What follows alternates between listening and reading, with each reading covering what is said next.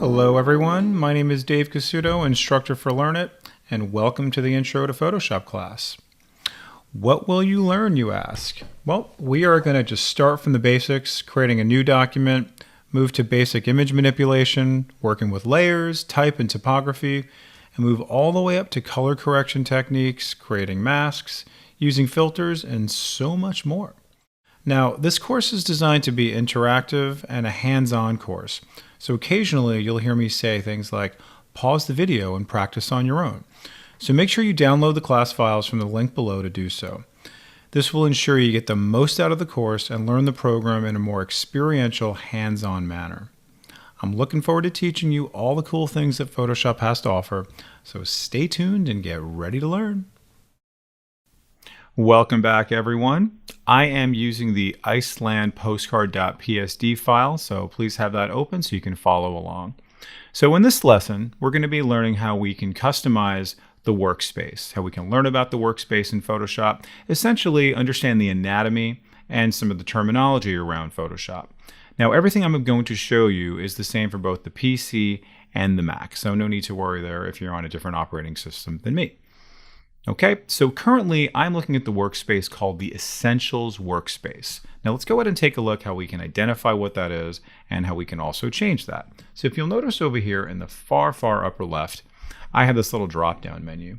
This little drop-down menu tells me that I'm in the Essentials workspace. So if you're not currently, you can go ahead and change that and then go ahead and click on Reset Essentials, and then I'm back to that. So let's go ahead and just start cracking away and making some changes to this to make it look a little bit more user-friendly for us. All right, so first thing I'm going to do is I'm going to click on this little guy way up here to make my Tools panel 2 columns. And you're going to see that's going to be a lot easier to read. You're going to see that Photoshop also sections things out in a little more intuitive way when you have it in 2 columns. It's going to be the first change I'm going to make. The next change I'm going to make has to do with which panels do I want, right? I have my colors panel, I have my swatches, right? I got all these things here, right? I got channels, I got paths, all these things here. Some of these I don't want. So very simply, all we do is right click on the panel we do not want, choose close. Right click, patterns, close. Not working with channels right now, not working with paths, right click. Now you will notice that when you right click, you get other options as well, like you can minimize. Well, that's kind of nice, right? So layers now gets minimized. So I can right click and I can go ahead and expand it.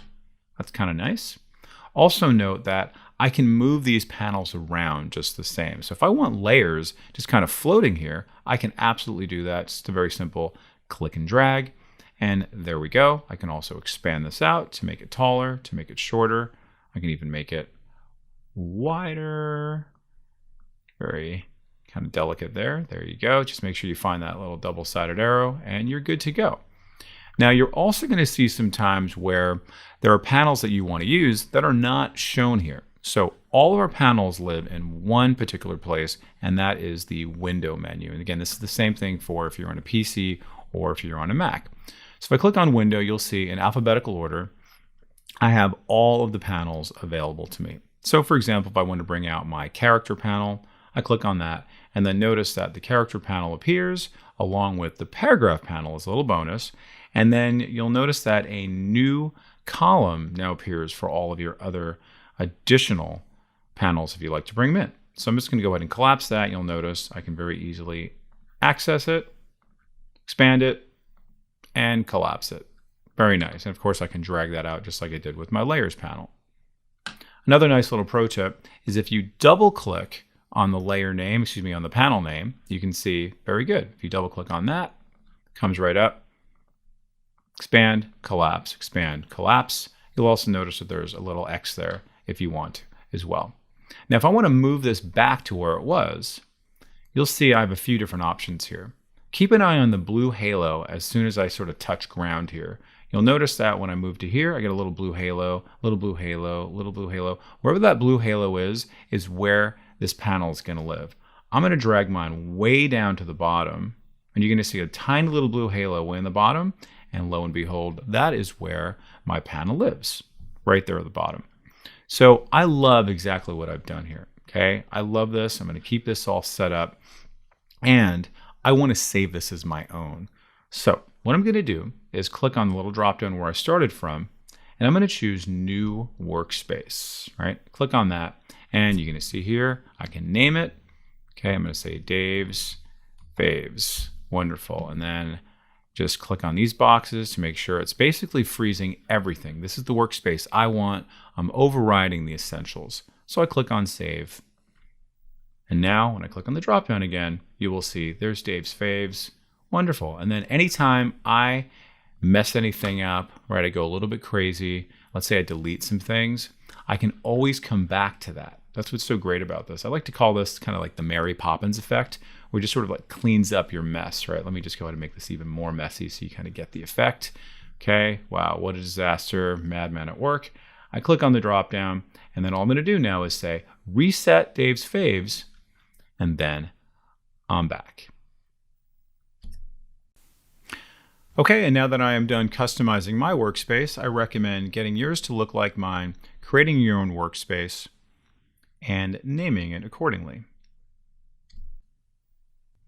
In this next lesson, we're going to learn about some of the basics of understanding what some of our panels do, but also we can get our hands dirty with resizing some of our photos, moving them around, rotating, essentially kind of creating something like this and how this is more or less done. So, first thing we want to identify is on the left-hand side, we have our tools, right? And we're going to be working with this initial tool called the Move tool. So let's go ahead and activate that if it's not activated already. And I want to make sure that you have both the Show Transform Tools box and the Auto Select box selected. For some of you, it may look a little different. It might look like icons. Just make sure that they're selected. Why are we doing this? If I click on that, I want to actually see the Show Transform Tools. I want to be able to auto-select the layer. Earlier, we talked about the Layers panel. Here is my Layers panel. You can see when I click on it, my layers then act accordingly. Very important because it'll kind of keep you in the dark otherwise. Okay? And by default, these are not activated. So let's make sure that those are in fact selected. So I'm also going to drag out my Layers panel like I showed you in the earlier lesson. So that way I can have easier access to it if necessary. Now in my Layers panel, this will be our first introduction to the Layers panel, you will see that I have some names for my Layers panel, and notice I also have the ordering of things. It's going to become very important as we move throughout this class. So let's work on our first lesson of resizing and also rotating some of our items that we have here on our canvas. So when I click on this, you'll notice how I get a little bounding box. You'll also notice that I have my tools up on top here as well, all my different individual controls. If that's not there, if you click on Window, you'll see that I have this Options option that comes and goes, right? As I click on that, so I'm going to bring that back. Fantastic. Okay, so if yours is not there, you can always go to Window. Just like I said, that's where all of your panels live. Fantastic. So now I see that there, and when I click and drag on this corner, I'll be able to resize that accordingly. But notice when I kind of do this or I kind of do that, not so great. So what I'm going to do is either click on this little circle slash to reset it. Also notice that there's a little tooltip that pops up that says, oh, I can also hit escape in parentheses. That's what I'm going to do. And that sets us right back. So what a good rule of thumb for you to do is if you hold down the Shift key as you click and drag, it keeps it in proportion. It constrains your proportions as you click and drag on the corners. You can sometimes do the sides if you want to, but that will stretch it out or make it a little bit too narrow. So just keep that in mind. Okay. Also notice that, as the name implies, with the Move tool, I can move this wherever I want because it's its own individual layer. That's essentially how Photoshop works. So I can move this around independent of this, and I could just basically shuffle these around accordingly, no problem. Okay, but now let's say I wanted to rotate these in a different way. If you'll notice here on the outside, I'm going to move my mouse away from the double-sided arrow, and I'm going to come over here. I'm going to get this kind of little button hook. See that? Just go ahead and click and drag, and then it'll move accordingly. And then when I'm done transforming, very important here, you have to tell Photoshop that you're done transforming. This is known as transformation. So right now, if I try to do something, everything gets grayed out. Like a lot of things get grayed out as a result. I have to tell Photoshop that I'm done doing what I'm doing. Earlier, we discussed how we can work with the little circle slash to tell it, no thanks, I don't commit. Connected to that is this little check mark to say, yes, I do commit. So I have two options here. I can click on the checkbox, or I can hit enter on my keyboard. So I'm going to go ahead and click on the checkbox for now, and then I've committed to that, and that's done official. So I click on this. I'm going to go ahead now and rotate that one, no problem. This time I'm going to hit the enter key, and that is committed. It's that easy. Now that we've seen how we can manipulate something that already exists, let's learn how we can create this from scratch. So how is that done? Like a lot of other programs, we start with the File menu and we just choose New. And you'll also notice we have Control, and if you're on a Mac, it's going to be Command-N. So I'm going to go ahead and click on that. And I'm going to essentially teach you how we can create the same thing that we see here on this screen. So this is what it looks like when you are creating a brand new document in Photoshop. So essentially, they give you a number of different options on top, right? Some preset templates if you want to, if you're working on photos, right? They give you a whole bunch of different templates, prints, different templates, art and illustration, right? And you can see that not only are they giving you different dimensions, but they're also giving you places to start with, right? Kind of nice if you're doing like a web layout, etc. What I'm going to do is I'm just going to go ahead and create my own, and I'm going to show you how you can even create your own saved layout as well. Okay, so I'm going to go ahead over here on the right hand side and decide what I'm going to put in, which is going to be an 11 inches by 8.5 inches document, and it's going to be landscape. So you'll notice here I can change the orientation.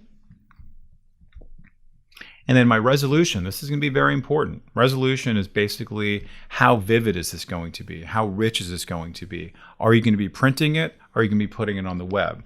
Typically, if you're going to be printing it, you want to be at least 300 ppi. If you're going to be putting it on the web, you can settle at 72 ppi.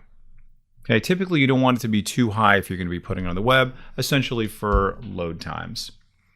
You'll also notice down below, I have my color mode option, I have RGB, and I have my CMYK. Those are going to be the two ones we're going to be focusing on. This stands for red, green, and blue color, and that's typically going to be for the web, because that's how your screen reads your images. CMYK is typically going to be for print, which stands for cyan, magenta, yellow, and black. So it really all depends, because your printer, like literally the printing machine itself, can only read these colors. So it's very important that we understand what are we generating the document for. And over here we have our 8-bit and our 16-bit. And if we go over here to RGB, it'll say 18-bit, 16-bit, 32-bit. Just really depends on how many colors you're expecting each of your documents to have, like 16,000 colors, 28,000 colors. And if you're going to go up to 32-bit, that's going to be an HDR document. So let's just go ahead and make our 16-bit. And what is going to be the background of your document as you create it? You can actually make it black, white. You can set all these things up ahead of time if you'd like. I'm just going to keep mine at transparent. Okay, and we're just going to keep this for right now. And then I'm going to also click on this little guy right here. What is this one about? This is going to allow me to save this as a preset.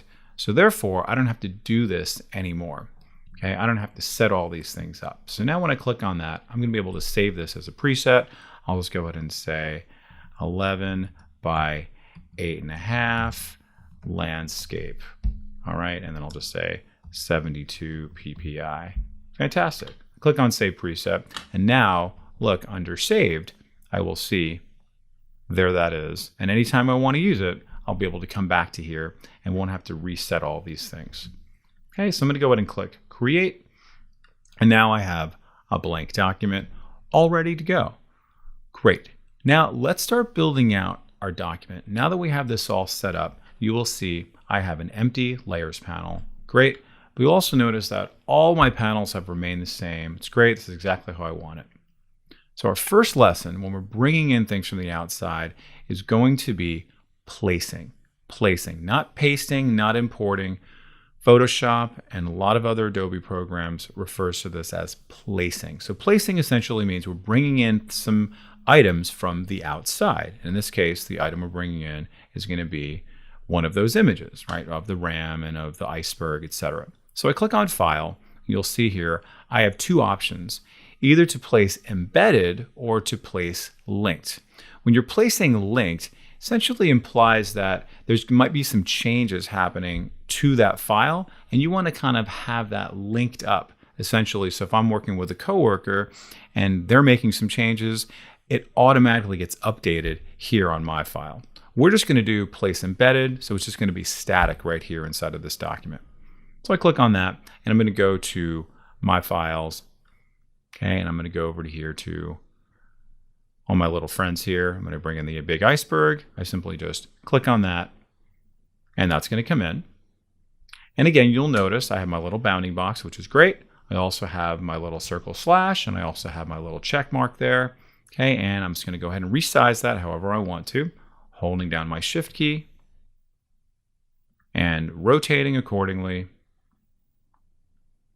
And then I'm going to hit enter when I'm done. So I'm going to very quickly do the other two. Place embedded, bring in my RAM, hold down my shift key, constraining the proportions, hit enter. Don't forget that hitting enter part, very important. You'll learn that fast enough anyway. And now let's go to our medium iceberg and just bring that down, holding down my shift key. Great. And then this time I'll just hit the check mark in case that's your fancy. Great. Now that I have these, let's see what we can do about some initial layer management. Okay, you'll see that it takes in the name of the actual document that I started with. Okay, that's great. So maybe I don't necessarily want that exact same thing, so I can just simply double click on that, and then I will just say, instead, this is going to be iceberg 1, okay, and this is going to be iceberg 2. Okay, very easily, just simply double click, all right, and there we go. Okay, so I'm going to go ahead and pause the video, and I'm going to have you catch up and do all the things that we did in terms of placing, resizing, rotating, etc. Okay, we'll come back to you, and good luck.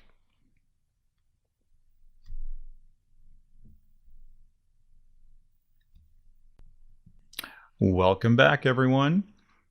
So in this document, you will notice that around all of our images, we have these little checkerboards here. These checkerboards indicate what? Tells me that my image is transparent. So if I were to bring in this image and save this transparency, and I would bring it into, let's say, a PowerPoint document, it would just kind of float with whatever that PowerPoint document's background is. So it would not come in with its own background, it would just kind of float there. Kind of nice. So we're going to learn a little bit of how we can either change the background to make it our own, but then when we save our document, how we can retain this transparency.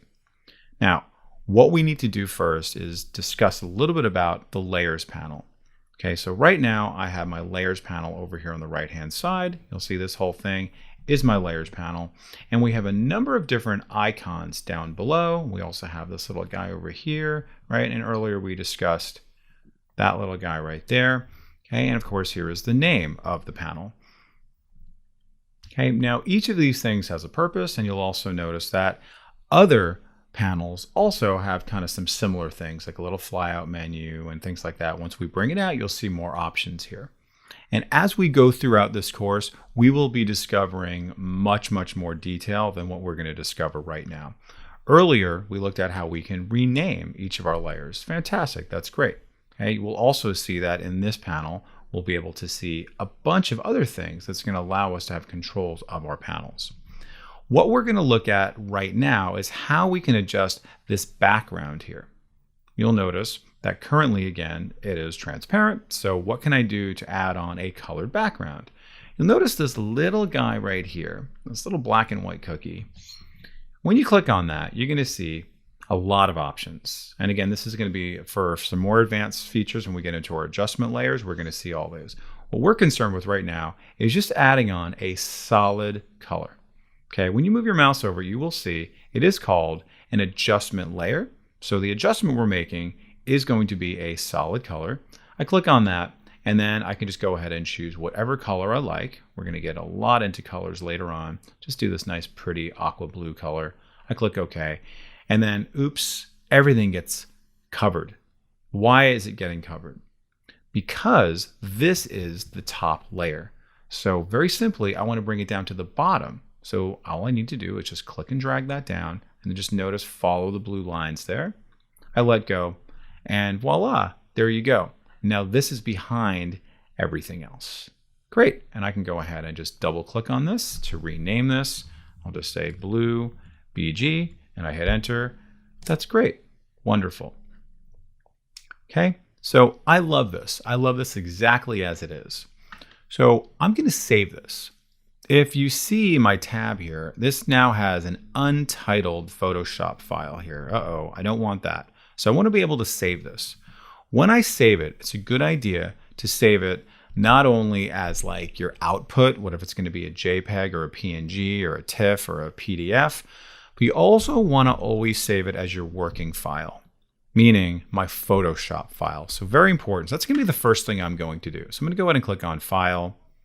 I'm going to choose Save As. And you'll notice here my Save As type is going to be PSD. Okay, that's great. All right, so I'm just going to say Rams on Parade. Okay, great. And that's going to be my PSD file. I'm going to go ahead and click Save. Now, why did I do that? I want to have a working file because this is going to retain all of its layers. Okay, very important because I want to be able to make changes to this. So as an example, I can come back now. I can say, oh, listen, you know what? I want this to be on top. And because I'm working in my Photoshop file, I can now move this above my RAM and now notice what it does. So we're getting a nice little bonus layers lesson here on top of all that. Okay, and you'll be able to practice all this in your practice time. All right, so that's a Photoshop file. Let's now practice saving it as another file type. So I click on File, Save As, and you will see here in this dropdown, I have lots and lots of options to work with. All right, we're going to focus on two main ones. One is going to be my JPEG, and the other one is going to be my PNG. Now, when do we use one versus the other? Let's start with the PNG option. PNG typically is going to be for when you are working with transparencies. Like earlier we talked about, before we had our blue background, I want to retain that transparency, but yet still have high resolution, I would do PNG. If I don't really care about that, because I don't have a transparency that I'm working with, I can just work with a JPEG, right, which is fine, which is great, and that's essentially what I'm going to do now. And then notice it Save As JPEG. I click on Save. And what JPEG gives you the benefit of is being able to compress your file, because maybe you're concerned about file size.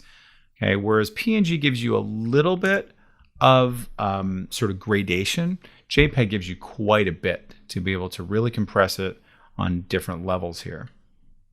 Okay, so if I want to bring this down a little bit more, bring it up a little bit more, absolutely I can do that. And I click OK. And now it's going to be a little smaller file size than it would be if it was 12. Okay, so go ahead and practice that. We'll pause the video for a little bit and we'll come back. And lastly, within our layers panel, I want to talk a little bit of how we can delete layers and then also some additional things that we're going to be discovering later on.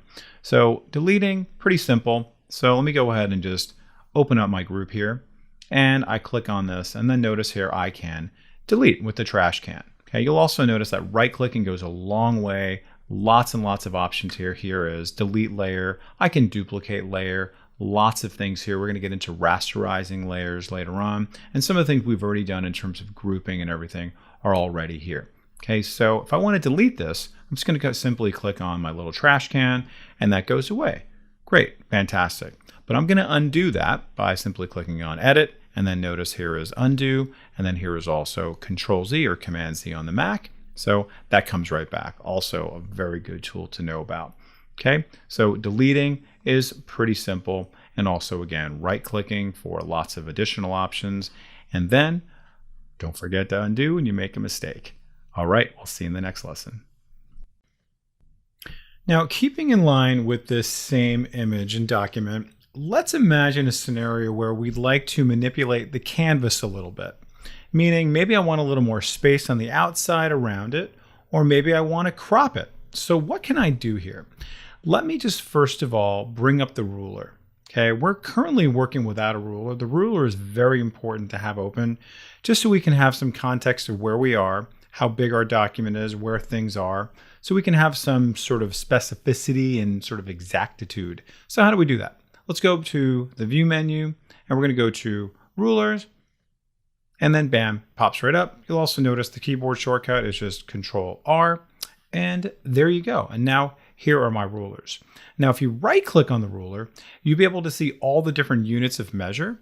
So currently, this is set to pixels. If I choose inches, you'll see there it is, 11 inches wide. Awesome, and 8.5 inches tall. Wonderful. So it's a good idea to have that. I think for the most part, I like to practice with my ruler for sure. So let's just take a look what we can do now to manipulate our canvas. This whole thing is known as our canvas. So if I go over here to the image menu, see here we are. I'm going to go over here to my canvas size, and you'll see, very good, there it is. But then somebody comes in and says, listen, we're actually going to do something a little bit bigger now. We actually want to make this 14 by 8.5. I click OK, and then all right, great. There it is. Now I have a little more space to play with. I can move that around, Maybe we're going to move this up a little bit. Maybe we're going to just you can kind of manipulate it nice and easy. Okay, so that's kind of a cool thing to know about for sure. You'll also note that inside of this is also your image size. Now, this is talking about the entire document here, just as is. Now, you'll notice that there's a number of different options that we can do here. And I would say that the main thing that you'll be doing is focusing on potentially changing the resolution for some of your images. Earlier, we talked about how when you're creating a new document, the 72 ppi is going to be good for the web, but sometimes you may say, listen, I actually want to make this get kind of upgraded so I can print it. So you may decide that you're going to upgrade that to 300. Okay, now there could be some problems with that because it could get stretched out. So you want to choose this option to make sure to resample. And the best choice for you is to choose Preserve Detail 2.0. Okay, so there are a bunch of other options here. This is the newest one. You can see here's Preserve Detail, but this is the latest and greatest technology in terms of basically like upscaling for higher resolution if you want to do it. Okay, so I want you to notice also when I choose 72, I want you to notice the size of my document. Okay, that's great, right? And when I change this to 300, notice the size now. Okay, it goes all the way up to 30 megabytes. Okay, so just keep that in mind what you're doing as you're doing this, but also take care to look at the resolution as you're doing it as well. Okay, to make sure that the quality isn't getting degraded. So I'm going to keep it as is, click OK.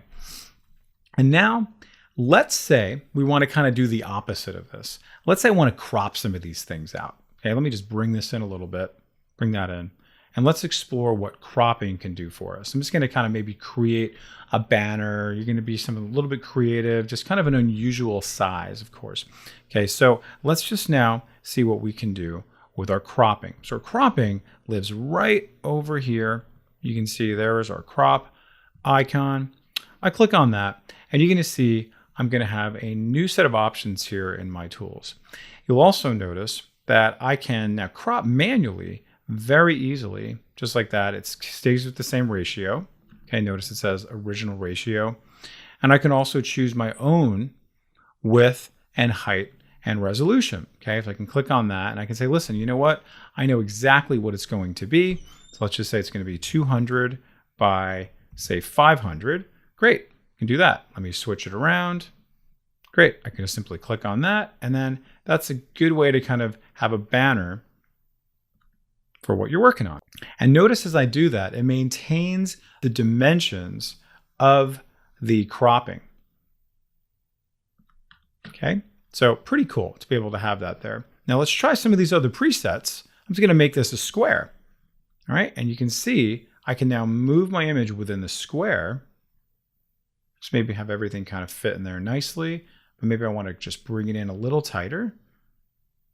Just have a nice little collage possibly, and everything is going to be inside there. I can see what it's going to look like. And then finally, when I'm done, I can hit on this check mark or hit enter. All right, now you will notice also there is this option to delete cropped pixels. So once I actually crop this, right, everything outside of it's going to get deleted. Okay, so if I uncheck that, then they will not get deleted, so I can always kind of bring them back. All right, so I'm going to keep that unchecked, click on the check mark, and then bam, there you have it, perfect square. All right, and then I'm going to go ahead and undo that, bring that back to where I was just for the sake of this exercise. And I'm going to encourage you to pause the video to then go ahead and practice this on your own. Now let's continue our layers discussion. On your layers panel, you have a lot of very, very helpful options. You'll notice that there might be some familiar things like a lock icon. You might see that. You might also see a familiar word like opacity. Okay, and also effects and a few of these other things that we're going to be getting into later on. Absolutely. But let's just talk about some of the things that are going to help us currently in this initial stage. Let's say I keep clicking on this image and like, oops, I don't want to do that anymore. It keeps getting in the way. I can very easily lock this. So therefore, I don't accidentally click on that. It's really good if you have a very busy canvas, if you have a lot of text in there, or anything else like that. You don't want to accidentally click on something. So let me go ahead and click on the lock icon, and you'll notice a few things happen. This lock now gets indented. I can see that's highlighted. Notice there's also a lock icon on the Iceberg 2 layer. So when I try to click on that, I can't do it. As long as I try and try and try, I still can't do it. This one, still available. That's great. It's not locked. So how do I unlock it? Just simply click on the Iceberg 2 layer again, click on lock. Great. And now it's activated again. You'll also notice that the bounding box goes away just the same. So notice I can also click on the lock icon itself right there on the layer if you like. All right, another nice little element is opacity. So what does opacity mean? You might want to have a nice little sort of see-through option. Essentially, opacity is like transparency. Okay, so right now it is 100% opaque. So if I click on this little drop down, you will see that I can click here and just drag that down. You can see I'll make that 50% opaque, and you can see it becomes sort of ghostly, kind of a nice little effect there. Great, I'm going to bring that back down. Now, one little cool little pro tip with Photoshop, if you notice that when I move my mouse right on top of the word opacity, right, you can see that there, you're going to see a little hand with two little arrows there. If I click and drag on the word opacity, it also allows me to bring it down in real time. We're going to see that in a few different examples all throughout this class, but you might want to practice that a few times to really get that down. It's a little bit unusual, but incredibly, incredibly valuable. So I'm going to bring this to exactly 50 and not have to like see what it's going to do after the fact. I can do that in real time, okay? Which is pretty nice. I really like that, okay? And I can bring that back up, okay, great. And then I click away or I hit enter and I'm good to go, okay? Other times you might want to do some other types of layer organization. You may want to start to group your items as well. So I have all of these items here, and I'd like to group them together so they're all images. So I separate them all out from, let's say, my text that might come in or my background colors.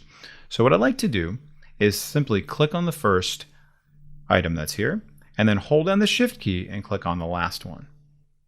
And down on the bottom, you will see I have this little folder icon. I click on that, create new group, and that is simply grouped. I double click on group 1. I'm just going to say images, hit enter, and now I've got a group. Fantastic. So we've learned how to rename, we've learned how to group, we learned how to reorder, we learned how to lock, we learned how to do opacity.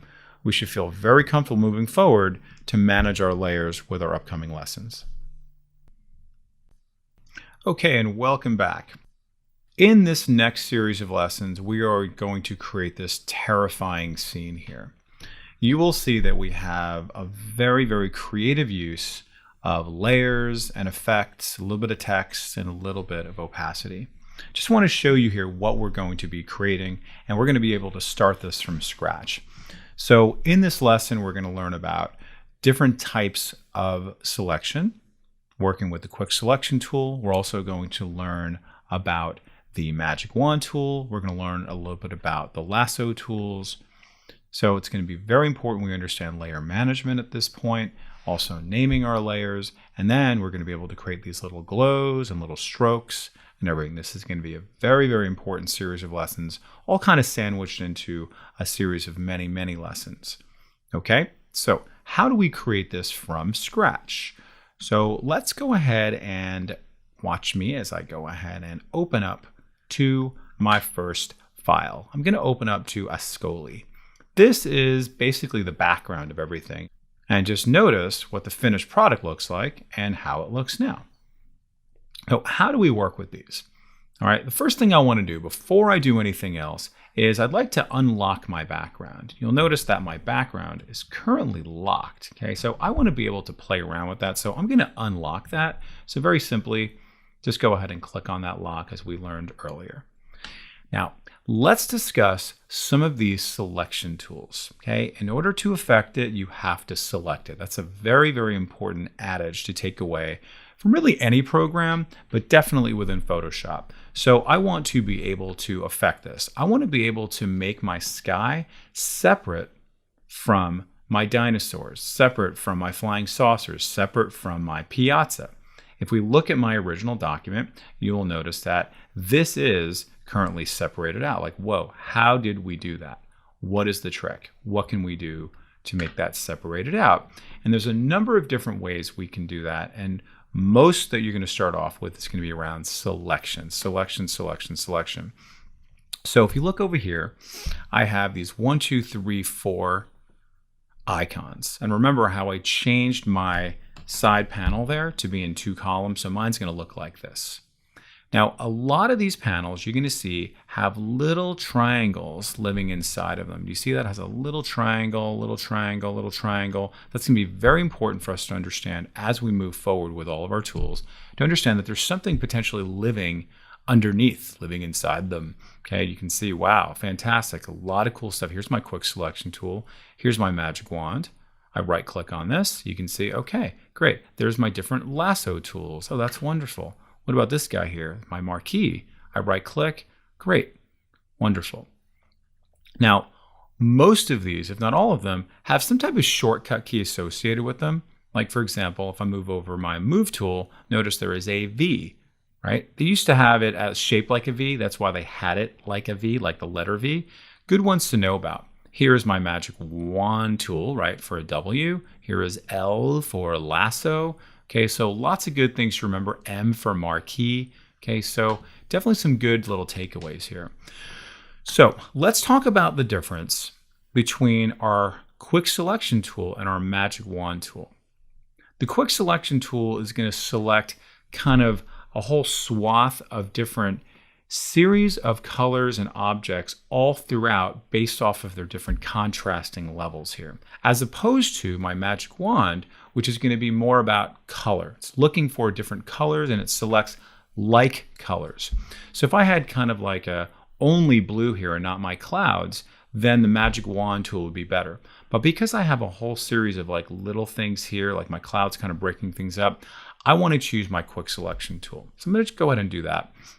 And you'll notice that my mouse now turns into this little circle with a plus sign. Plus meaning it's going to add on to the selection. You'll notice that on my options bar up on top, I also have the plus sign. So if I'm taking away, I can also just click on this to subtract from the selection. But I'm going to add to the selection.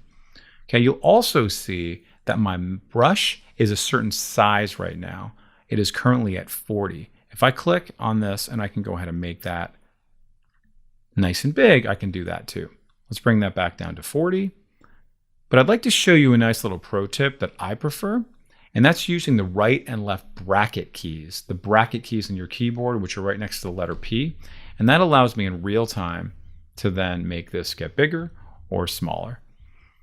And that way you have a little more control over it. If it's too big, it's going to be too powerful. It's going to go too fast, too far. So I'm going to make it maybe about 50 or so. All right, so that's kind of nice. So the key with our quick selection tool is to go slow and to trust the program that it knows what you want to do. So you can just watch me now and you'll have time to practice as well. So I'm just going to go ahead and click very slowly, and you'll watch at some point it'll just jump and just make a big jump at some point. Look at that. Wow, because of all that blue right there, okay, it just did a quick selection, didn't it? Now I'm going to zoom in a little bit so you'll see that it also didn't get this stuff here, right? Or it overgot that because the blue of the dome also got confused with the blue of the sky, all right? So not a big deal. So I'm going to zoom in. You can zoom in a few different ways, okay? So I'm going to zoom in by holding down the Alt key on my keyboard and then just scrolling in with my mouse. You can also use the zoom tool, which is right here, or you can just do Control or Command plus to zoom in. All right, now that I'm zoomed in, I'll be able to say, okay, did a good job, but not a great job. So I'm gonna make my brush a little smaller, so it's not super powerful at this point. And I'm just gonna say, I want less of a selection. So look what it keeps doing. Like, oops, I don't want it to just keep adding to the selection. Like, oops, it keeps going in the opposite direction because I'm still adding to the sky. So I have two options here. I can click on this little minus sign, or in my opinion, this is even better, hold down the Alt key. See that? If I hold down the Alt key or the Option key on the Mac, notice how it becomes a minus. So I'm just going to go ahead and just give this a little nudge back up. And I'm not going to get this perfect just for the purposes of this exercise. I'm just going to go and just give this a little bit more, just go up to a little bit more right there. Okay, great. Maybe this right there. And Photoshop does a pretty good job once I do the selection. Just go a little bit more there. Okay, great. And now I want to zoom out, right? So I can see the whole thing. So I can do exactly the counterpart of what I showed you before, which was the Alt or Option and then the zooming. Or I can do Control or Command minus. But another nice little shortcut is just if you do Control 0. Think about that as like ground zero. It takes you back to a best fit of things. That's great. All right, now I want this sky to be on its own layer, so therefore I can create a situation like that. How do I do that? Remember we talked earlier about how right-click goes a long way in this program? If I right-click on that sky, I get a lot of options here. Deselect, a very important one, absolutely. I can select inverse, like, oh, that's interesting. I can select the opposite, so it would select the piazza instead of the sky. Cool, a lot of cool things here. What we're gonna focus on here is this really neat feature called Layer via Cut. So in other words, it's saying we're going to create a new layer and also cut it at the same time. Really fantastic. So I do that, and you barely notice anything here. It looks almost exactly the same, if not the same. But now I have a new layer that was now separated out. So I'm going to go ahead and double click on that and call that sky. Wonderful. Okay, so I'm going to go ahead and pause the video for a second, and I'm going to have you go ahead and do what we just did. Now that we have our sky all set up, let's see what we need to do to bring in our other creatures and how we need to make it look how this is looking in terms of our layer management and different types of selection. So again, we're going to bring in or place some of our objects. So I'm going to bring in my little dinosaur here, or a very large dinosaur, and we'll see we have a bit of a problem right away. Number one, this particular document has a white background. Okay, it also has a little bit of other things happening here, the size, etc., etc. So let's go ahead and resize that. Holding down the Shift key, I resize that. You'll also notice that the problem is the fact that it's in front. It's on the piazza, not in the sky. I want it towering over just like that. So how can I deal with these issues? Earlier, we talked about one type of selection method, and that was the quick selection tool. We also discussed the magic wand tool. The magic wand tool is very good for selecting colors that are all sort of in the same spectrum of colors. So my quick selection tool would certainly work for this, but my magic wand tool is going to be ideal for something like this. So let's discuss that. I click on this, and we're going to see that my mouse now changes to this little magic wand. And you'll also notice that my options panel now has a series of different options. And namely, there's something called the tolerance level, So essentially it's saying, hey, how tolerant do you want me to be for this color? So if I have like light blue and you want me to also choose dark blue, I'm going to bring up a high tolerance. In this case, since it's mostly all white, I can probably go down to like 20 or 30 or 40, something like that, or even lower to like the teens or something like that. Also notice how I'm clicking and dragging, just like I showed you earlier with my opacity, to go up and down just like that on my tolerance level. So I'll just bring that down, and I can always experiment with it. And then watch what happens now when I click on the white. Everything gets selected there. Okay, everything but the gray, in fact. Okay, it doesn't choose anything within the green. That's pretty great. So let me try that again now, going a little higher. And I'll choose my color again. Oh, it gets even more of that gray. I can go even higher than that. Okay, pretty good. See that? This time it went all the way up to 53, and it got everything, and I'll just more manually go in and take care of that. Now, watch what happens now when I try to get rid of this white background. I'm going to hit delete, right? Very simply, and I get an error message.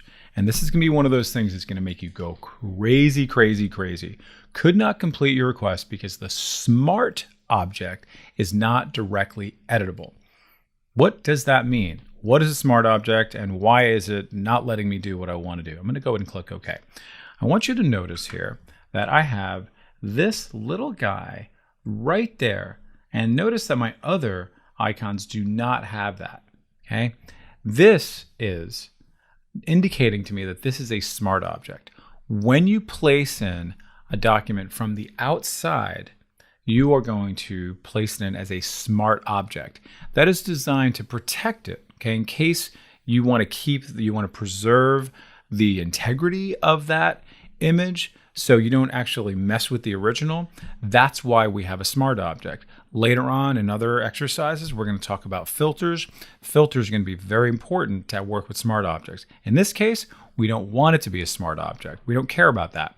So I want to do rasterizing. So if I right click in this little gray area on my layer, and right there is rasterize layer.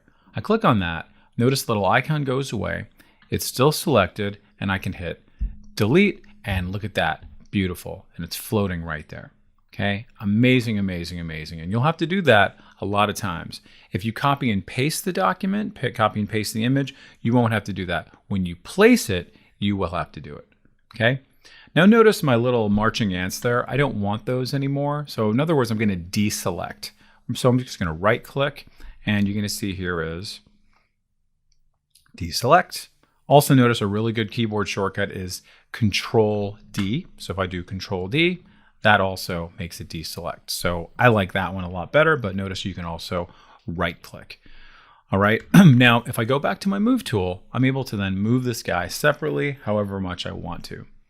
Now I don't really necessarily need to worry about his little feet there, but I could very easily get rid of those if I wanted to at some point, right? So I could use my quick selection tool if I wanted to, and I could just get right there in between his cute little toes, hit delete, get in there. Okay, maybe got a little bit too much, so I hold down the Alt key and then just get rid of that. Okay, so you want to practice some of these things there. Another really good one to know about is just the very simple eraser tool, okay, which is living over here on my tools panel. I right click on there, there's my eraser tool. Oh, and look at that. The keyboard shortcut is simply just E.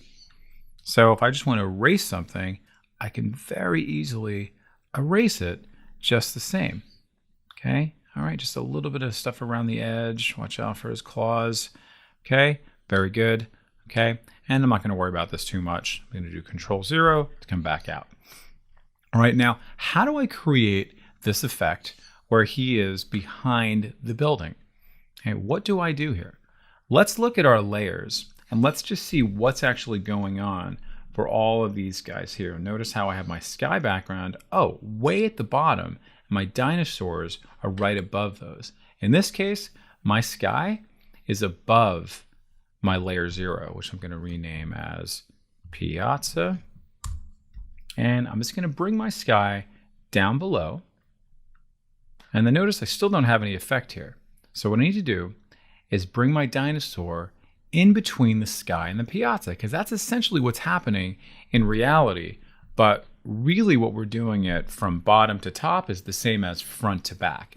So if I drag this in between, my dinosaur is literally in between them, now I get that awesome, very cool, very realistic effect. And now they're terrorizing the poor people of Rome, and wonderful. I'm going to go ahead and do that one more time. I'm going to do it a little bit faster this time with the other dinosaur. Place embedded. Okay. Go ahead and resize that. Hit enter. I'm going to use my magic wand tool. That's great. Does a pretty good job. But this time, I'm going to rasterize it before I hit delete. So I'm just going to right click on Dino 1, rasterize layer. Now when I hit delete, wonderful, Control D. And now I'm just going to move her down below just like that. And now they are partners in crime. Wonderful. That's great.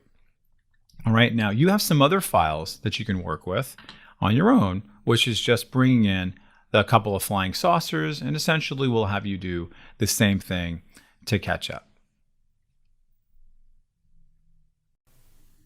Now, welcome back.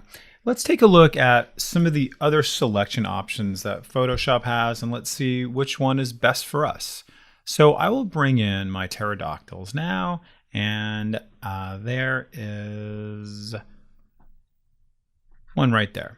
Now, my magic wand tool, as I established, is the best one here for us. Now, but I want you to see other ones that could be beneficial for you.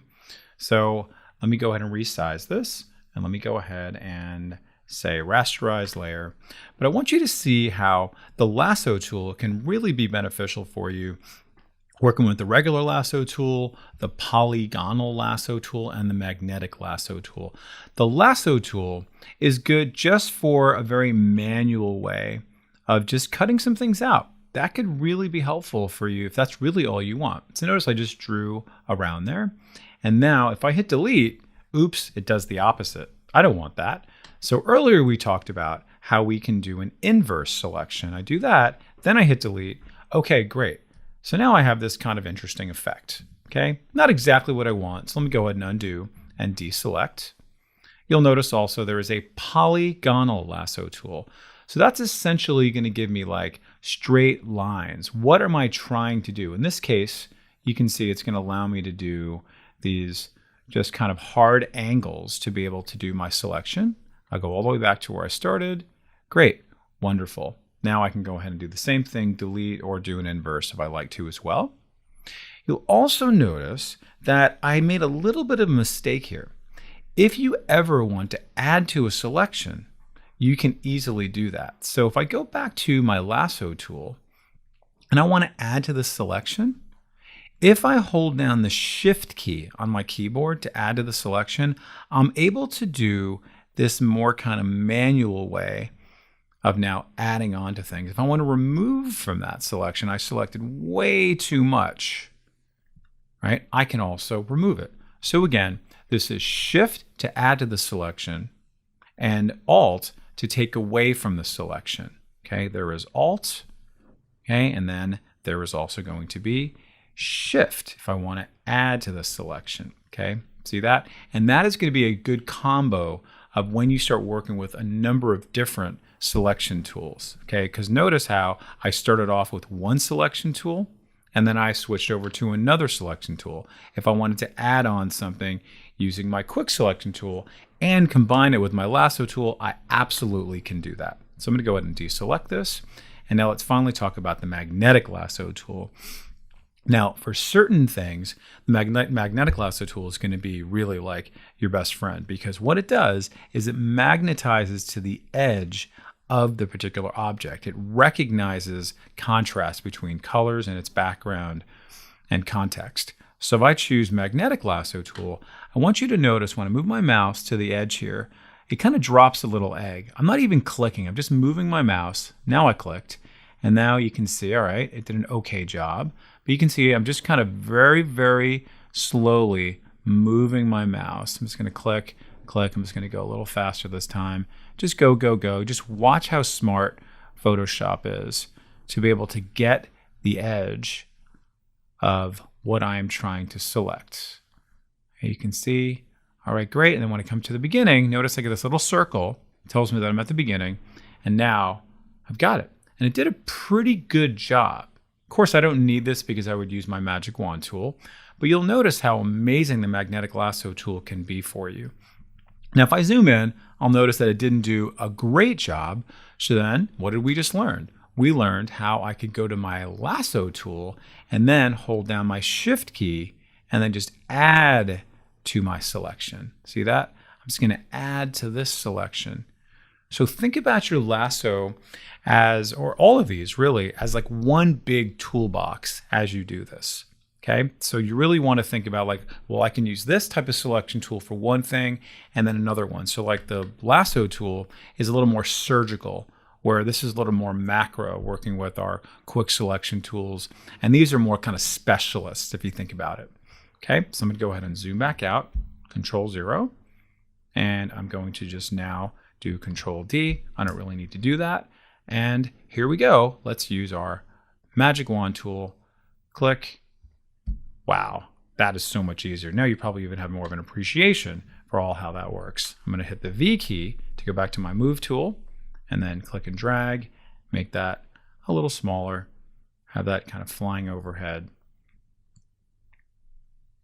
All right, and then I'm going to give you a few minutes to practice, and then I'm on my own, off record, I'm going to bring in my flying saucer and my pterodactyl just the same, and I'll have you do the same thing on your own. So we'll see you after you practice.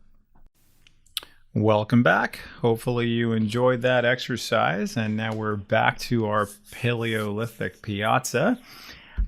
So what we're going to do now is we're going to work with the images that we currently have, our pterodactyl and our flying saucer, and we're going to add on a little bit more dynamicism. We're going to make things a little more terrifying for those earthlings down below, where we're going to add on more pterodactyls and we're going to add on more flying saucers, but we're going to do it in this really kind of a neat way called cloning.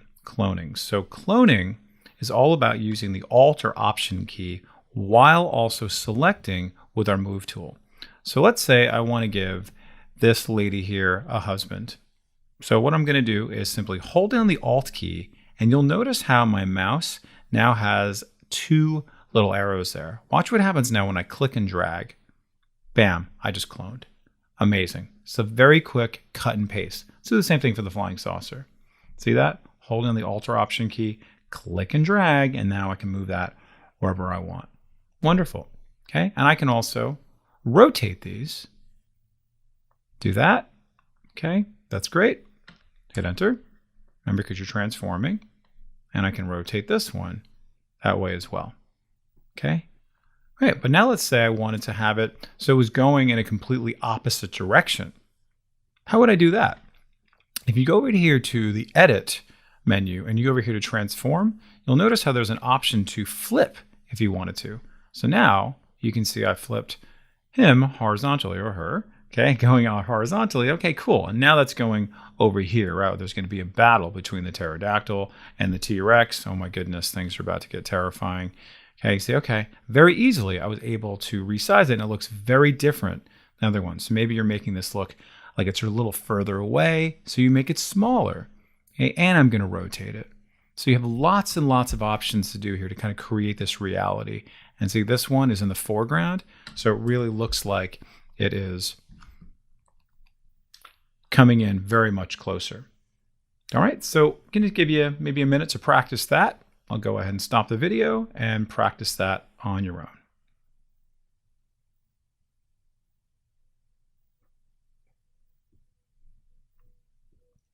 Okay, welcome back.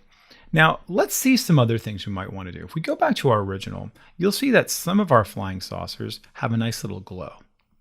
What we're going to discuss next is the effects on our layers. So you will see here in our layers panel, I have something called effects. See that? There are a lot of effects that we can do. So let's just go ahead and check out some of these. Okay, if I click on effects, you will see I can put a stroke, I can put a shadow on here, I can put an outer glow, so many things that we can do. All right, so you want to use these things sparingly. You want to kind of use them for effect to be able to communicate what you're trying to communicate, draw some attention. But of course, you don't want to abuse them. You know, with great power comes great responsibility. So let's just do a nice little effect for this flying saucer. What kind of effects can we do for this one? Let's just give it a nice little glow. So notice what layer I'm on, very important. And I'm just going to click on Effects. And I'm just going to give this flying saucer an outer glow. And you'll notice that it gives a glow right away. Why is it doing that? Because I have my preview chosen here. So make sure preview is always a good choice to have there. Just make sure that that is available for you. Okay, and mine potentially, or for you, it may or may not be defaulting to brown. Not the best kind of glow color, right? So these are my colors right here. So I'm going to click on that, and I'm just going to choose, let's just find yellow right here. So notice on the right-hand side, I have my kind of whole spectrum of colors. And then here, I'm going to be able to find that level of hue of that color as well. Okay, so I'm going to click OK. That's fine. Then I want to adjust a number of different things for this particular object that I have for this particular effect. So what I'm going to do is bring down my opacity so it looks a little more glowy. Remember, opacity is like the transparency. I can also adjust the spread. I can also adjust the size of that, like, ooh, okay, maybe a little more subtle. And then what about the range? What does that do?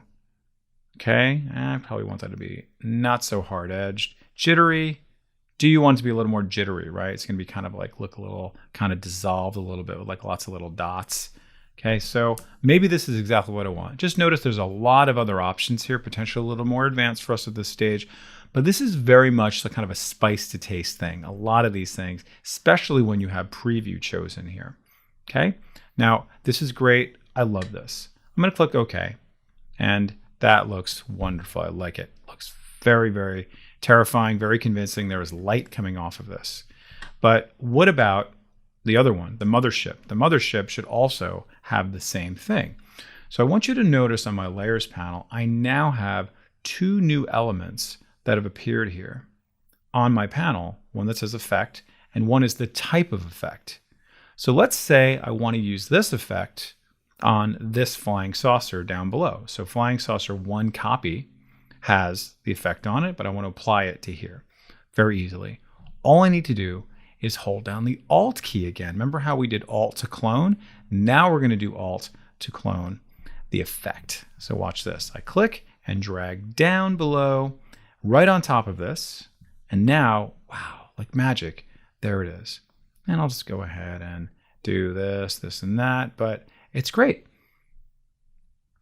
Okay, it's as easy as that. Cloning, cloning, cloning. Now, another question you might be having is, well, let's say I want to change the color. I love the outer glow, but I don't want it to be that color for this particular one. How do I deal with that? Anytime you want to manipulate any of these effects, we can do that by simply double clicking on the name of the effect. So if I double click, you will see it takes me right back to my layer styles. And now I can go ahead and make a change to that. So let's just drag that over so I can see it. And I'm going to make this maybe a red color. Ah, look at that. Very nice. I can adjust the opacity and all the other stuff if I want to. Okay, and those of you who are a little bit more advanced, if you like to, you can always save this as a new style, meaning then that way you'll be able to save it over and over and over again, and it's going to be saved inside of this styles group. Okay, a little more advanced for right now. We'll be getting into that in my advanced class, which you can click on another video to see that. Okay, so I'm going to go ahead and pause the video, and please go ahead and practice. I'd love to hear how you're doing in the comments. Okay, now to finish up this particular document and this particular project, we're going to bring in this nice little shape and some text for us to work with. So this is going to be our first introduction to shapes and also to working with type. And we're also going to work with a little bit of opacity, and we're going to work with other different kind of effects that we can put around text. You can see a nice, cool little effect there.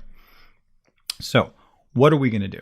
We are going to just draw out a very basic shape. So how do we work with shapes? Shapes are very powerful in Photoshop and any kind of graphic design because it's really designed to frame things, right? It's really designed for you to kind of really call attention to something, make it stand out, and this provides a nice little background for our items.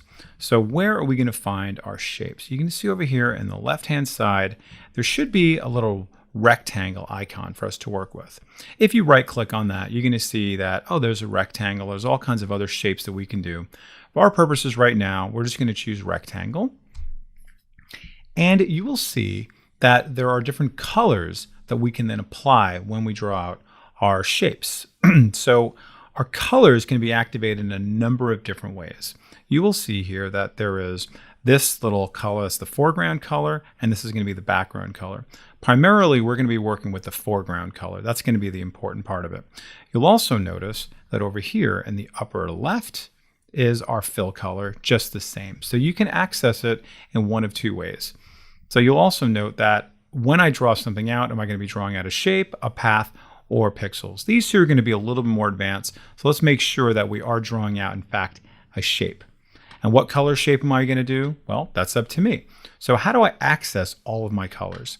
I'm just going to simply click once on this little square, and you will see that it's going to take me to this amazing color picker where I can then choose any color I want from here. We've seen a few exercises already on this. I can go to my blacks down here, my whites up here, and then really anything in between by clicking here, here, here, and then anything within that spectrum. Now, some of you might know exactly what color you want to apply.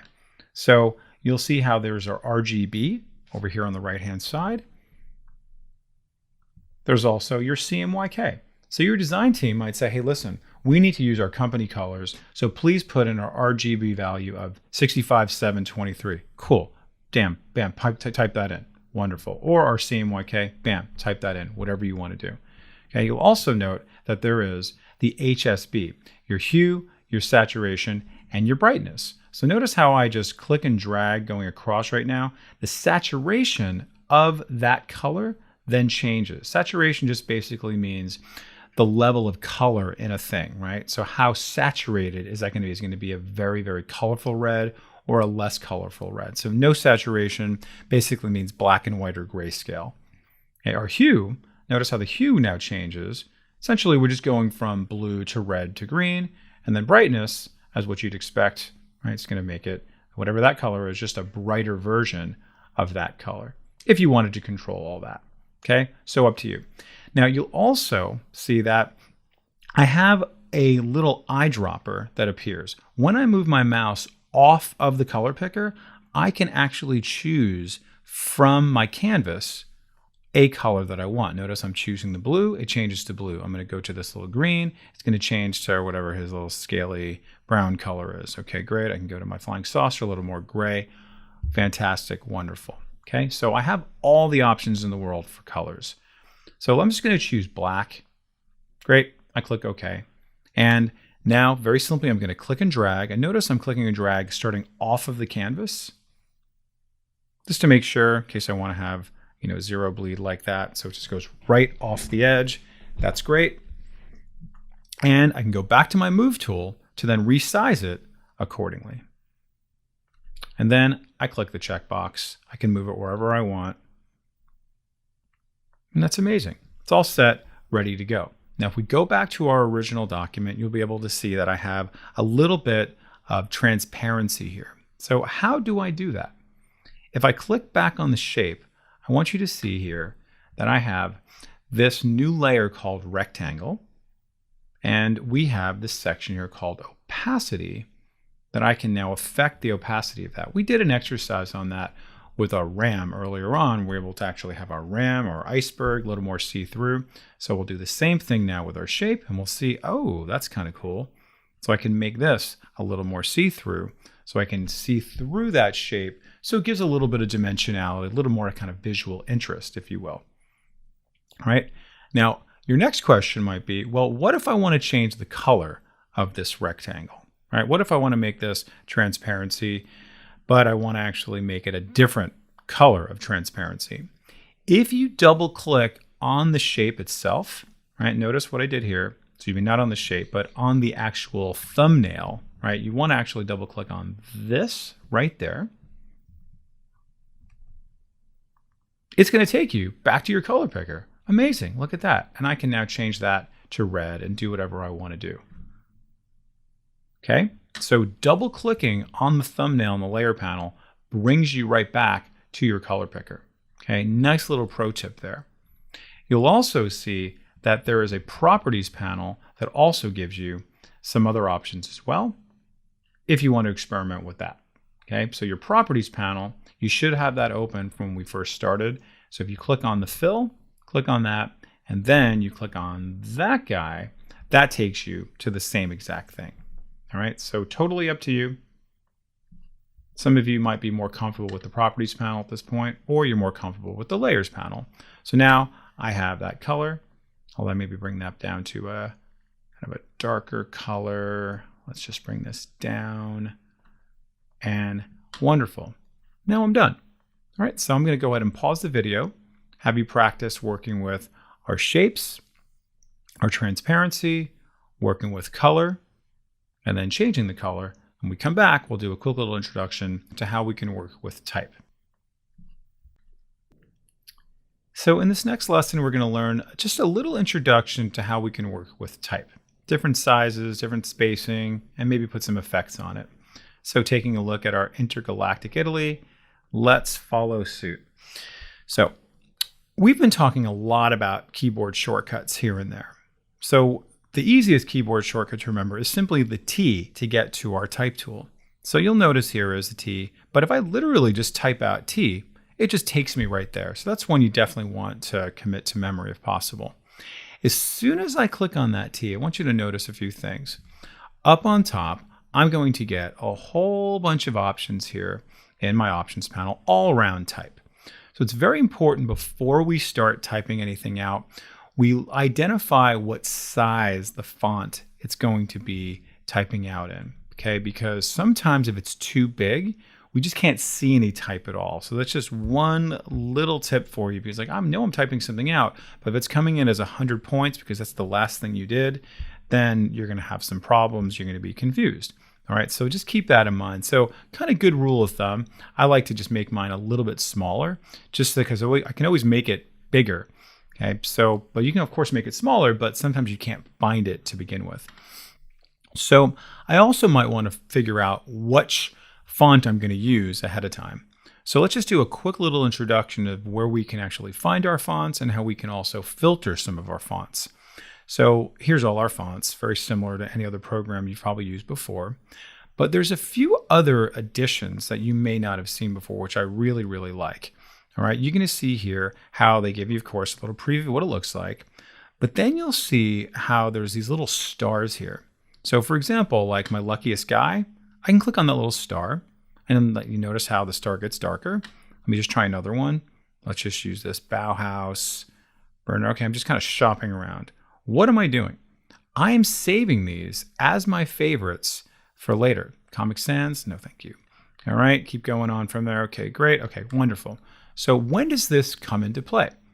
I just saved all my favorites. If I click on that little star right now, it filters it out. So then, bam, all I show is like my company fonts, my client fonts. Okay, great. I know we're only using those because my computer has so many fonts to work with, right? I don't want to see all of them. Okay, so I'm going to go ahead and click that again, and then it comes right back. You'll also notice that there's a little drop-down menu where it says All Classes. Click on that, and you might see some different things that you recognize, like a serif font. Only show me my serif fonts, right? Serifs just have these little tails and hats. Sans serif does not. Okay, what about a slab serif? Let's see with that. That's going to be a little more kind of boldish, if you will, right? Bigger serifs, right? Bigger tails and big feet. Okay, and then you can see handwritten, decorative, all these things here. I'm going to come back to all classes. Just a good takeaway here is that Photoshop gives you a lot of control over your fonts what you want to see, how you want to see it. Okay, excellent. So I'm going to choose my luckiest guy, and I'm going to now draw out a text box so it fits in perfectly within that text box. That's one option. Or you could just simply click and type, and it'll just go on and on and on and on. I like to actually create the text box, so I'm creating a sort of beginning and end, so it kind of gets confined. Not too much, not too little. Now, what Photoshop will do is it will put in this filler text for you, but I'm just going to go to override that. So I'm going to just start typing intergalactic, what did I say? Can't even remember what I said. I'll just say piazza, right? Let's do it a little different this time. Okay, intergalactic piazza. Okay, and then I have to tell it that I'm done. So go back to your check mark. It's great. And if you see here, I have a new layers panel. Excuse me, a new layer called intergalactic piazza. Wonderful. Now, this of course is not the color I want. It's not the size I want. So I need to go ahead and edit that. So how do I edit this text? If you simply just double click inside there, and then if you triple click, you get all of the text. Double clicking goes right inside of it. Triple clicking selects all the text inside there. Now I can make my type a little bit bigger. I can change the color. I can do all kinds of different things to it. So what's a great way to make it bigger is if you move your mouse over the little t and the big T, just by simply clicking and dragging, I'll be able to, okay, great. That's wonderful. I can then do it that way rather than having to click on the drop down. It's again, we've seen this, 3 or 4 times already, how we can work with this. Great. Let's make it a little bit bigger. All right, so it just stays within that box. Click on my checkbox, go to my move tool, and then in this case, what I'm going to do is I'm actually going to use my arrow keys. Why am I using my arrow keys in my keyboard? That's a really great pro tip for moving your content, using your arrow keys, because that way I'm not accidentally clicking on this other shape here. This is the first situation where we've actually had a little bit of a potential issue where I might accidentally click on this and then that gets moved. If I use my arrow keys on my keyboard, I can then just isolate that without having to accidentally click on something else. And if you hold down the Shift key, it goes 10 pixels instead of 1 pixel. Okay, so you'll get a chance to practice that when we take our little break. All right, now again, I'm gonna go ahead and select all my type, and I'm just gonna make that maybe simple white for right now. Click OK. Great. That's going to be just bringing in some very simple type. So I'm going to go ahead and pause the video, give you a chance to practice that, and then feel free to filter some of your type, change the size, use some of those little shortcuts that we did.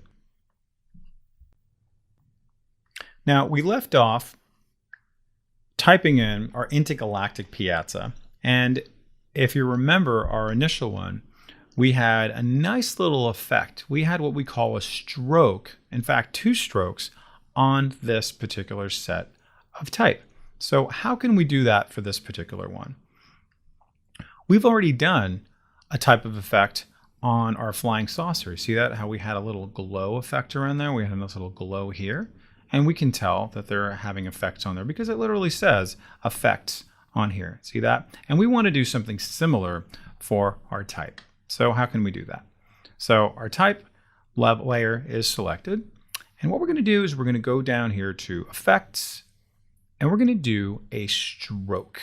So I click on that, and you can see, wow, just like that, it has this really cool outline around it. That's what a stroke is in Photoshop language. Now, very similar to when we worked with our outer glow, we have additional options for that stroke. You will see here, I have the size and I have the color. So if I want to change the size of that stroke, I can easily do that for differing effects, right? See, kind of a fun sort of bubbly effect, or maybe just you want to have a very simple, minimal little outline around it, okay? Now the other question is, where do you want it to be, right? What's the position of the stroke? Well, of course I want it on the outside, but guess what? You can kind of make it a little more thin where you kind of have it on the inside of the letters, or you have it somewhere in the middle, I'm going to put mine on the outside. I kind of like that because I still want to see some of the letters in there. Here, opacity, you can bring down that stroke so it's a little more see-through. I'm going to keep mine nice and solid. And I'm going to keep mine at this color, red. Beautiful. I love that. All right, now if I click OK, I'll be able to see that I now have this effect, and this time it's a stroke as opposed to the other one, which was an outer glow. So let's say I want to affect this yet more, because earlier we saw how this one actually has 2 strokes. Well, that's interesting. How do we do that? This is a relatively new feature inside of Photoshop. So if I double click back on the stroke, I want you to see how it takes me now over to all my different layer styles, including the stroke. What I'd like to do is add on an additional stroke, and that is available through this little plus sign. Really, really neat feature. So when I click on this little plus sign, say, oh, okay, you know what? You want to do one stroke and you want to do another stroke? Sure, great. So let me go ahead and just choose green, do a nice little dark green. Okay, I can see that there, maybe not so dark. Okay, it's done that, but then what happened to my red? Well, what's going on here? So let's just see what happens if I make this a little bit bigger. Okay, it's good, but what about this one? Let's make this one bigger. Oh, I see. Okay, interesting. So they are playing with each other, but one just has to be bigger than the other, but it does allow me to have 2 strokes. Okay, so you can have a lot of fun with these. You'll also notice how you can do the same thing with a lot of these other layer styles by just adding on additional ones. So I encourage you to play around with additional ones, just adding on maybe some drop shadows, adding on some inner glow, some inner shadows, and then even going a step further and then adding on additional ones just the same. And then some of you, like I said in the earlier lesson, might be feeling a little ambitious to then try to even do a new style and then saving it so you can use it over and over and over again. So I will click OK, and I will bask in the glory of this. And if you love this, go ahead and save this. Save it as a PSD, save it as a JPEG if you want to, save it as a PNG, save it as a TIFF, save it as a PDF if you like. We're done with this project and we'll move on to some other great stuff in just a moment. But please practice this up, make sure you got it, and look forward to seeing you in the next video. Let's go ahead and switch up gears a little bit. This exercise is going to be about working with shapes. Earlier, we worked with just drawing out a very basic shape, which was just a rectangle. Now we're going to learn about different kinds of shapes, how to manipulate shapes, and even working with some of these custom shapes like animals and different all kinds of icons and things like that. And of course, working with all kinds of different layers here. So let's just start off creating a new document. And I'm going to go over to my saved. And I'm going to go to my landscape, but this time I'm going to change that. So you can see how saving our presets can really be very helpful for us. I click on that, and bam, I'm ready to go to then draw out my shapes. Now we've already seen that we can draw out shapes very quickly and easily. We've also seen how we can have a background also quickly and easily. So I would like to use my layer adjustment to then just have a nice colored background. So I'm going to go over here to my solid color underneath my adjustment layer, my little black and white cookie there. I'm just going to have that as my background. Okay, and I'll just do like this nice, soft, little blue color. That's great. And now, that is not necessarily a shape, it's just a color fill. And if I wanted to change this, I can very easily double click on this, okay? And I can go and make that a little bit darker, right? Or change my brightness on there, okay? That's great. But now let's see what we can do to create different types of elements. Like this frame, for example. How do I create a frame like that? Many times you will be creating like newsletters, you'll be creating posters, and you'll want to have things like that, right? That's going to really encapsulate your content. So that is going to be a combination of a fill and stroke setting. Right. So far, we've already talked about strokes, how it's like an outline of something. And we've also talked a little bit about how we had our fill for our rectangle in the last exercise. In this case, we want to draw out something that has no fill, but has a certain stroke and a certain stroke value. So let's go ahead and just choose my rectangle. And I'm going to choose my color of my rectangle. I'm just going to make that maybe gray. Of course, I can change, so let's not worry about that too much. And you will notice up on top, in addition to my fill, I now have something that says stroke right there. It's like, oops, what did I do? I just changed the fill color. That actually doesn't make any sense. I was so used to that. It's like, oh, wait a second. I actually don't want a fill color. What do I do? How do I deal with that? Because I actually do want a stroke color, and I also want to adjust the stroke value, right? Which is going to be, that's going to be my width of my outline. So let's say I don't want a fill color. I'm going to click on my fill box right there, and I'm going to choose this little slash to say no fill color. I'm going to come over to here, come to my little color picker, and then choose whatever color I want for that outline. Okay, so again, I'll come back to my grayish blue. I click OK. And I'm not quite ready to draw out yet because I'd like to have a certain thickness. And again, I can change this. I'm just going to make that, let's say, exactly 15. Now I'm ready to draw. So click and drag. Click away. Go back to my move tool. Not too bad. I click back on it. And now, how do I change the thickness? Photoshop doesn't really give me that option at this point. But what it does do is give me the option in my properties panel. We're going to go a little bit deeper into the properties panel and where it says appearance and all these other options here.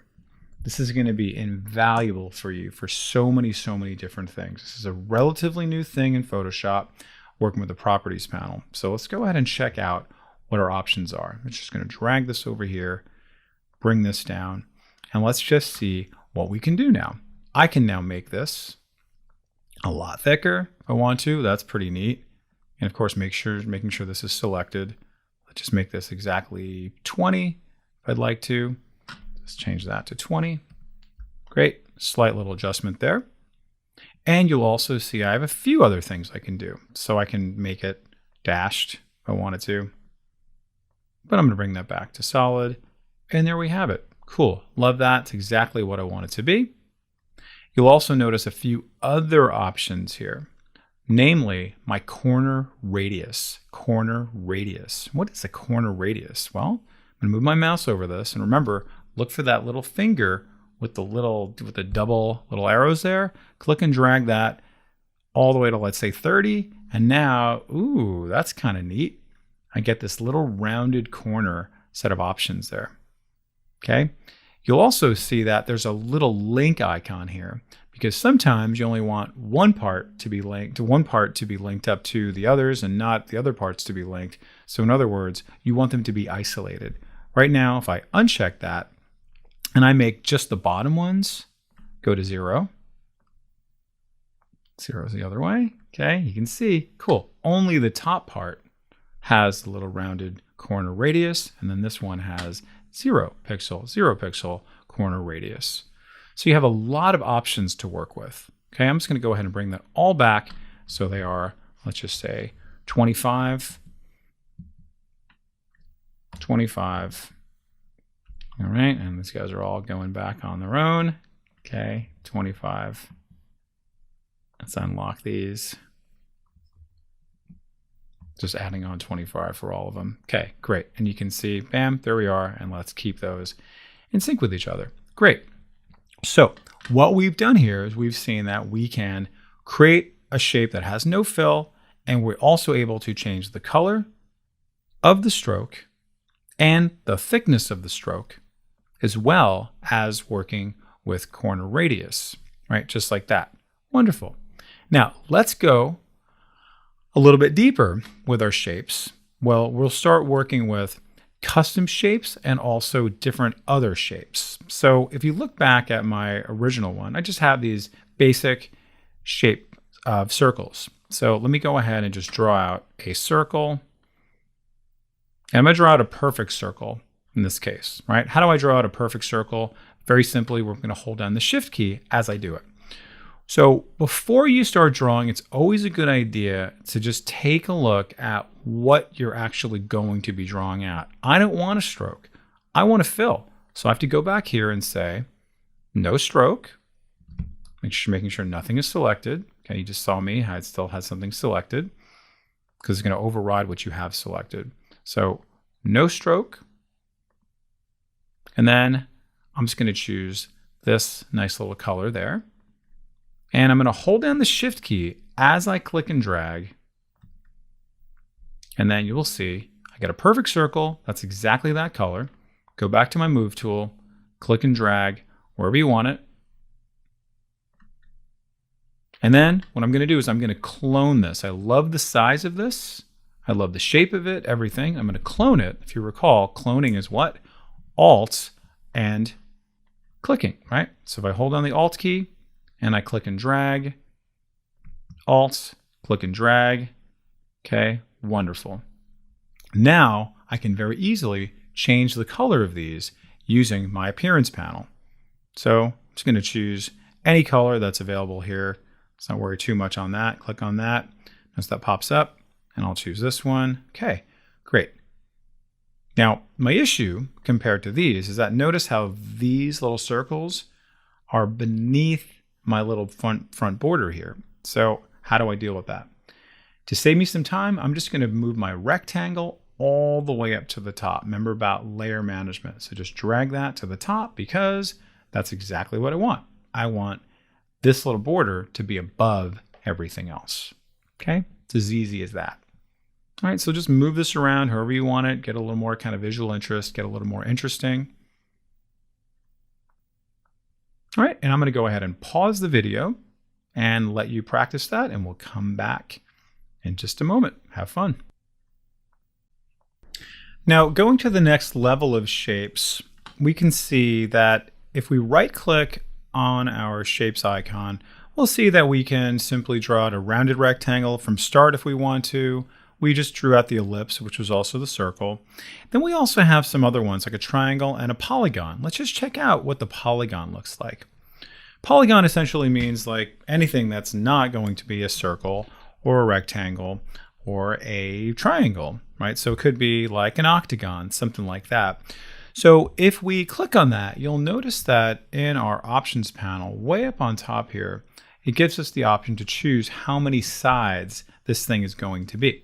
So I'll just keep it at 5 for right now. And now if I just draw it out, I will see I now have a pentagon.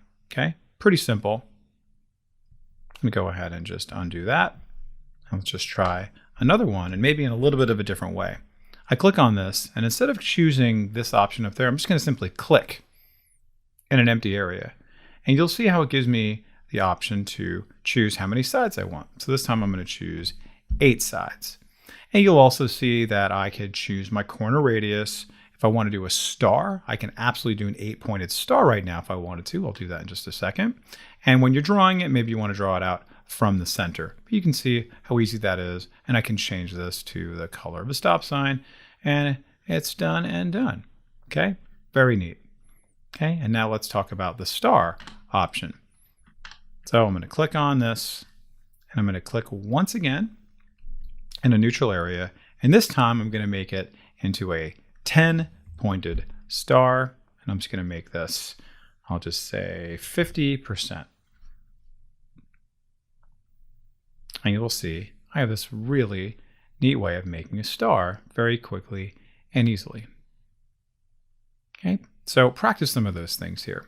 Now also don't forget that you have your properties panel to work with a lot of these things here, and then you'll see how I can then change the size if I want to. I can change the inset of my star. Properties panel is invaluable. So check all those things out. We'll just see how I can make this have more sides, just like that, less sides, just like that, and then maybe I want to make this 80%. You'll see how it kind of blasts out like that, and now I have a nice little label for something. Great. So a lot of different ways to be creative with the different things that you are creating. So let me get rid of these, and we'll talk about the last segment of our stars component, of our shapes component. And that's going to be hiding over here in our custom shape tool. Our custom shape tool. You'll see that Photoshop gives you a number of different shapes to work with that are not these standard shapes. Okay, these are like vector shapes. They kind of look like icons. They can be like graphics and animals and nature-oriented things. So I'm going to click on this, and you will see that over here on the top toolbar, you will see I have something called shapes. And I click on that little drop down, and you'll see that there's going to be a number of different categories. Yours may look a little different than mine, just depending on what you have set up, what you've worked on last. So if you click on this little gear icon, you can see you can import some shapes, you can add some shapes on there if you like to. And if I click on just any one of these, you'll see that they give you these really nice, sophisticated shapes for you to work with. These essentially are drawings, and they're known as vector drawings. So if you've ever taken an Illustrator class, they're fantastic. Okay, they're basically like smooth lines that you can expand out infinitely, and they look very, very professional and very clean. So you can take a look at some of these. So I'm just going to bring in this beautiful leaping gazelle and click and drag just like that. And then the color is going to come in the exact same color that I chose. I don't want that. I'm going to choose black. And just like that, I now have a cool little logo that I brought in there, or a cool little design, cool little visual element. Okay, let's go ahead and just try another one. So I'm going to choose from my shapes drop down. I will choose this little moose and just draw it out. That comes in, not the color I want. So go over to my fill color, choose that color, go to my move tool, and then guess what? It decided to not put it in the right layer. So I need to move that up above my ellipse. And now, so again, all that layer management comes into play when Photoshop gives us something unexpected. All right, I'll go ahead and do one more. Choose another animal. How about a kangaroo? And I'm holding down the Shift key to make it so it stays in proportion. Okay, very good. So it's coming in a little bit off the circle, so I can just very simply go back to my move tool, select it, and then I can resize it. I could even rotate it in such a way. So if I go back to my edit tool, I go over here to transform path, and guess what? There is flip horizontal, and now it's fitting where I want it to be. Maybe get his tail back in there, or maybe move my green circle in there. Lots of options to work with. And then finally, I'm going to make that kangaroo.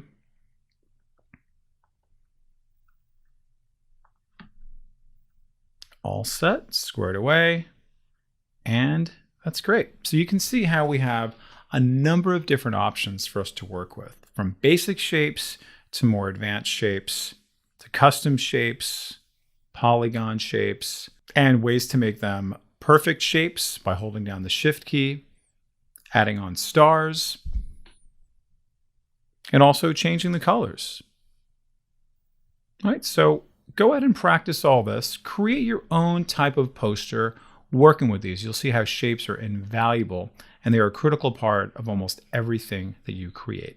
So we'll come back and we'll be working on type next to a more advanced degree.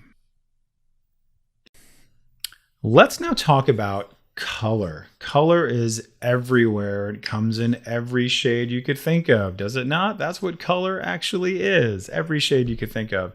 And Photoshop will work with millions and millions of different colors. Photoshop works with colors, whether it's going to be print or it's going to be in the web. Okay, and you will see that we can save our colors. We can work with gradients. And you can see we can do so much with our colors in terms of the hue, the saturation, the brightness, all kinds of good stuff here. So if you'll notice here in the lower left, I have these little squares. They're going to allow me to then pick my colors. So I can go ahead and double click on that and choose whatever color I want. And remember, I can change my RGB value. That's going to be good for what? For working with the web, something on screen, and I also have my CMYK, and that's going to be for print. Okay, and you'll notice I can very easily change this, and notice that's going to go up and down like that. You'll also see that there's a hexadecimal values. Okay, sometimes your designer will give you hexadecimal values and say, well, this is what we're working with, and you can just type that in, or you can type in your RGB values, just like that, your CMYK values, and it'll change accordingly. Okay, you'll also notice that there's this really great feature to add to swatches. So if I love this color, I can very easily add this to my swatches and then save it for later on, and it will always be there. So I'm going to click on that. And then right away, it says, okay, wonderful. Okay, I'm just going to call this Dave's Blue.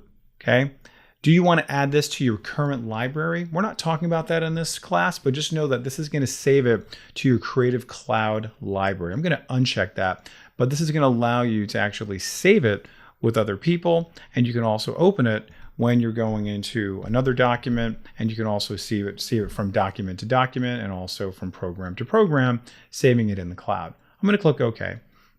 And now it takes me right back to this. We're going to go to our swatches in just a little bit. Okay, but now I'm good to go. I click OK. And now I'm ready to start just drawing some things out. So that's great.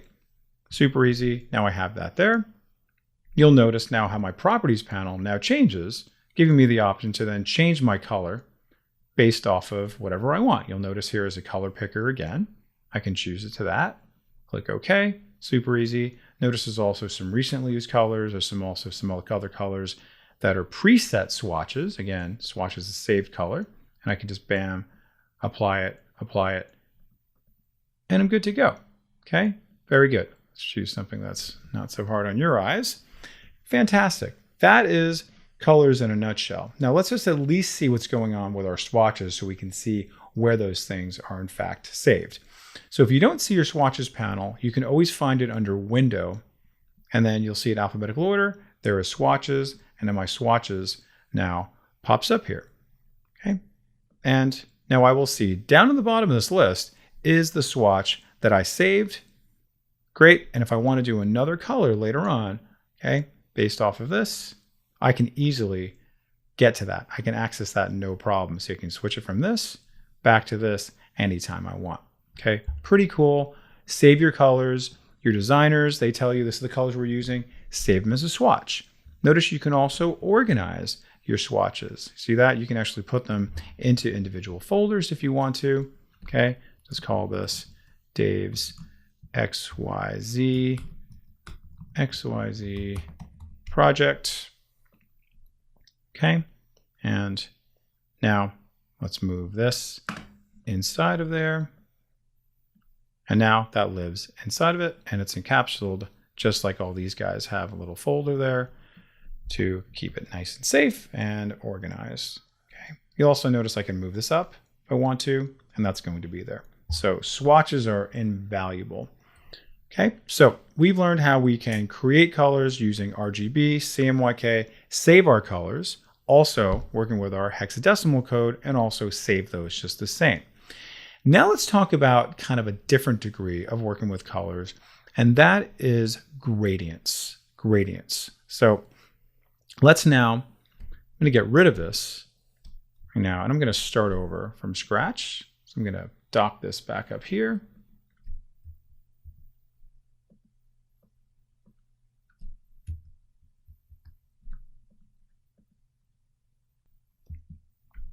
And now start creating something else. So let's take a look at what our other options are going to be as far as creating some type of gradients. So what is a gradient? Let's define what a gradient is first. So gradient implies that there's one color that's going to be melding into another color, and Photoshop is going to put those colors sort of in between. So you might have a color going from black all the way to white. So it's going to be this nice gradation of gray going from dark gray, less dark gray, to a little more lighter gray, all the way to white. And you can see it can create a nice little effect for things. So let's now draw out our same old square, but this time let's put in a gradient. So if you look up on top in my little control center up here, you're going to see that I have this option to fill my color. But when I click on that, you'll see I get a lot of options we have not explored. We've already taken a look at this. We've looked at our swatches. There's my trusty old swatch I just created. But now we're going to look at this little guy right here. This guy is going to allow us to then create and edit our swatches. So I click on that, and you're going to see, excuse me, not our swatches, our gradients. Okay, so you're going to see here, I now have a whole bunch of gradient options available to me. I have a bunch of preset gradients that I can work with. And you can see here, there's a whole bunch of them. Now you can see what a gradient looks like. Fantastic, good. Maybe I want that. So if I click on that, you'll notice that underneath here, all of these little options changed. These are known as our gradient stops. And you can see it's going from this kind of light, pretty purple all the way to this kind of like grayish blue. Check out some of these other ones. You can see how that changes dramatically. All right, so maybe I love this and I'm ready to go. So I've chosen it. I'll just go ahead and draw it out. Great, love that, amazing.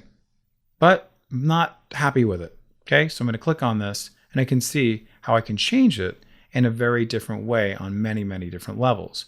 So you can see here, I'm going from this dark purple to this light blue. Now, if I don't want that color anymore, because this was just a preset, I can very easily change it just by simply coming over here to my little stop and double clicking it. See where I am here? I'm double clicking right there, and this pops right up to my color picker. So let's just choose red just for effect. You can see, ooh, that's kind of nice. And you can see what it's doing there. Like you're kind of creating maybe a little backdrop, for, just like a sky, something like that. Maybe there's a fire, maybe there's lights happening in the background. Maybe you're just kind of creating something kind of ethereal. I love that. That's great. Now, you'll also notice that when I click on this, I get this little diamond. This diamond allows us to control where some of the red kind of begins and ends, right? You see that, how it kind of stretches out a little bit more? So I get more red this time. So I'm going to click and drag this way. This time I get less red. See, you have all that control in the world to then control how your gradient's going to be. I'm going to keep this in the middle. Let's take a look at some of our other options. I'm going to start over here on the right-hand side and look at this one. Pretty simply, all this does is reverse the gradient. I click on that, and then it just makes the red go up on top. You'll notice to the left of this is another option. It's like a little clock. It says, okay, well, which direction is this coming in? This is like a 360-degree angle here. So you can see, well, I want it to come this way now. So you can make it so it's going to rotate the gradient. Let's do that way. And then that also is another way to make it go in a different direction. So a little bit more sort of dynamic, do something like that. Okay. Now, here is something that you may want to explore for sure, where you have the different types of gradients. Right now, we're working with what's known as a linear gradient. Now, if I click on this little drop down, you'll see I can change this to a radial angle reflected diamond. Okay, most likely it's just going to be these two that you're going to work with more than anything. So I'm going to change this to radial, and you can see, oh, it's kind of cool. Let me switch that around. Ooh, I like that even better. Okay, so just imagine you're going to have something kind of in the center of your document and you really want to kind of spotlight it. A radial gradient can really, really go a long way. Okay, so really cool stuff, really fun. So let's just see this in action. I'm going to go back to my Iceland postcard and let me just drag this. I'll show you a nice little trick here. I'm going to drag this guy up into my tab, bring it back down, say yes, and then look at that. Now I've got a nice little feature that I can show. Hey, bam, there it is. There's my image and I'm really kind of drawn to it, all because of gradients. Okay, so really practice that. Practice saving swatches, saving your colors, putting in different colors, talking to your designers, putting in different CMYK, RGB, and then again, saving your swatches, organizing your swatches, and then come back and start working with gradients and manipulate them as much as you need to, working with the linear gradient, working with our radial gradient, and then manipulating the diamond, and then seeing what you like, right? Just know that you have all the control in the world. And like with all of our exercises, I recommend pausing the video for a little bit, practicing till it works for you, until you feel comfortable, and then move on to the next exercise. Okay? Have fun, and we'll see you in the next activity.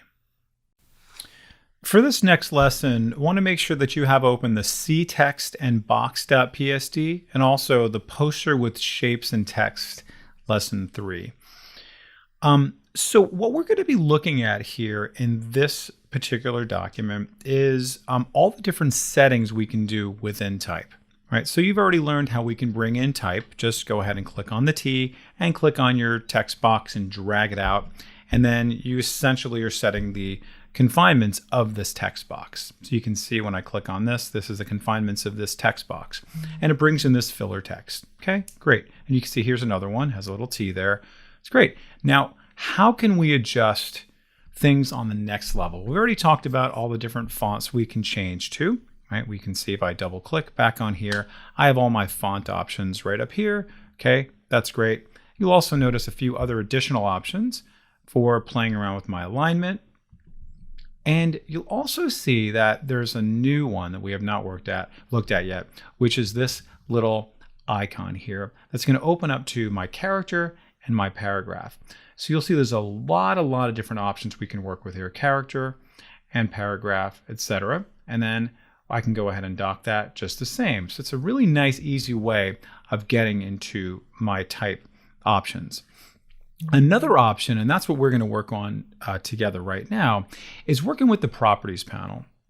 We've discussed the properties panel last session when we were talking about working with our shapes, how this is a great one-stop shop for all of your things that you work with, depending on the context of what you've clicked on. So when I'm working with my type, notice how my properties now change. If I click on my image, notice how my properties change. So what's really nice about the properties panel is that I can then very easily go from one object to the other, yet still not have to open up to another panel, right? So properties panel is really fantastic. So I want you to see that when I click on this particular set of type, I have an option here for my character and also for my paragraph, saving me the trouble of having to open up to the character and paragraph panel. Okay, so hopefully you can see the value of working with the properties panel. So why are we here? What are some things you might want to work with on this particular document? We've already done all of our characters and our fonts and everything like that. We can see here's our size. But what are some other things that we might be concerned with? I want you to notice here, there is going to be our leading, our kerning, and our tracking. What are these things? Let's just first focus on the leading. Leading, simply defined, is just simply line spacing. So if I were to change this now to 30, notice how I get a lot more line spacing. Okay, a lot more space between my type. I'm going to go ahead and just make that come up a little bit more, maybe a little bit, tiny bit less. Okay, great. I love that. So, and just notice how I did that in my properties panel. I didn't have to select all the text. I just worked with a text box. And also we learned about what is leading, right? Pretty great. Let's now take a look at this ocean text box right here. And you'll see that this is a 103 point font. Okay, that's great.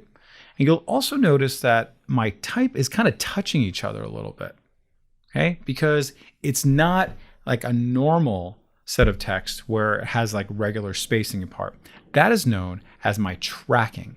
Okay, my tracking. Do you see this here? Tracking. So let's just set this back to 0. And you can see, okay, that looks pretty normal. I'm going to go ahead and go negative. And you can see how you can do a very creative way of overlapping things, making them far apart if you want it to be perfectly spread out. Great. Look at that. Really nice. Very kind of visually interesting, if you will. Now let's talk about kerning. Kerning is very much like tracking, but it only works from like one letter to the other. So if I bring this down, see that? Bring that down. It's only going from the C to the E. because that one actually didn't track very well. So I had to go to kerning. So I had to move my cursor between the C and the E and then make that change. So really cool, really slick, gives you a lot of control over your content. So that is letting, tracking, and kerning. Gives you the space between the entire set of paragraphs, all the line spacing, the entire words, which is going to be tracking, and then the entire letters, which is going to be kerning. Now let's talk about some of our paragraph settings here. You'll see my paragraph settings. Some things may be hiding, by the way. If you click on these three dots, you'll see, oh wow, more options are coming up for me. Oh, that's great. Okay, same thing for my character. If you don't see what you're looking for, you can always find additional options here. If you want to go a step further with your horizontal or vertical scaling, maybe your color if you want to get to that. A lot of the same things you're going to be found up here in our tools as well, but always kind of take the bait for these three little dots here. In this case, for our paragraph, we may want to see certain things here, like for this particular one. Let me go back to my lorem ipsum. And I might want to adjust where things are coming in from the left margin. Very easily, I can control that. Maybe I want to have a first line indent. Very easily, I can do that. So every single paragraph in that box will then get indented. See how easy that is? Very, very slick with just a couple of clicks to be able to do that right here in this spot right here. If you don't want hyphenation, you can change that. So lots and lots of options there. Okay. Then you have some other potential a little bit more kind of obscure options. Like if you want to have everything in all caps, you can do that, or everything in small caps, you can absolutely do that. If you want to underline, if you want to do superscript, subscript, some ligatures, all kinds of different options here. Okay, so definitely check those out. But if you're more comfortable, again, with working with the character and paragraph style, all the options are here. It's literally the same exact options. With the exception of that, the properties panel keeps them all in one place for you, so you don't have to go back and forth between panels. Okay, so just remember the benefit of that. Now let's just check out this one here, and this could be certainly one that you practice on if you want to. So you can see here is one particular set of text, a little bit smaller, maybe a little more manageable, and I can see what I can work with on my line spacing. In other words, my leading. Can very easily control that. And then maybe I want to play around with my tracking. So this will give you something to practice on before our next lesson. Have fun. In this next lesson, we're going to learn about something pretty awesome called clipping masks. What we're looking at here is something called a text clipping mask. You'll see here is an image clipping mask and a few other examples as well. So how do we create this? If we look at our layers panel, it's nothing too complicated. Take a look at this one for our image, nothing too complicated. So we're going to learn how we can create this from beginning to end, and you'll see that something pretty magical and pretty amazing can be created very quickly and easily. Okay, so how do we do it? I'm just going to go ahead and create a new document. It's going to be landscape and blank, ready for me to then bring in my image. It's the first thing we're going to do. Very simply, I'm going to place in my giraffe image. You should all have access to this. And just a little bonus, let's talk about how we can make this fill in the screen without having to do too many clicks and drags. Earlier, we looked at how we can click and drag just from the corner, but let's say I want to have this come in from the center and going outward. If I hold down the Shift and the Alt key from the corners, look at that, that comes in right from the center. Wonderful, that fits in there perfectly. And now I'm going to draw out some type. I'm going to just go to my type tool and just click and drag going all the way from one side to the other.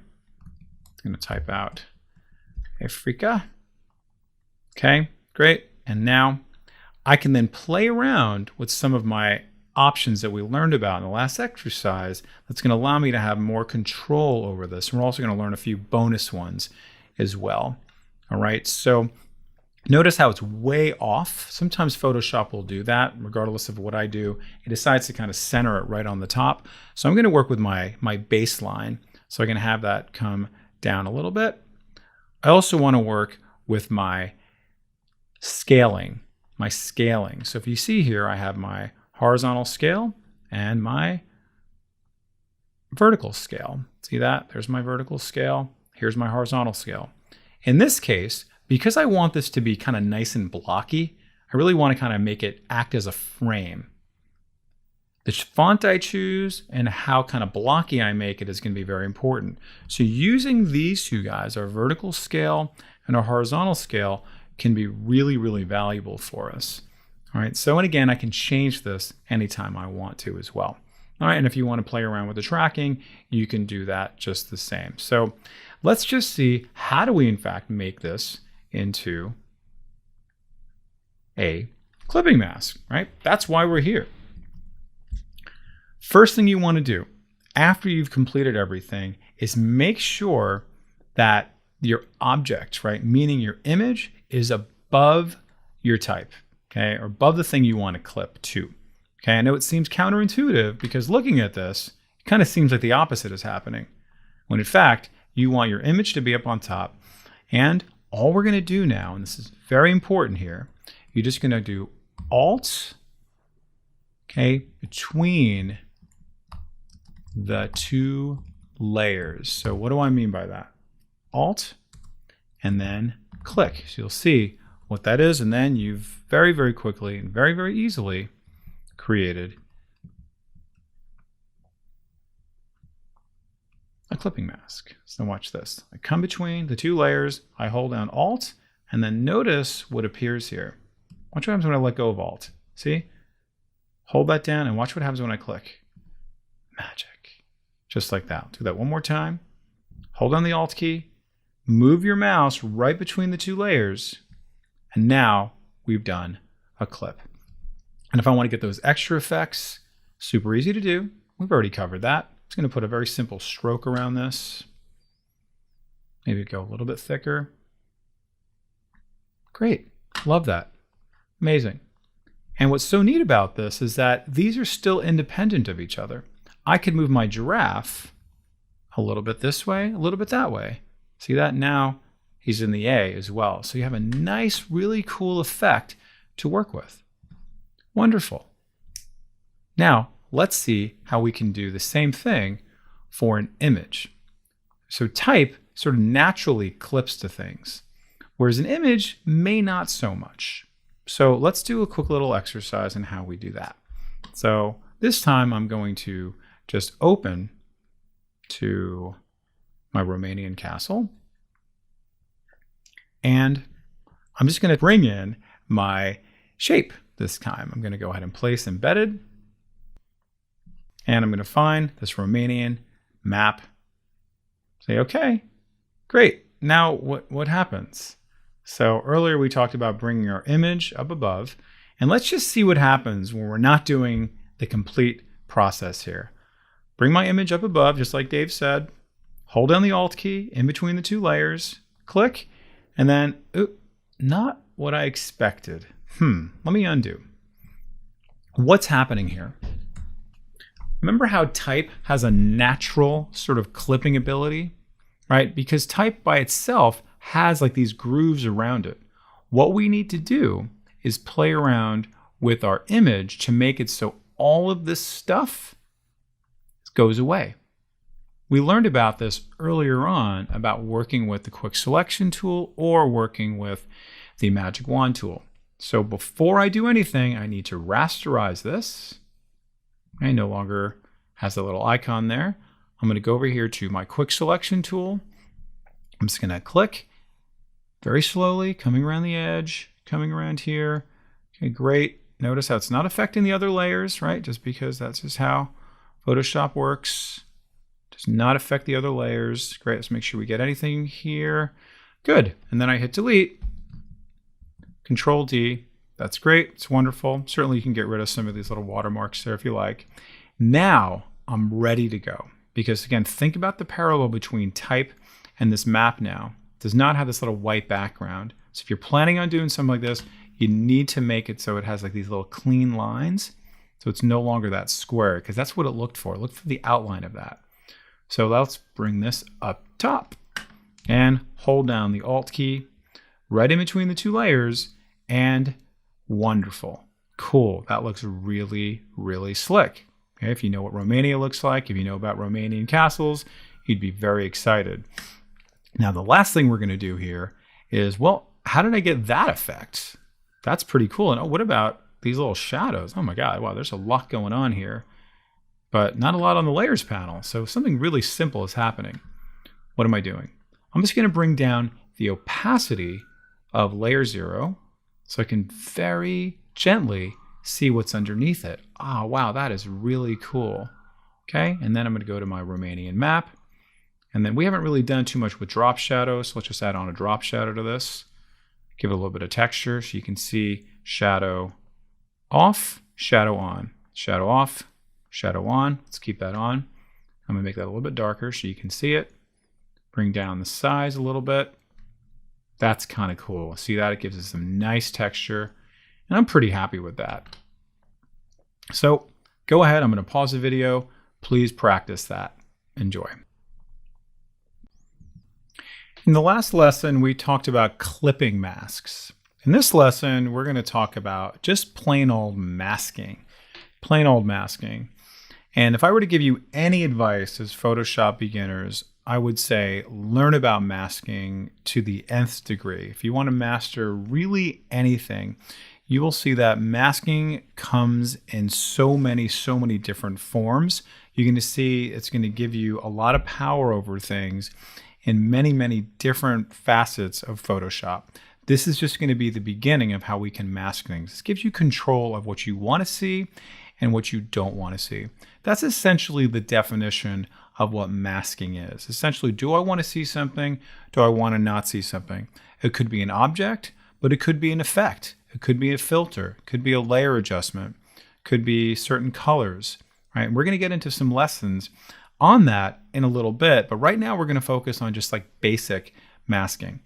So you'll see that this very unusual, beautiful creature here is the product of masking. You'll see over here that there's actually 2 different layers overlapping each other. And you'll also notice how there is this new little layer happening here that's connected to this lion layer. Okay, what's actually happening here? There is a mask that is happening that is poking through this lion's face to show through so this little doggy can come through the lion's face. But it gives me all the control in the world to show what I want, how much I want to show. Okay? You'll also notice that, okay, it's not perfect, so I can very easily fix that. The 2 things I want you to take away with masks are very simple. It's going to be black or white, and using the brush tool, believe it or not. All right, I'm going to come back to that in a little bit, but it's going to be black or white while using the brush tool. Notice these colors here are black or white. So let's just do an example of this. You can watch me and then practice it on your own now. When I talk about masking, I also want you to note that masking is a very good alternative, if not the best alternative, for deleting something. Earlier, we discussed the eraser tool. Rather than erasing sometimes, you might want to consider just masking, because masking, guess what, is not permanent, where erasing is permanent.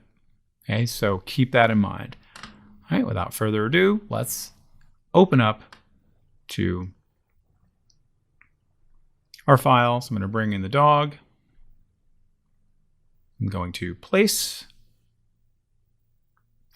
the lion. All right, and there we have it. Now, don't worry about getting everything perfect right now. And we're also going to learn about how to crop some things a little bit, just the same. All right, I'm going to unlock everything. Good practice. And what I'm going to do next is mask. I'm going to put a mask on this line. I want you to think about masking in terms of masking or blindfolds, right? So sometimes you're going to have a blindfold, you poke a hole in it, it becomes a mask. Okay, just imagine that. Just put a blindfold over your face, and then you poke a hole in it and it becomes a mask, right? You're turning into Robin, you're turning into the Green Lantern. Okay, so that's what we're going to do next.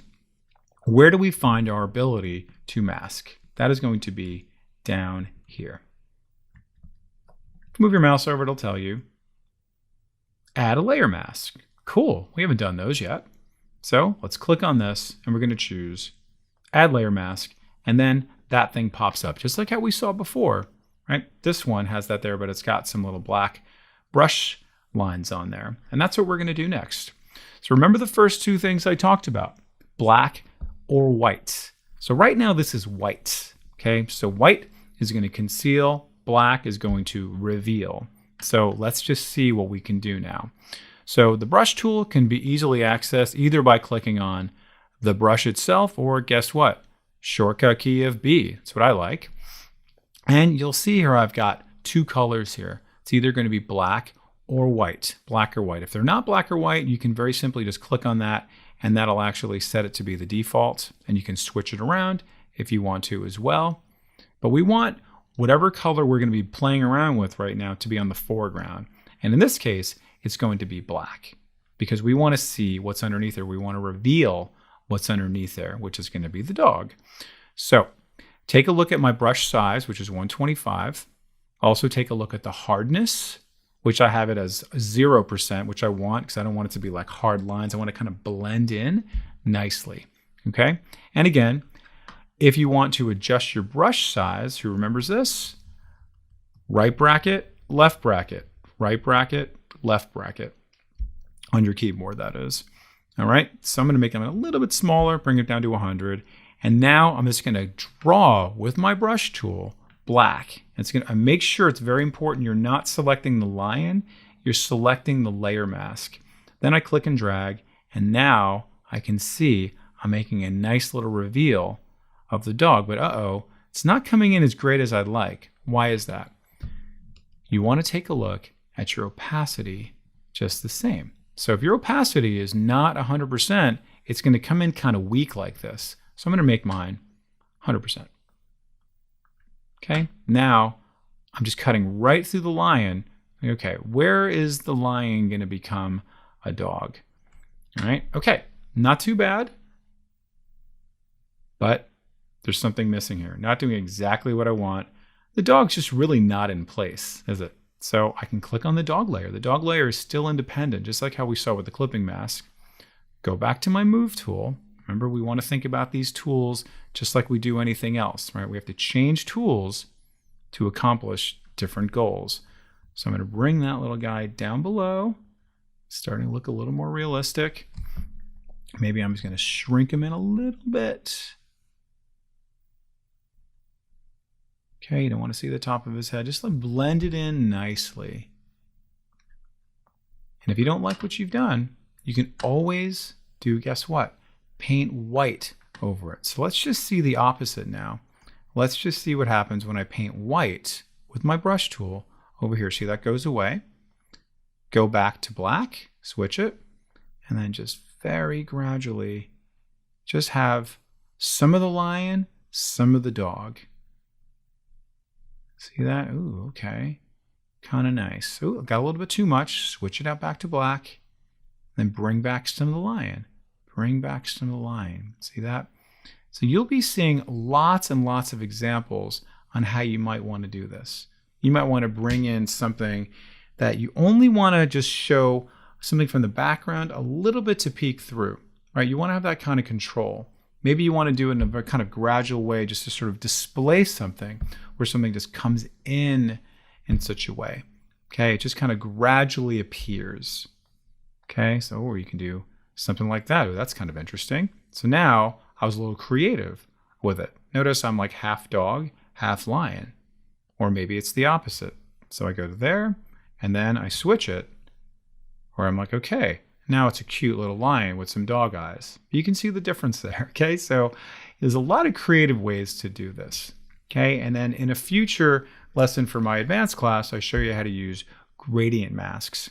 And then when we start talking about adjustment layers, we're going to be using masks in a little bit of a different way. So stay tuned and please practice that.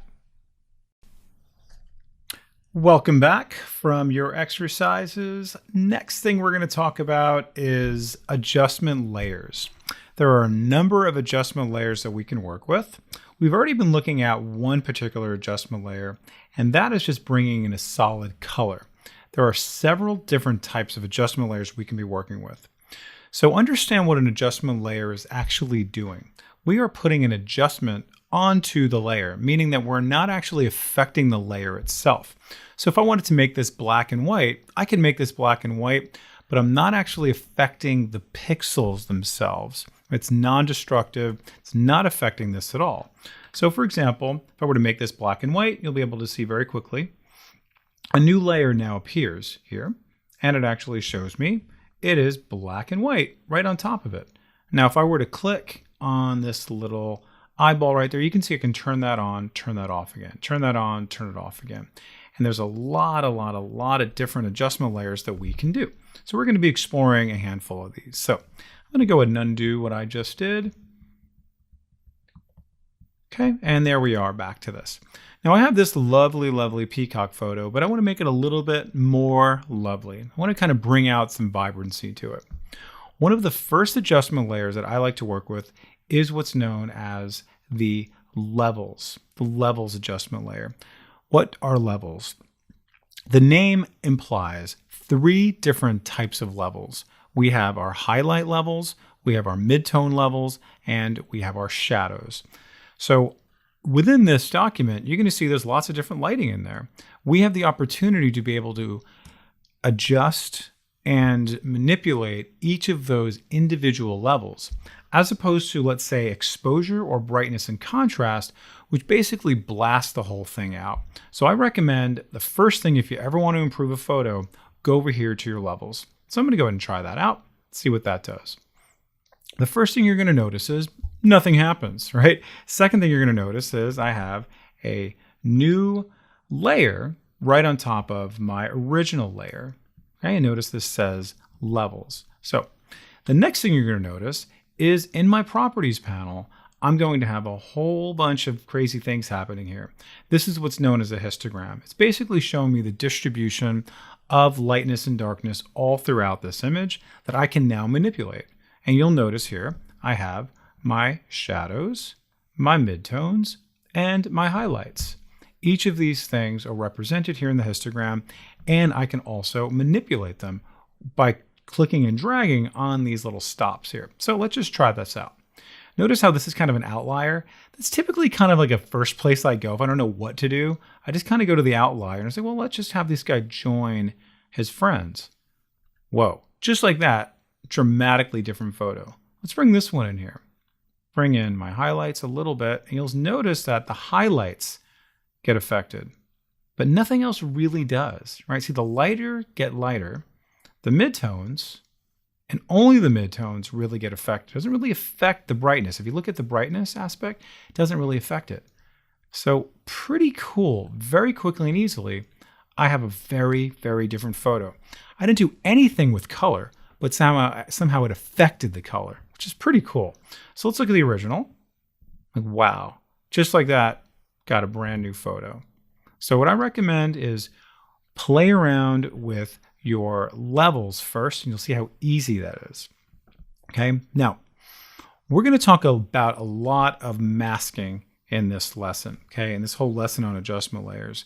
We've already done masking where we mask the dog and the lion.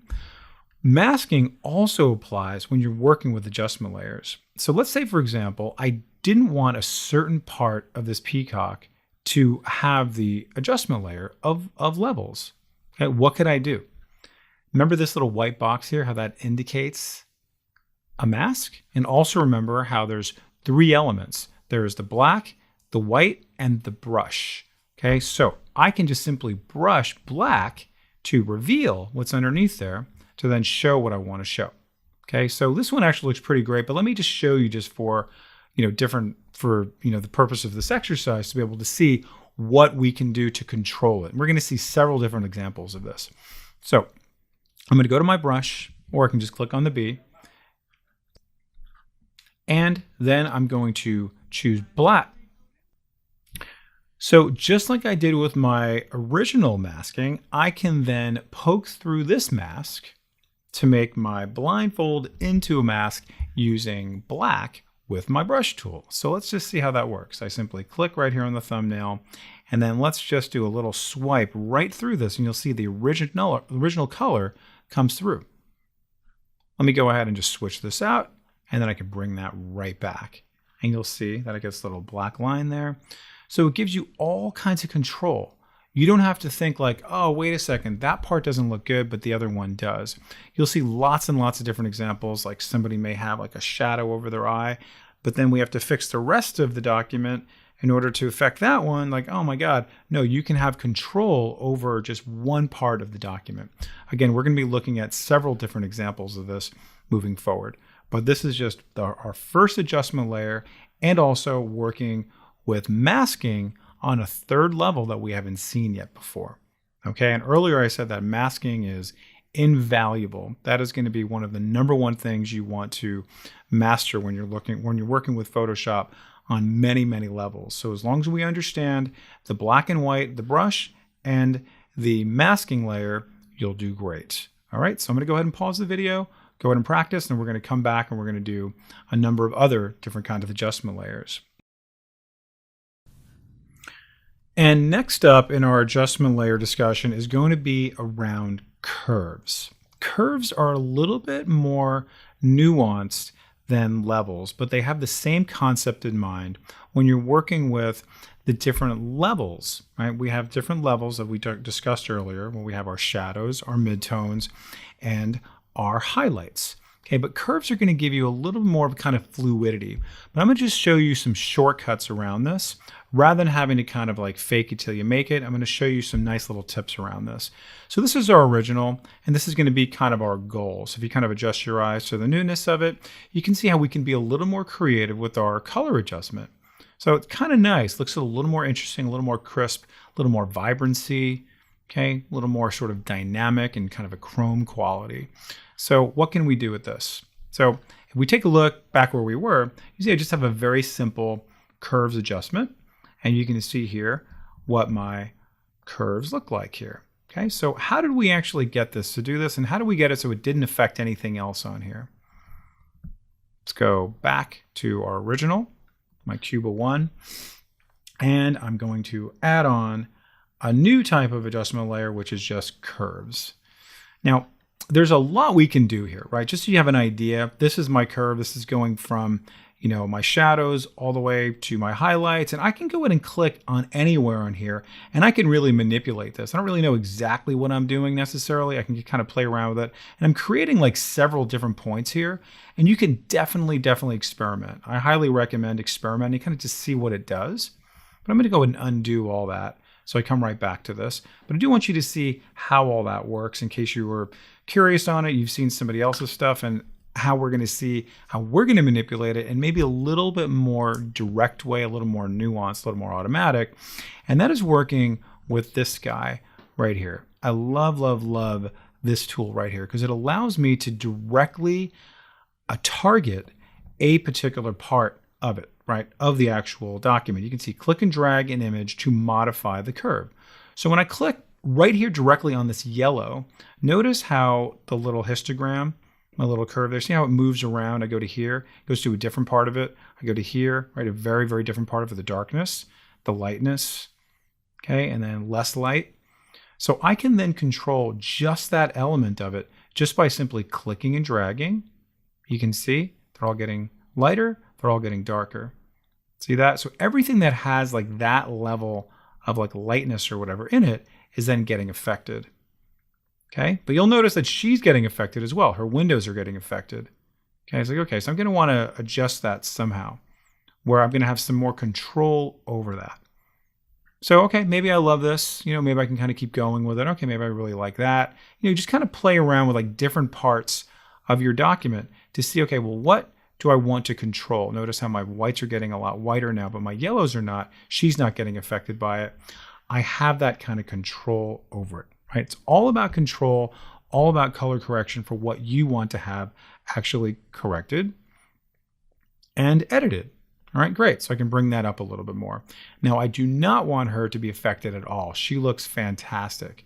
So what I'm going to do is put on a mask. Okay, so the mask is already here, so I should rephrase that. I'm going to actually reveal what's underneath here. So we know that already. Let's go over here to our brush. I'm going to make sure this is selected right there on the mask itself. And then I want to poke a hole through my blindfold to make a mask so I can reveal what's inside of here, because I want to see her, right? She's great. She's kind of the star of the show here. So I really want to make sure that I can see her. It's pretty nice, but maybe I also want to see like her window here as well.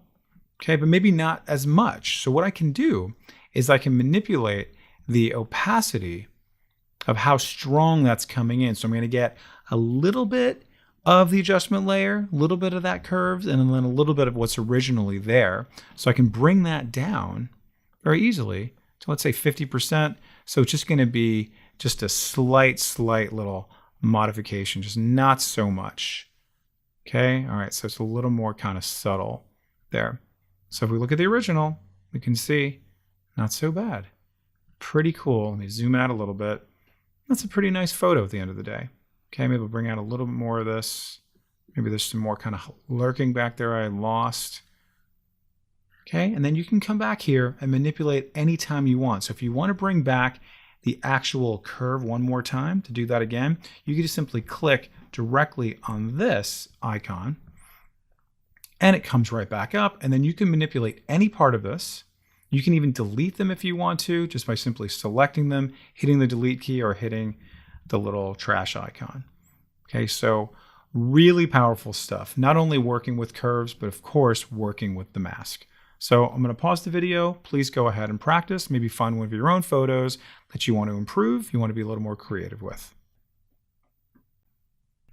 Let's continue this discussion of adjustment layers, but this time we're going to talk about the black and white adjustment layer. We're going to do a little more masking, but then we're also going to add on different levels to our adjustment layer. So we're going to have multiple happening at the same time. So very simply, we're going to make this into black and white. How does that work? Really nicely and easily. I select my layer, I go to my black and white cookie down there and go to my black and white adjustment layer, and you can see, fantastic. That's great. Is that exactly what I want? Not entirely. But you'll see that there's actually a number of presets that I can play around with, right? So you can see, let's just see what the high contrast blue filter does. Okay, maybe not exactly what I want. Let's go back to the default. Let's go to darker. Oh, that's not so bad. But you'll notice that it actually changes things, right, that I could be doing manually, but I just want you to see what it does. You'll also notice that we have the little hand here, just like how we just saw in the last one, where you can maybe only want to work on one part of that to make that part black and white, right, and make that kind of manipulated. Now let's understand what exactly is happening here, because notice how we have these colors like red, yellows, greens, and cyan and blue. What is that actually even referring to? Because none of that is on this image. It's referring to the original information that we started with. So it's only playing around with the reds, yellows, and greens, etc., of what we see in the original image. Okay, so for example, I'll just bring my reds up a little bit more to be a little bit darker. You'll notice how that comes through the black and white filter a little bit darker as well. So you can see, wow, that gets a lot more crisp, a little more interesting. Let's just see, pretty cool. Okay, all right, make our yellows a little lighter, but yet our red's a little bit darker. We have a very interesting dynamic happening here. Okay, and mostly in this image, we're going to see the reds and the yellows are going to be affected. Let's make the yellows a little bit darker, probably not so much, but it really depends on the look you are trying to achieve. Okay, so I'm just going to keep it like this. You can always come back and make changes to it, but just note what it's actually doing. Great, so I'm done with that. Now earlier, we've been talking about masking. Let's say I want to go a little bit more interesting with this. Like, these flowers are beautiful, and I want her to remain black and white. Maybe I want to make her lips shine through, her eyes shine through. I can very, very easily do that, right? Her eyes, yeah, it might work for her eyes as well. I might want to just manipulate these to a certain extent to make it so the flowers are coming through, and then maybe I want to change the color of the flowers. Well, how can I do that? This is where masking comes in once again, but I'm going to show you a neat little trick for masking. So let's click on the background layer because I want to select these flowers. So I'm going to use my quick selection tool, and I'm going to do this relatively quickly because you can see Photoshop does a pretty decent job of this. But what I want you to know about working with mask is that it doesn't really matter because you can always come back and fix your mask. Remember, masks are non-destructive, so you don't have to worry about it. We're not deleting anything, and we can always come back and add more to it, whatever you'd like to do here.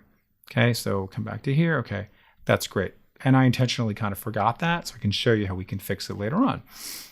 So what I'd like to do is poke a hole in this blindfold to make it a mask. So very simply, all I do, and wait, ready for this, I'm going to hold down the Alt key or the Option key, okay, while clicking on this and then hitting Delete. And then bam, that comes away, and then bam, it pokes a hole right into this. Okay, so again, what did I do? I held down the Alt and Option key and then clicked on the mask itself and then hit Delete on my keyboard. And now I'm going to deselect, like, oh, that is pretty cool. Very interesting. Okay, maybe I'm going to zoom in, potentially work on her lips. Let's just see here. And again, I might not get it perfect. I'm going to go into here. I don't really want to mess with her teeth so much. And zooming in is really kind of an important thing here. So I'll make my brush a little bit smaller. You know what? For right now, I'm just going to keep it kind of rough because we can see how we can play around with this. So again, let's do the same thing. Great. Love that. Okay.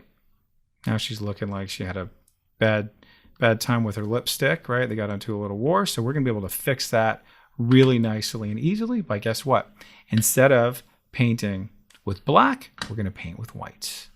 Okay, so let's zoom in and let's just really get in close to that. So I'm going to hit the B key for my brush and let's fix it. Nice, not permanent. Bring up my opacity, it's just a little stronger. Come right to the edge. Yep, no problems at all. There's no lipstick on her teeth. Okay, that is much, much better. Really cool look, really cool effect. I'm going to switch back. And by the way, if you hit the X key on your keyboard, that switches back and forth between the black and white. That's a nice little pro tip that will help you as you're working on these things to really, really be very fluid with it. Oops, no problem. I just hit the X key, right? Watch this. Oops, no problem. Okay. Clean that up a little bit. Okay. And of course, you'd come in and you manipulate it a little bit more. Maybe I'll get rid of some of those black shadows, add a little bit more of her original lips. And maybe you don't want that at all. Okay. Now, going to the next level, let's see what we can do with these flowers and maybe even her lips. Okay. So let's see. I'm actually going to get rid of her lips now that I'm looking at it. So no problem at all. So I'm going to hit the X key and let's just come back to there. Okay. Great. But maybe you want to do the same thing with her eyes. You can do with her eyes to make those sort of shine through. So hit the X key and then her eyes. That's kind of cool. All right. I like that. All right. Awesome. Yeah, that's pretty cool. All right. So now that I have this all set up, let's go to the next level and see what we can do to make the color changes. So what we're going to do is we're going to choose the background layer, click on my adjustment layer, and we're going to play around with the hue saturation adjustment layer. So now notice how I have two different adjustment layers happening here.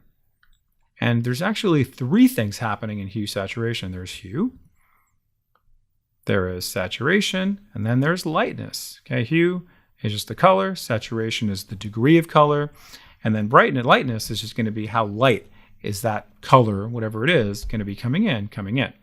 So if we want to play around with these, I can very easily make a change to these. But oops, that's not working at all how I want it to.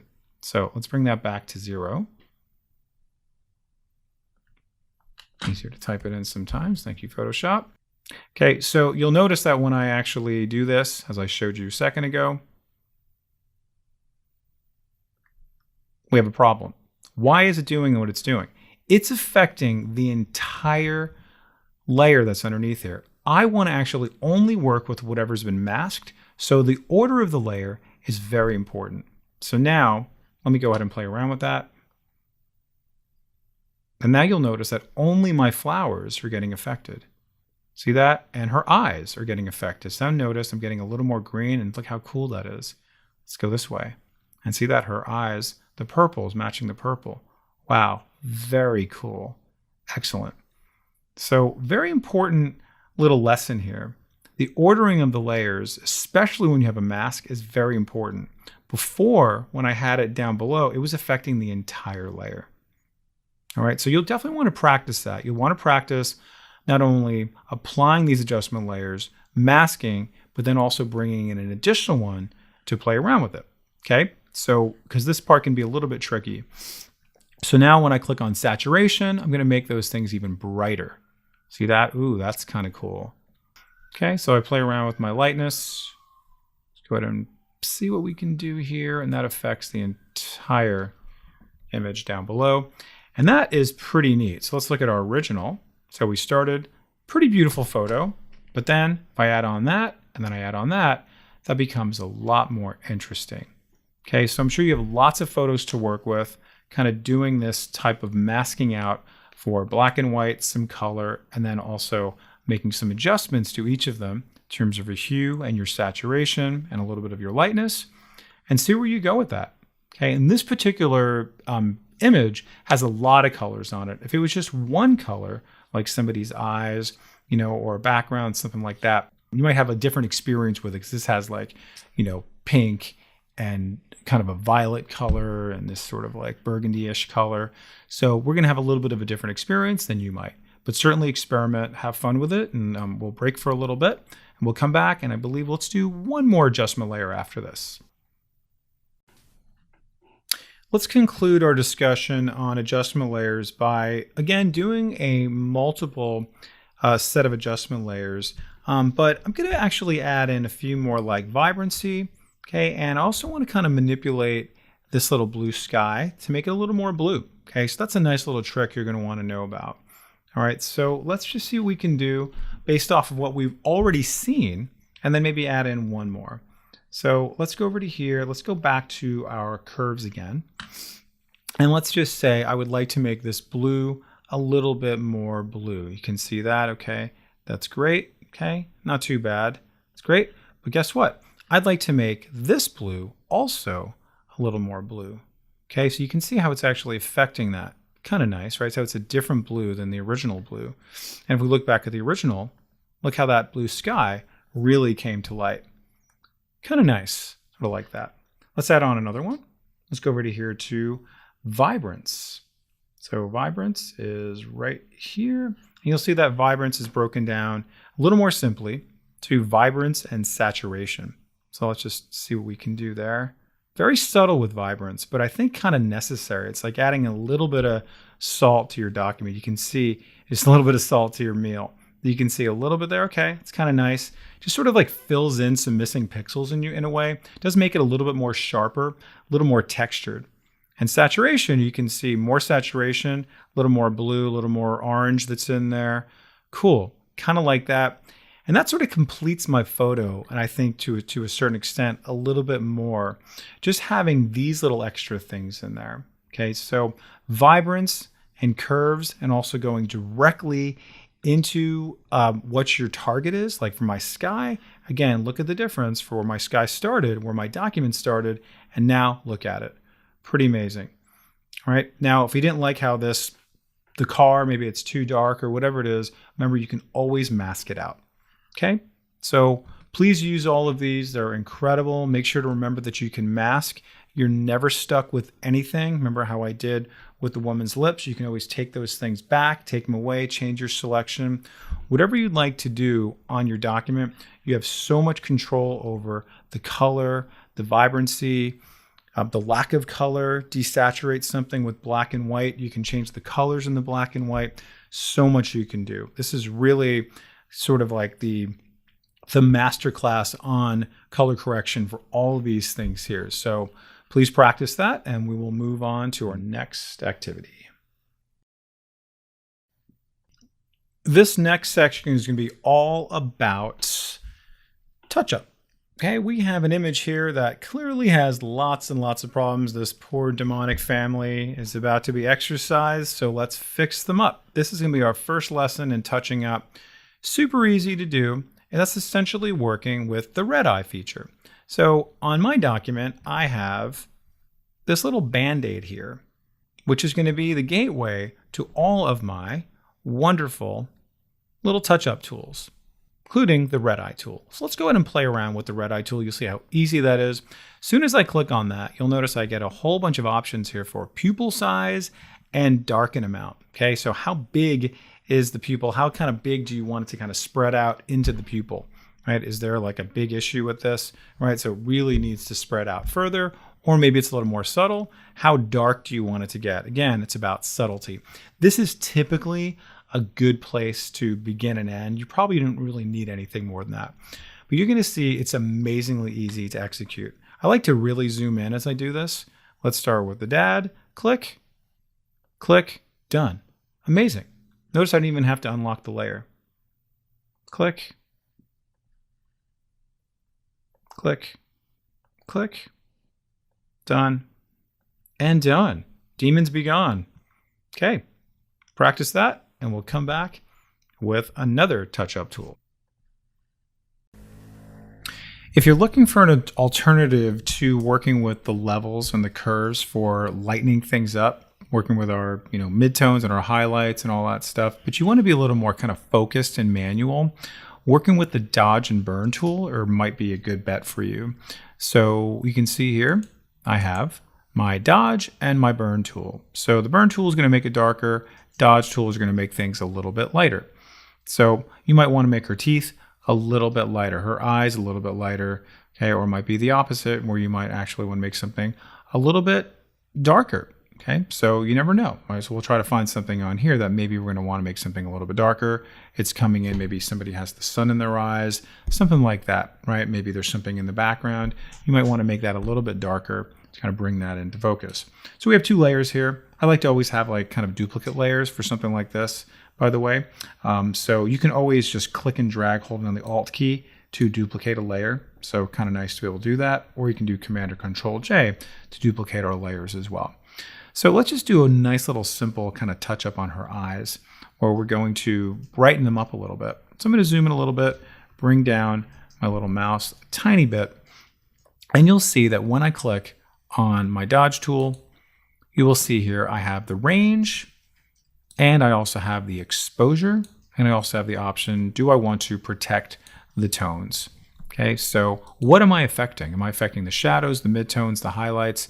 So highlights and part of this, it's probably not so much. It's probably going to make it a little bit too bright, but let me see what that's going to do. I can play around with my exposure. I'm going to bring that up to 50, kind of be on the safe side. And let's just see what that's going to do if I try to brighten this up a little bit. Let's see the before and after.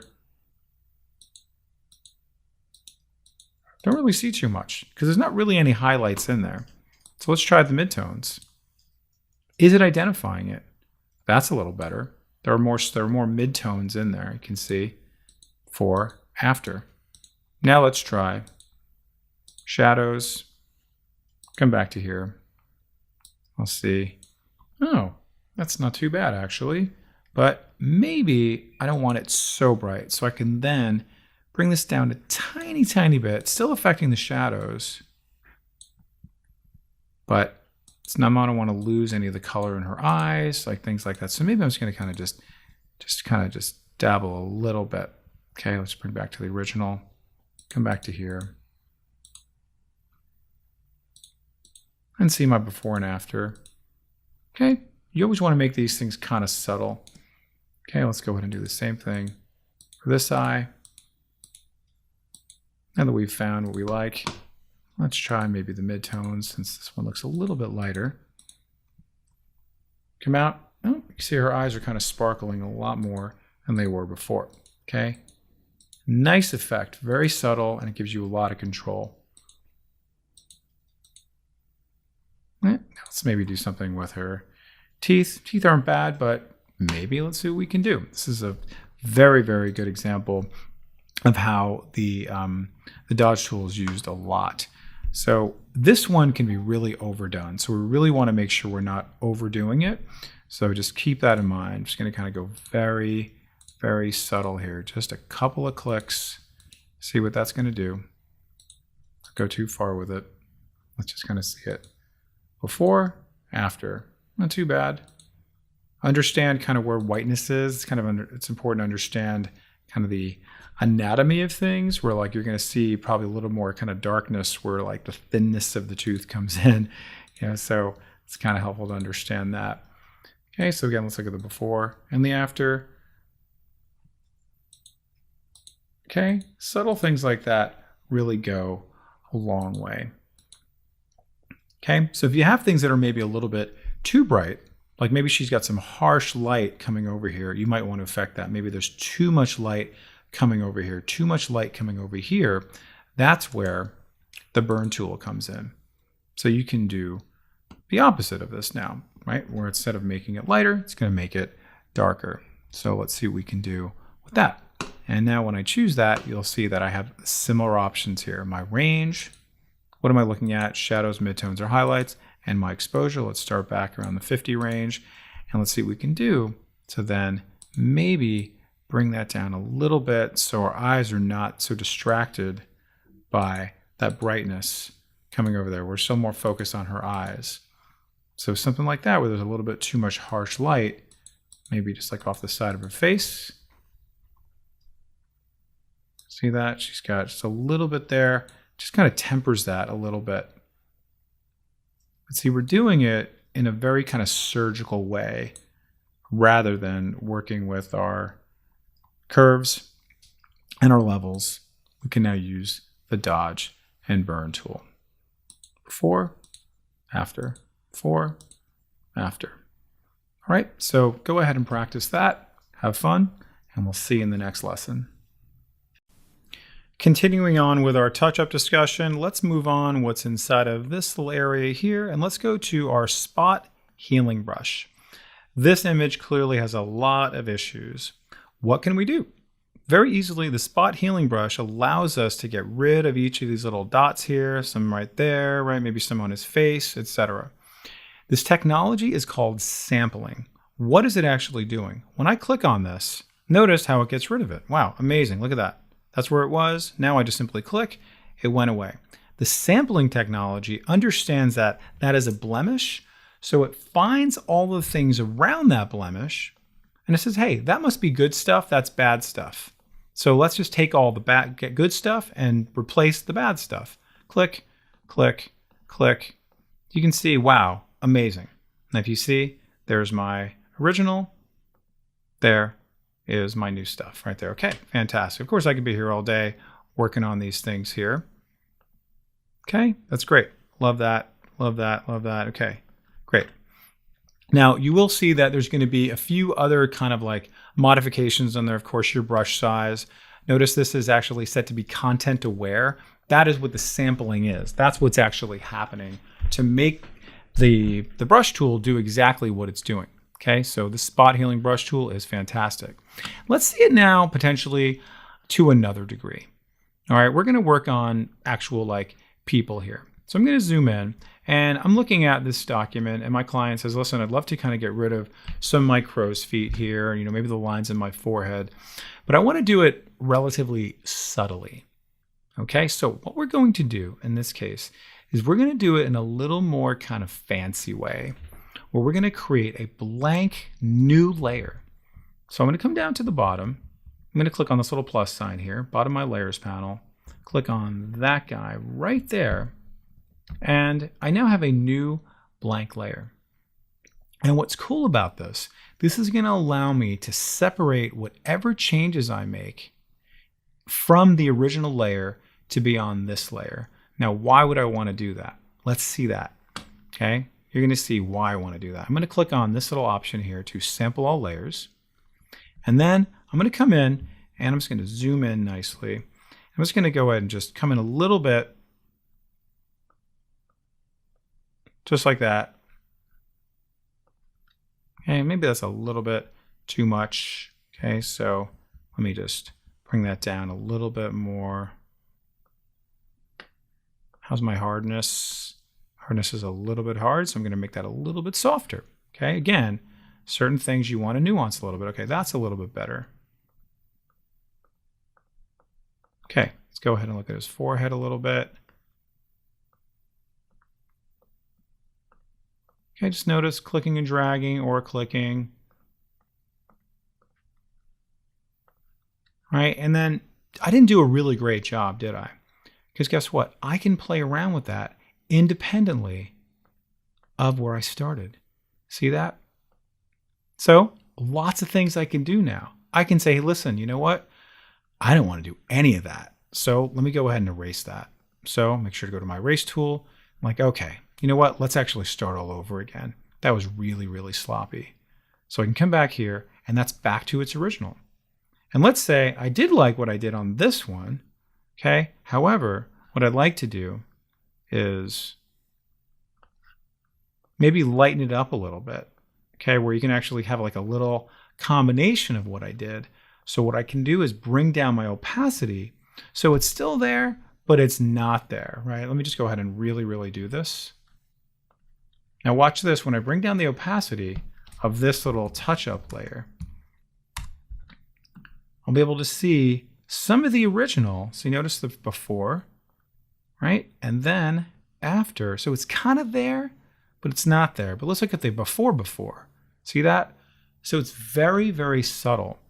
So working with additional layers like this, where I actually place my touch up rather than placing directly on the image like I did with this one, allows me to have that kind of control where I can delete it, I can lighten it up with my opacity, I can move it around, I can rotate it. There's so much you can do with it to give you that kind of control over it. Okay, so combining my spot healing brush with putting in a new blank layer, okay, and then making sure you put in sample all layers, very important, gives you that type of control over where your touch-up is going to go. All right, so go ahead and practice that up, and then we will come back with some more touch-up tools. In this lesson, we're going to discuss a new type of touch-up, which is going to be the patching tool. So if we take a look at this document, we'll see that there are some desperate needs for patching up of these not so perfect tomatoes. Let's make them look perfect. So within our little section here of all of our touch-up, we're going to see the patch tool. Let's see this one in action. The patch tool, just like some of our other tools that we saw, are all about sampling. It's going to basically kind of look for something that is good and replace the bad stuff with the good stuff. But it's going to do it in a much more sort of like macro way. So let's find our sort of offending little blemish here and just draw a little shape around it with our patch tool.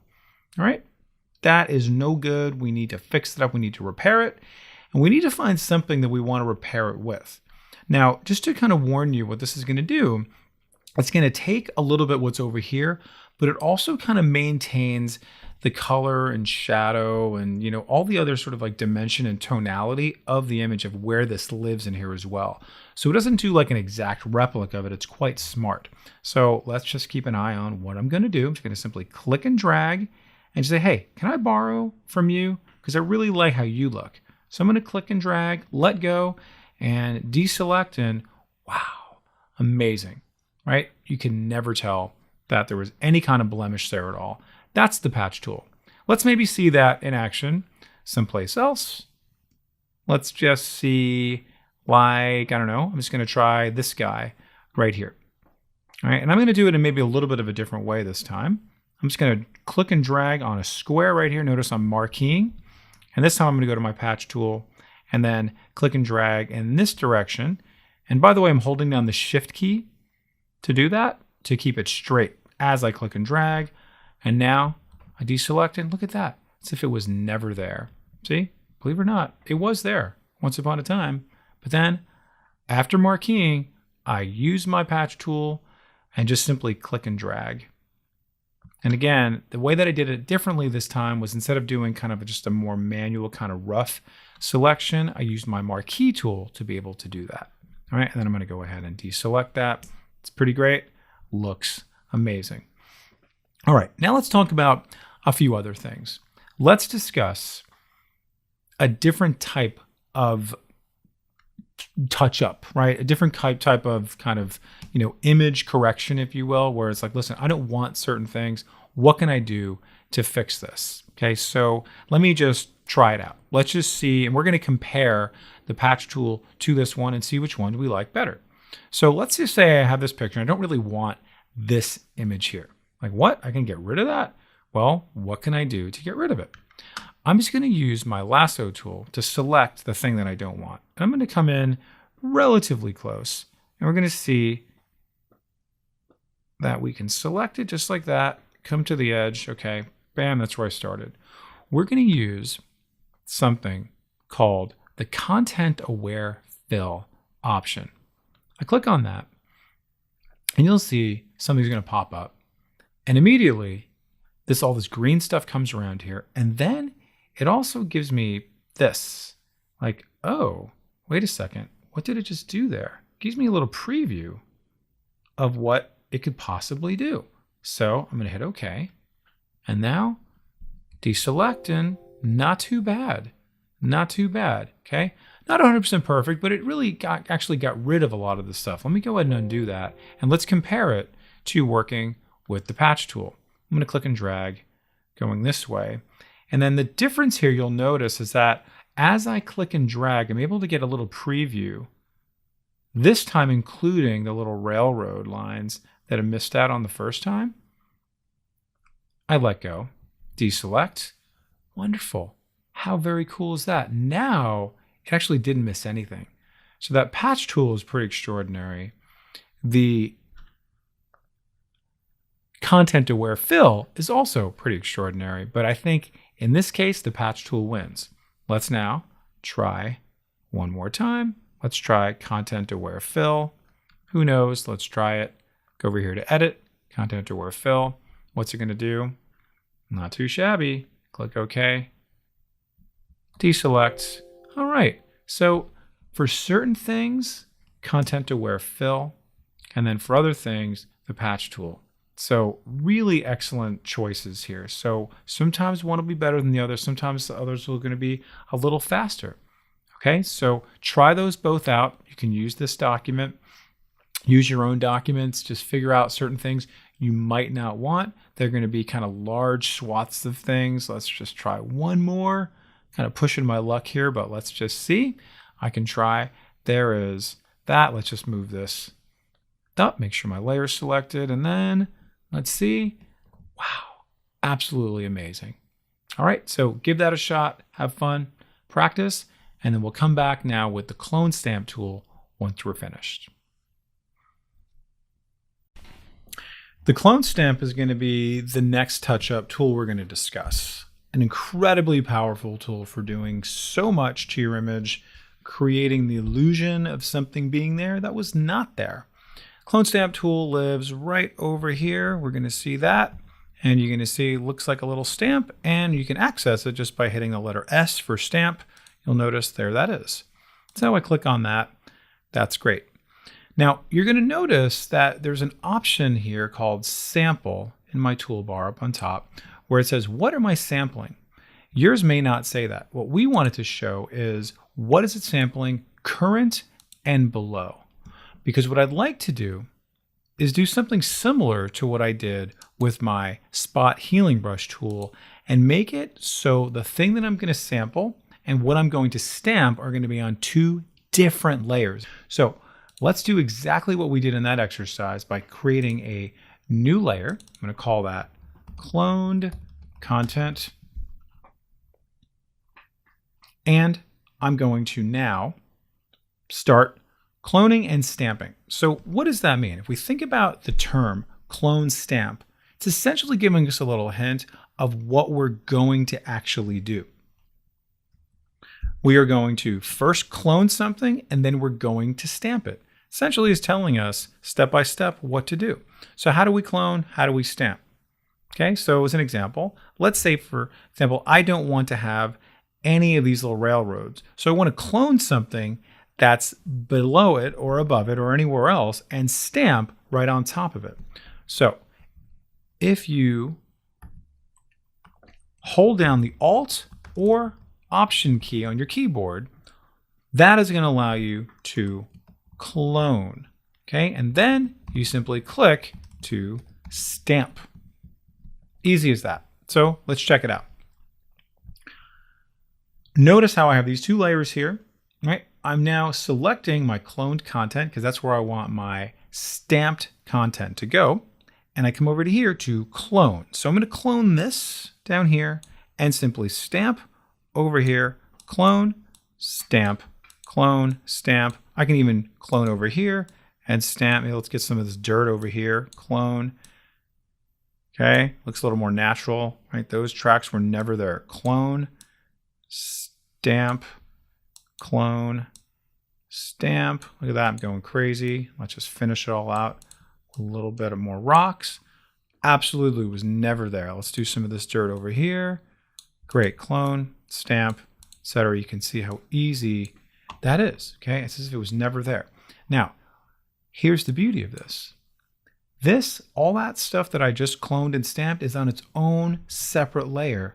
This layer right here called clone content, because that's what was selected and that is what I had chosen from my drop-down menu. So if I click on this, you'll see I can always bring that back. And remember, I brought down the opacity on the wrinkles. I can easily do that. Same thing, bring down my opacity. I can move these around, right? They're their own document now. They're their own element. I can even put them into my own document if I want to. Now let's go ahead and do this window here. So I'm going to clone this and stamp it elsewhere. So notice it gives me a little preview. I look, okay, now there's a new window here. Let's do it again. Clone, stamp. Now, if I really wanted to have control over this, I would maybe undo that and I'd put that on another layer altogether just for that window. Because in case it's like not perfect, I can then bring that to where I want it to be. Okay, and that's what's the beauty of doing this, because guess what? This is its own separate layer. I can now adjust independently, and now that is completely in my control of where I want it placed, because this is its own layer. So you've learned how to do clone and stamping on the most basic level, but I want you to learn it on a more kind of nuanced, advanced, and more sophisticated level, so you do it the right way, so you have the most amount of control over all of your content, of how you clone it, how you stamp it, where you do it, and in case you opt out, you don't want it, or potentially you want to do anything else to it. You want to put on an adjustment layer to it. You want to rotate it, right? You can do all kinds of different things to this thing right here as a result of putting it on its own layer.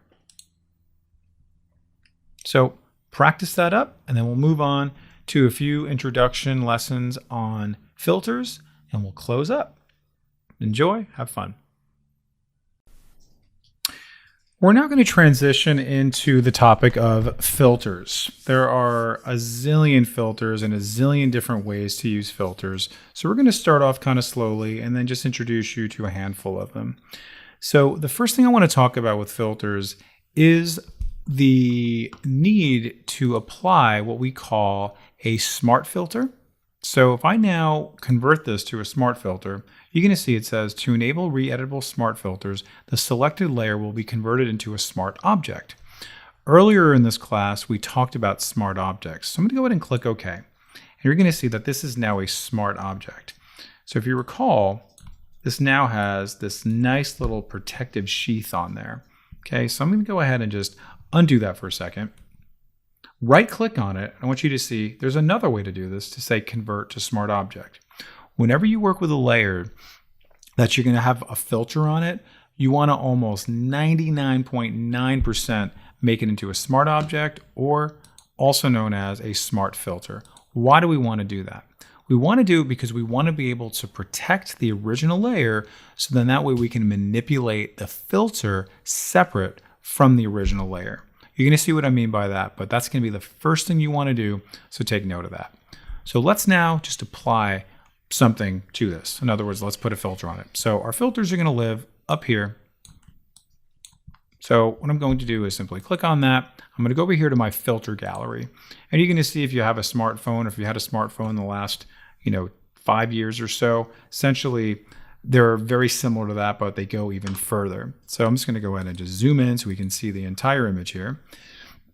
And you will notice that we have different categories of all these filters that we can do. Fantastic. Of course, you can go all day looking at these, but let me just go ahead and do a paint daub or a poster edge. Okay, that's kind of nice. Let's just try crosshatch. Okay, maybe some things more than others. Okay, that's great. Now I'll come back to my paint daub or my poster edge. Okay, actually I kind of like that one the best, but certainly experiment on your own. Now, I love this, but let's see what other options I can do with this. Now, you'll notice that on the right-hand side, I have all these different options. Almost all of these will give you different parameters and different kind of degrees you can explore each of these individual filters. So edge thickness, yep, that does exactly what I hoped it to do. Nice and thick, looks a little bit more like a kind of a cartoonish sort of comic book.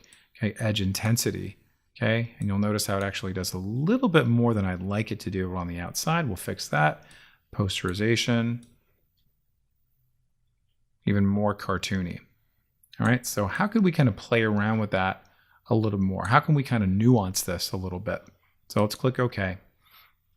And you can see, pretty good. I like that, not too bad. But now let's play around with the ability to do, guess what? Masking. Masking, masking, masking. So I want to turn my blindfold into a mask. So how do I do that? You guessed it, black and white and a brush. So I want to maybe remove some of this. I want to have a little more tempered control over it. So I'm going to go back to my brush, hit the B key, and then notice here is my black. That's going to poke a hole through my blindfold to make a mask. So I don't necessarily want all that. It really overdid it. So I can get rid of that. Okay, see, I have all the control in the world on this. Come a little closer, maybe not super close, not that much of a shave. And of course, I can control this brush in terms of the hardness. I can control it in terms of the opacity.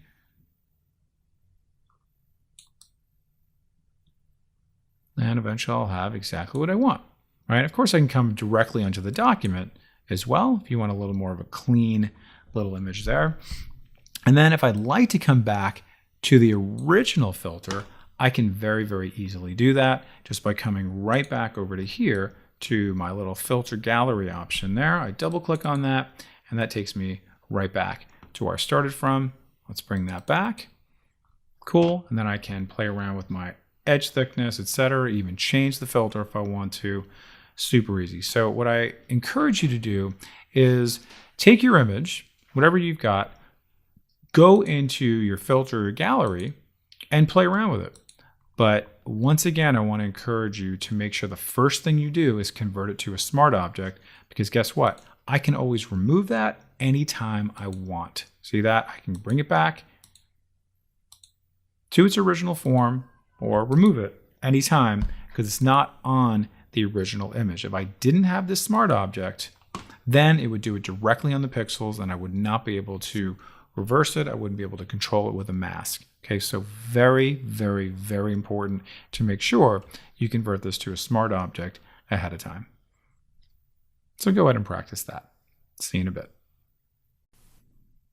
Continuing on with our discussion about filters, let's now talk about one of the more popular filters available, and that's around blurring. And there are a number of different types of blur filters you can do. Gaussian blur, radial blur, motion blur, and there's also the field blur. And the blurring tool options have really evolved over time to make it much easier for you to create what you want to create and really kind of manipulate certain parts and not affect other parts. Now we know there's a few other ways to do that by applying the smart object to your image here. So I'm going to go ahead and do that first. Remember, because this is going to be a filter, so of course we want to do that before we do anything at all. Okay, so let's go ahead and see what our options are. We're going to go over here to our filter menu and we're going to see that we have a blur option here and we also have another blur gallery option here. So you'll see that we have blur and we have a number of different just kind of like generic blurs. We have a Gaussian blur, which is a very popular one. A lot of people use that one. Motion blur, like I said, kind of create the illusion that things are moving. Radial blur kind of makes it more of a round blur, like you can kind of do that for like a wheel, kind of make the wheels in motion. You'll see that a lot of advertisers do that, kind of give that illusion. Okay, and you can see there's a number of other ones here that you want to experiment with. Let's go over to here to the blur gallery. And what we're going to focus on here is the field blur. And you're going to see that this gives us so much control. And in this case, we're going to create something known as depth of field in photography. So maybe you want to have something to have a depth of field, but you didn't get a chance to do it with your photography, with the photo that you took. And that creates the illusion of depth, right? It creates the illusion of depth by making the foreground in focus while the background stays out of focus. Okay, so it's a nice sort of like visual effect for the audience. So let's go ahead and click on Field Blur. And right away, it takes me now to another window that everything gets blurred. Okay, that's great. And I have this little circle in there that kind of shows me that, okay, bam, everything is now getting blurred. You'll also notice that my mouse now turns into a little pin with a plus sign, which allows me to, guess what? Choose different parts that I want to be blurred. So first thing I'm going to do is now move this over what I want to be blurred. So I can then click on this, click on another thing, and I want both of these things to be blurred by a certain degree. Okay? But I don't want this one to be blurred. So what do? I also need to click on this. And guess what? You're going to see in the upper right, I'm going to have these little options over here for how much blur do I want for that particular object. So this particular object has 15, this has 15, this has 15. So for this one in the foreground, guess what I want that to be? 0. Bring that down and watch this. Amazing. Right away, you see that effect.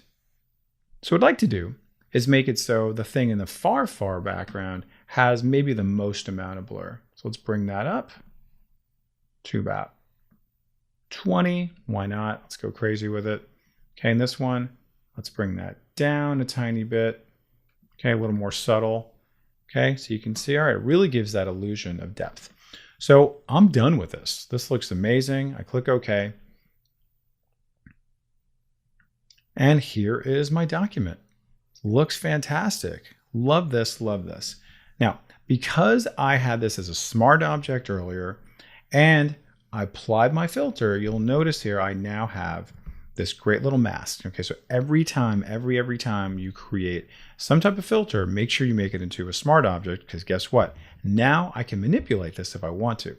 All right, so before we actually start playing around with our mask again, let's see how we can go back into our blur gallery and then change this. Maybe this is a little bit too blurry. So very simply, double click on this blur gallery option there, and I can click right back on here. I'm just gonna make that a tad bit less blurry, bring that up to maybe 19 or 20, something like that. Sometimes it's easier just to type it in. Thank you very much. That's great, love that. Click OK. And then just as a reminder, if I would like to then just manipulate part of the image, so let's just say the stuff around the pear, I don't want that to be blurry, I can do that, again, using my mask, accessing the brush tool, making sure that I have black as my foreground color, because I'm going to make my blindfold into a mask. Okay, remember that. So you can see it's a little bit blurry here, but guess what? I can clean that up a little bit.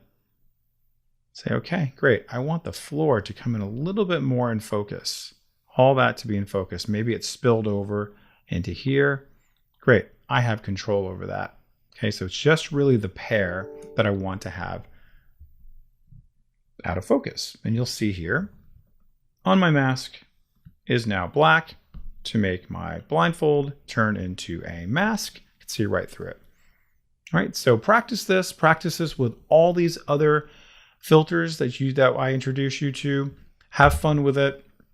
Go crazy. And we'll see you in the next exercise. Enjoy.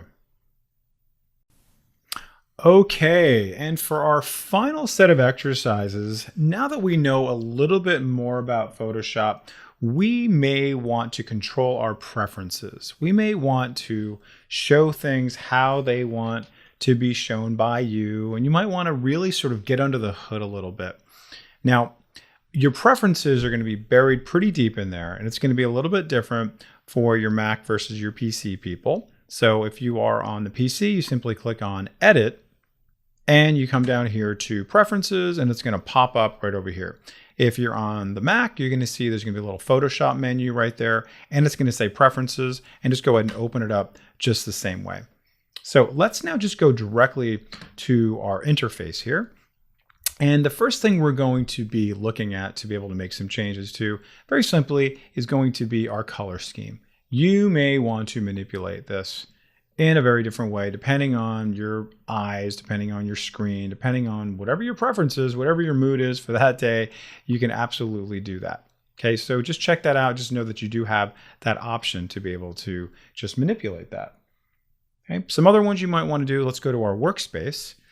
And you can see that we focused quite a bit on our workspace in the beginning. So you can see how you can change these things to auto collapse your icon panel. So the icon panel is the one that was on the right hand side, the kind of the small narrow one. So you can choose to auto collapse that when you are not using it. So you click on it, you don't want it anymore, you can auto collapse that and just make it go away anytime you want.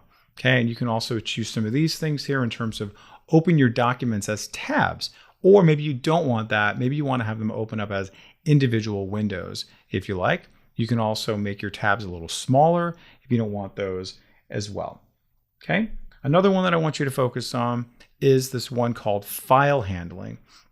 And this is a really important one because Photoshop can and probably will crash. So this is a really kind of important one that you will thank me for at some point, which is this automatically save recovery information, okay, after how long. So basically, when and if Photoshop does crash, you will see that it will be saving how many minutes ago. So if I click on this, maybe you want it to be saving every 5 minutes, maybe 10 minutes, maybe 15 minutes. I like to have mine at 5 minutes because if it does crash, at least like there's that much more that it's going to be saving, okay? So just keep that in mind. Now, the reason why you may not want to do that, because it does use up some processing power. It will use up your RAM, could use up your memory and your temp files. And if things get too clogged up, it may slow you down. It may slow down your computer as a whole. So just keep that in mind. Just depends on the speed of your computer. Okay. And then let's just take a look at maybe one or two more. Let's go over here to your units and measure. What is going to be your default? What do you want your default ruler to show? Do you want it to be pixels, inches, maybe something else that you're working with? You can change all this stuff here. Okay, you can change also for type. What are you kind of communicating in? And you'll also see here for new document for your presets, for print, you can see here it's 300 for your screen resolution. For web is 72. You can change all that. If you have a very different profile that you're working from, you can absolutely do that. Now, I encourage you just to go throughout all these different preferences. You're going to find ones that jump out at you that are going to be a little bit more interesting, a little bit more kind of, evocative in terms of what you're going to be working with, a little more meaningful. So experiment with them, see what jumps out at you, and then, empower yourself with whatever kind of changes you can make. Okay, so excellent. Thank you. I'm going to close out of this and just say one last thing about your preferences. I would recommend that when you're doing your preferences, make sure you have no documents open at all, because Photoshop may get confused that you only want to do your preferences for that particular document. When you have nothing open, the preferences are for all documents, okay? So just a nice little tip there in case things aren't working consistently. Just make sure that no documents are open as you do this. Okay, enjoy, and we'll see you in the next exercise. And by the way, please check out our other Adobe Photoshop Advanced class once you're done with this. Thank you, everyone. This concludes our Intro to Photoshop class. We've covered a lot of great tools and tips in this class, including drawing shapes, color theory, adjustment layers, masking, filters, layer effects, and so much more. Now remember, you have the exercise files to practice on, and I encourage you to watch this video as often as you need to and continue to learn, grow, and create. And please check out our advanced Photoshop video to learn even more. Thank you again. Hello everyone. My name is Dave Casuto, instructor for Learnit. Welcome to our advanced Photoshop class. Perhaps you've already watched my intro to Photoshop class and are hungry for more Photoshop fun.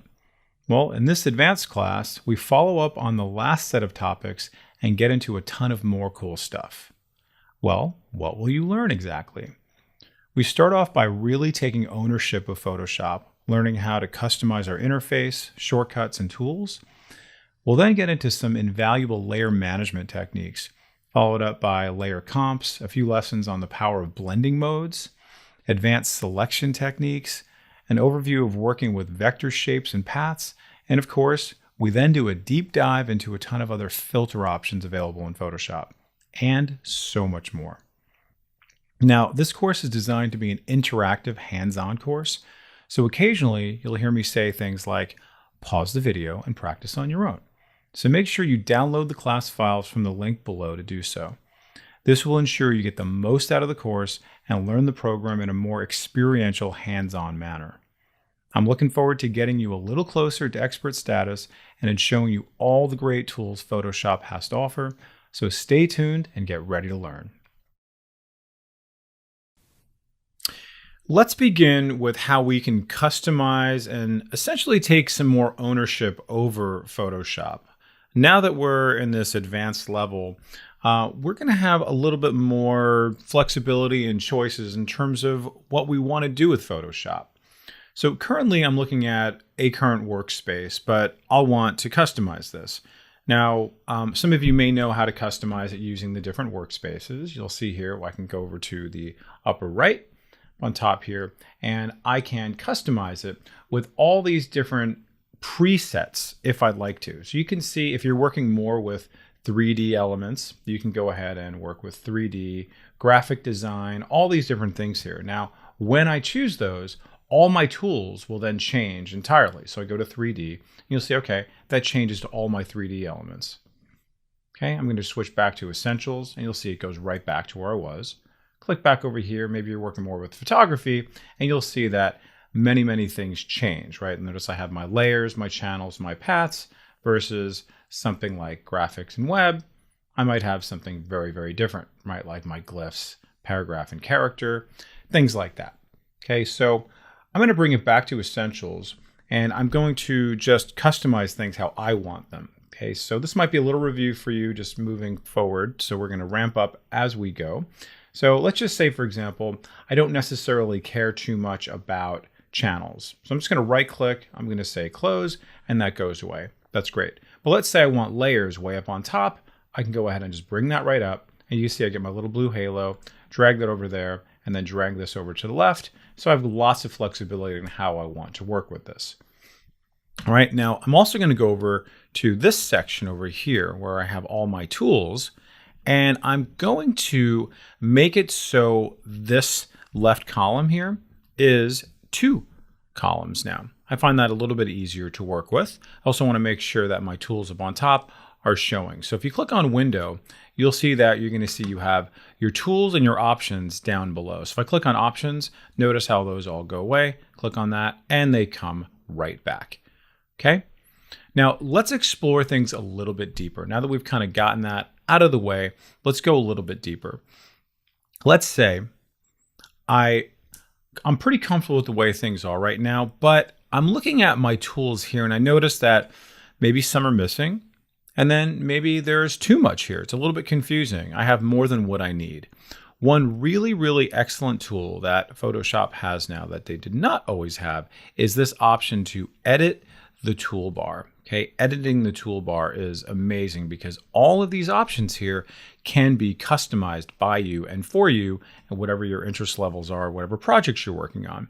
Okay, so I'm going to click on this here, and you'll notice it just gets indented. But when I right click, I get this option here to edit the toolbar. Okay, so right clicking on the 3 dots takes me to this place where I can now do a normal left click. It's going to take me to this place where I can customize this toolbar.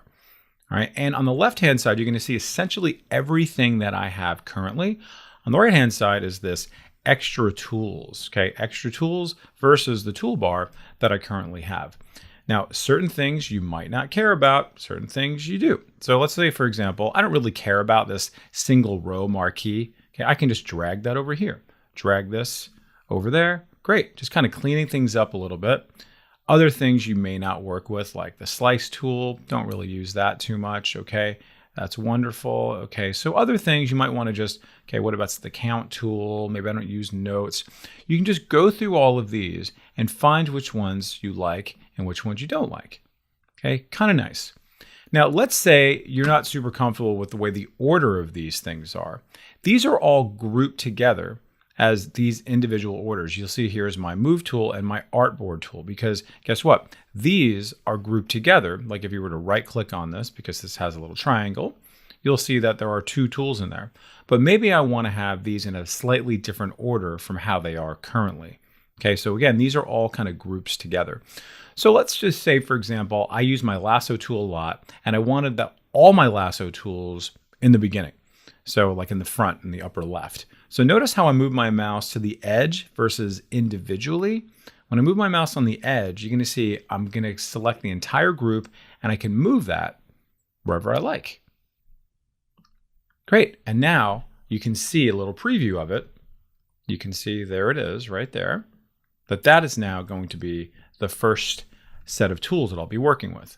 I can very easily move that back. Again, it's very easy to kind of just slip off to working with an individual tool. So I want to just come right back over to here, and I'll bring that back down.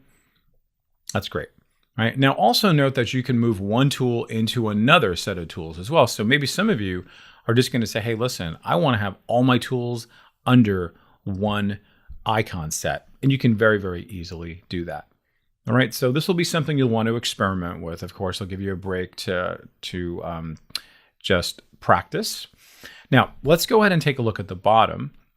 We see these options. Do you want to show these things or not? Okay, so you can see, do you want to show the shortcuts? Do you want to show all these options down below for your foreground, your background, your quick mask tool, for your screen mode? Maybe you never use those things. Let's get rid of them. So I click on that, and then notice my quick mask goes away. Okay, I just want to simplify things. Again, totally up to you. Now, if you ever change your mind and you want them back, you can very simply click on that. You can very simply drag this and move it wherever you want, right? Amazing. Just really very, very cool that they give you this option to completely customize everything you want, okay? And what you don't want, and then where you want it. Now, there might be some times when you just want to save a certain preset.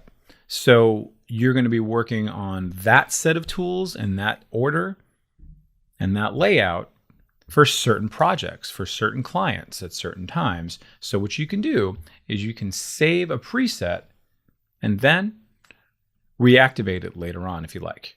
Okay, so if I wanted to save this, I could just click on that, and then you'll notice here it's going to save it as this TBR custom toolbar. That's great, and then it's going to be there for me later on. I'm not going to do that for right now, but just know the options there.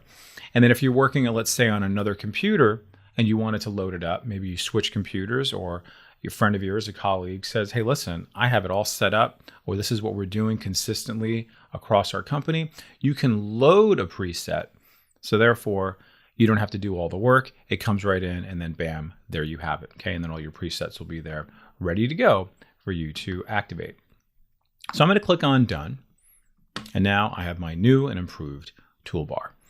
All right, now just a couple of things here with my toolbar that I'd like to do before we go to the next level of customization is I like to, number one, first of all, if you haven't done this before, is with my Move tool, I like to make sure that my Auto Select is chosen and my Show Transform controls are chosen. Now yours may look a little different. Yours actually may be an icon versus a checkbox, but it essentially accomplishes the same thing. All right, so just make sure we're all on the same page here. Now, the next thing I'm going to do is I'm going to show you how you can customize some keyboard shortcuts. There are a lot of keyboard shortcuts. You can see here, you can move your mouse over it, and you can see there's the Move tool, there's the Lasso tool, etc. And you will see that there are parentheses next to all of these, okay? You can see parentheses L for Lasso. There's a parentheses next to Move, a V for Move. Okay, that's great. How about Type? Okay, T for type. So if I were to go to T, just literally T, not Command or Control T, and that pops right up. I'm going to go to M for marquee. I'll do V for my move tool, L for lasso. These are pretty great. So these are just regular like keyboard shortcuts over here in our toolbar. But certain things have keyboard shortcuts. Like for example, if I go to image, you'll see that there are keyboard shortcuts found here. But some of these things do not have keyboard shortcuts. Like for example, if I go to file and I want to like place embedded, right? That's something I do all the time. I would love for them to have a keyboard shortcut for that. In other programs, they do, like InDesign.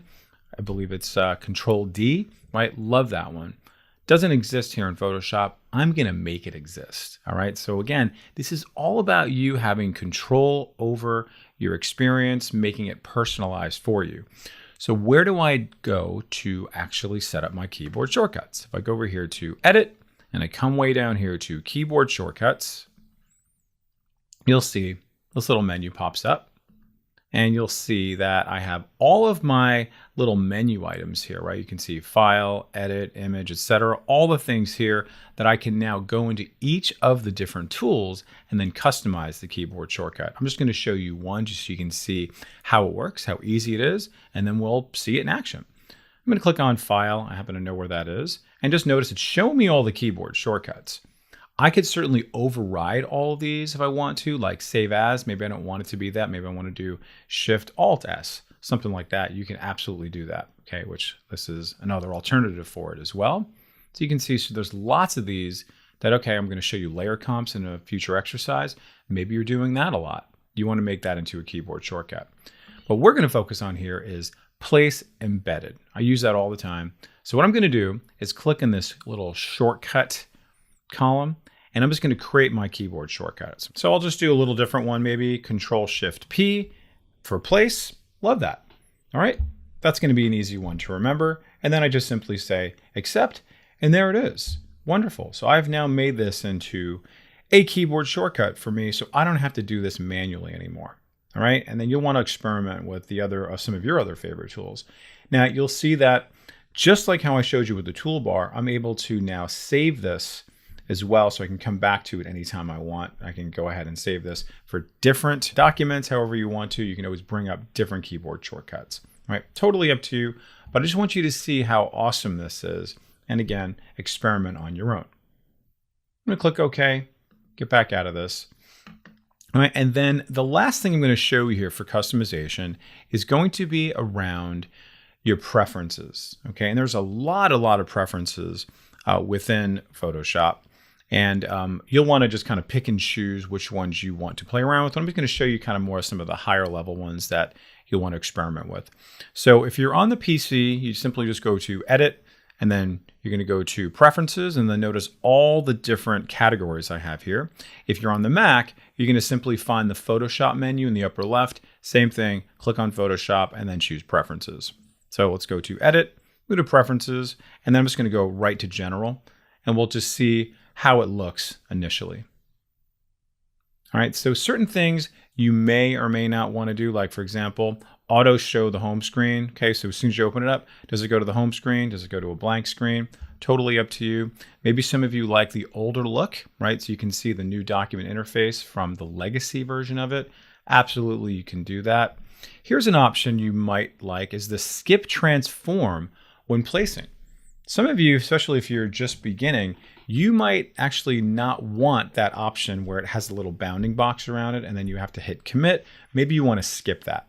Okay, so you have lots and lots of options here. Again, just kind of really spice to taste. Your interface, you'll see here, I can say, hey, I want to change my interface to a totally different color. Maybe just depending on how your screen looks, how your eyes look, maybe it's your aesthetic preferences.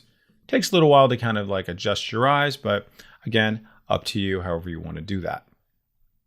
Now, if we go over here to Workspace, you'll see that I'm going to have a lot of different options here in terms of how I want my workspace to be shown. All right, so you notice how I have this auto collapse iconic panels. What does that mean? This area over here is known as my iconic panels. So it could be that when I click on it and I'm not using it, I want it to auto collapse. I want it to then just sort of like go back to where it was. I don't want to have to do it manually. It's just going to automatically go back. So I can set that to do that if you want to. All right. You also might want to change how your documents are opening up. Notice I have a tab up here. You might want to change that to just opening up into floating windows. If you'd like to do that, you can also make your tabs a little smaller. If you like to, you can see that does that. On, off. Okay. Just like that. All right, now let's take a look at our units. Some of you may decide that you want to change your basic unit of measure, the default, to be not inches, but pixels, because you're working more with web stuff versus print stuff. Okay, maybe picas is the way you want to go if you are working with more print stuff. Okay, so you can change that. All right, but a good rule of thumb is that you want to make sure that no documents are open when you do this, because then it will change it for all documents moving forward. Right? And then a few other things around resolution, what's going to be your default for new documents. You can change all these things here. And then some of you may be going a little bit more advanced with guides, grids, okay, and if you are working with slices. And you just might want to change the color. You also want to change the look and feel of it. Okay, so when you're working with guides, it's a really great way to stay organized and stay aligned with your content. You can change the colors of these things like really easily to pretty much most basic colors. And you can see here, you can make it dashed, you can make it just a solid line. Again, up to you. All right. And we'll talk a little bit about artboards in a little bit, but you'll see how the artboards are also going to have an opportunity to change the colors for those. And then if you are working with grids, you can not only see how you can change the color of what the grid's going to look like, but how spaced out do you want your grids to be? And this is actually a really nice tool if you're kind of building things up almost like an architect would, right? Where you actually want to have things every so inches or millimeters, something like that, to be very, very specific and have a lot of sort of perfection around things. So you want to have those grids there for when you finally do snap to those grids, everything falls in line according to that layout that you have here. Okay, and then the last thing I'm going to show you is this file handling. Now, this is something that I always recommend, even in the beginner classes, to save your work often, of course, but sometimes we don't save our work, and sometimes Photoshop crashes. So this file handling will actually address some of that issue if Photoshop does crash. And you'll see that there's this option to automatically save recovery information every how many minutes.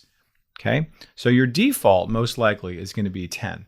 Some of you may have it more, some of you may have it less. Okay, so I'm going to keep mine at 5 because guess what? There's a lot of genius that happened just in those last 4 minutes, or I don't want to go beyond those 5 minutes because guess what? All that might be lost if I have it at 10 minutes. So what would happen is that Photoshop will come up and say, hey, listen, I noticed that I crashed on you. My apologies. Sorry for that. But I was saving some things for you. So can I bring that up for you so then you can recover it? Okay. So fantastic. So you have all that set to go.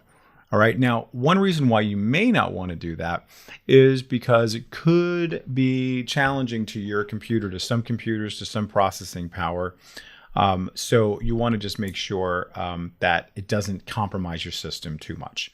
All right. Now there's a lot more options here. I recommend just going a little bit deeper into these, and certainly put on the comments if you have certain ones that you want, the community to know about. Okay, but there's really a lot to focus on. I'm giving you kind of the more high level ones, a little more than what we did in our beginner class, but certainly experiment with these, and we'd love to hear from you as far as what rises to the top for you. So I'm going to click OK. And the last thing I'm going to do is I'm going to save all of those kind of shortcuts and everything else so that I can use these over and over and over again. Okay, because right now I'm still working with essentials. Okay, and you'll notice I have one from my beginners class, this Dave's Faves. We're going to do a different one now that I've kind of gone a little bit more in terms of my tools and my shortcuts and things like that. Okay, so let me go ahead and just save that. So I'm going to just come over to the drop down. I'm going to say new workspace.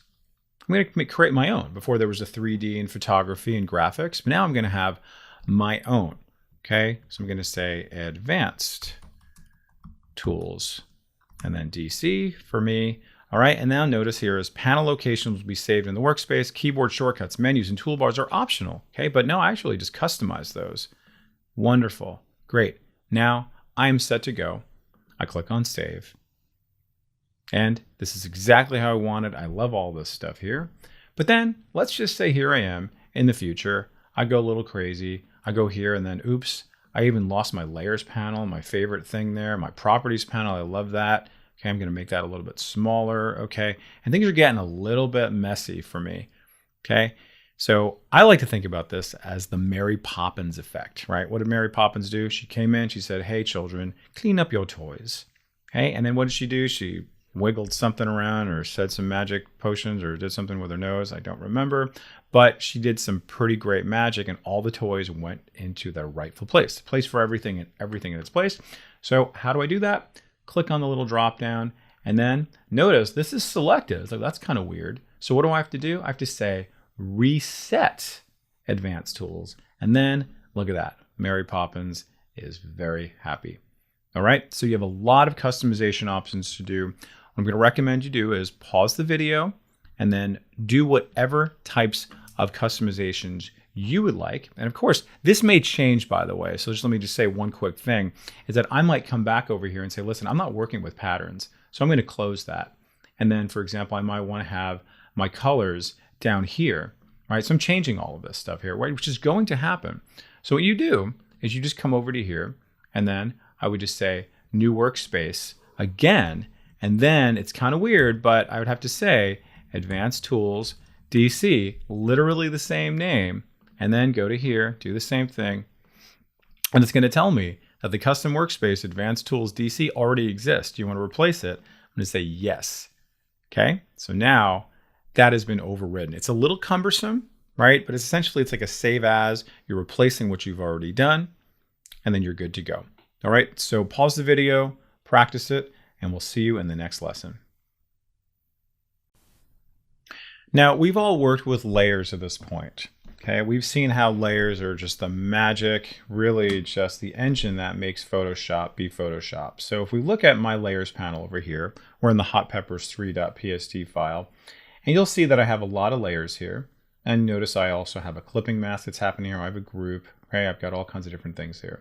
I'm going to bring this out so I have a little more for me to work with.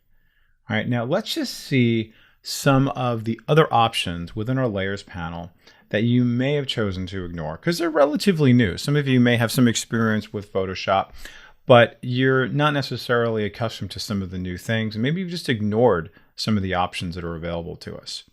All right, so let's take a look at some of these options over here up on top. Okay, so these are really extraordinary when you have lots and lots of layers. It's really great for viewing what you want to view and for filtering out for certain elements and also for searching for what you want to. Okay, so let's just take a look at what we have here.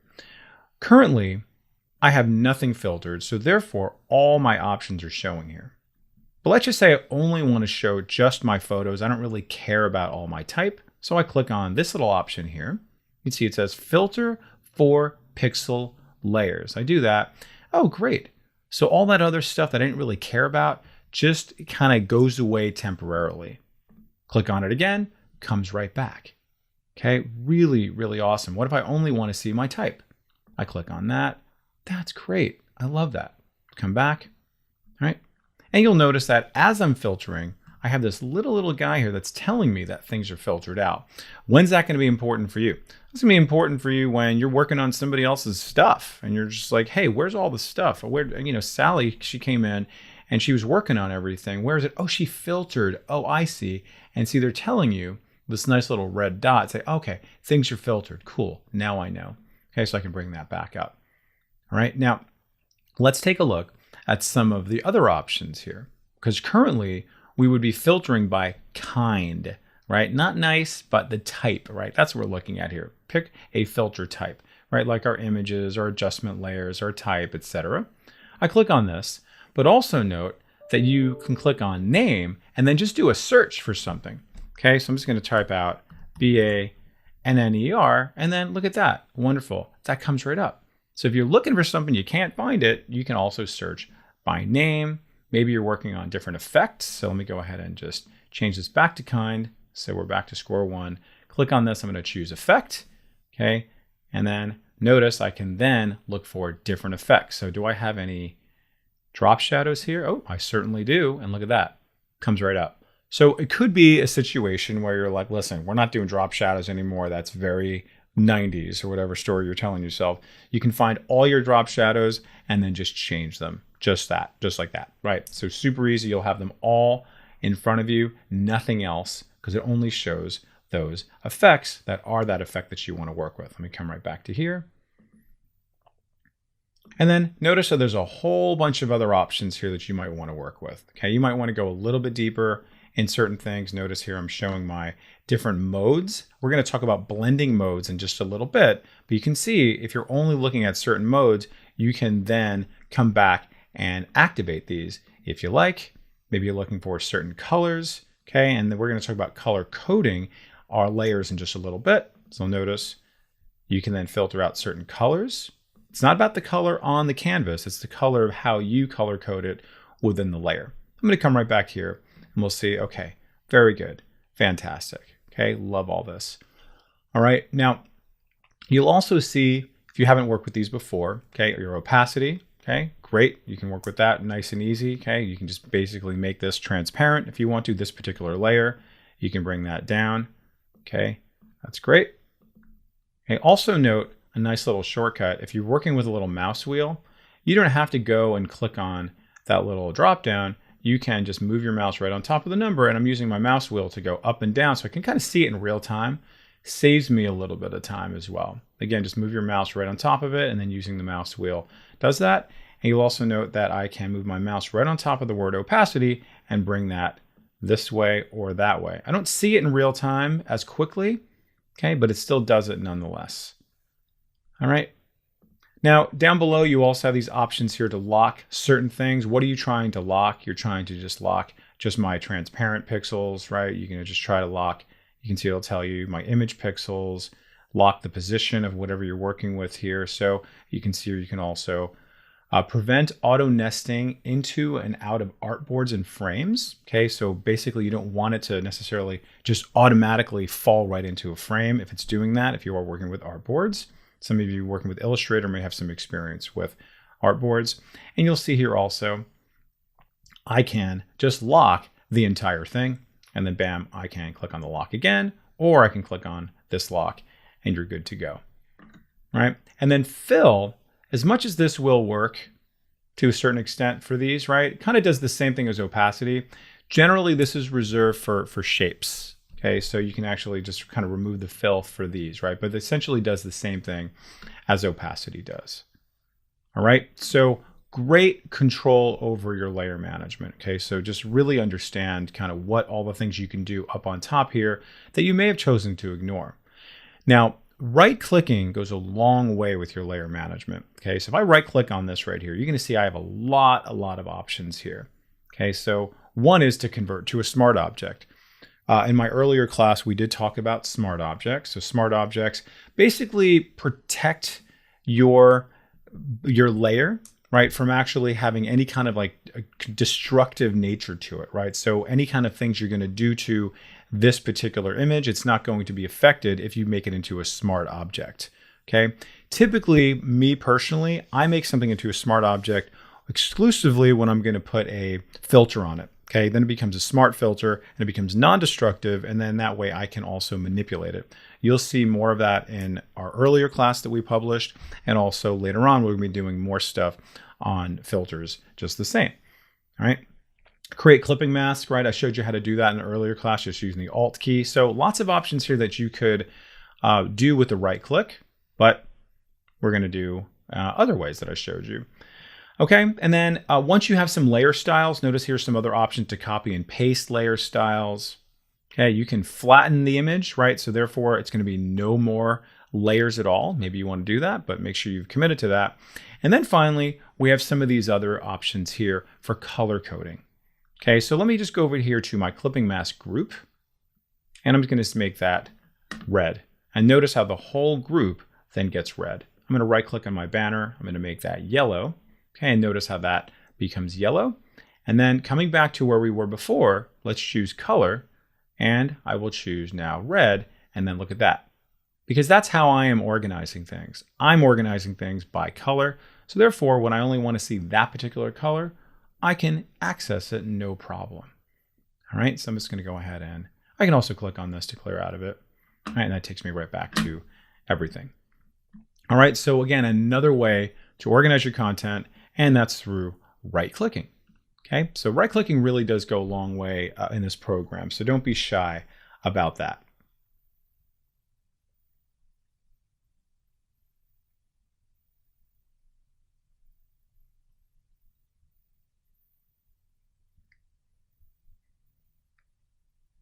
Okay, and you'll also see how I have a group here, right? This is a clipping mask group.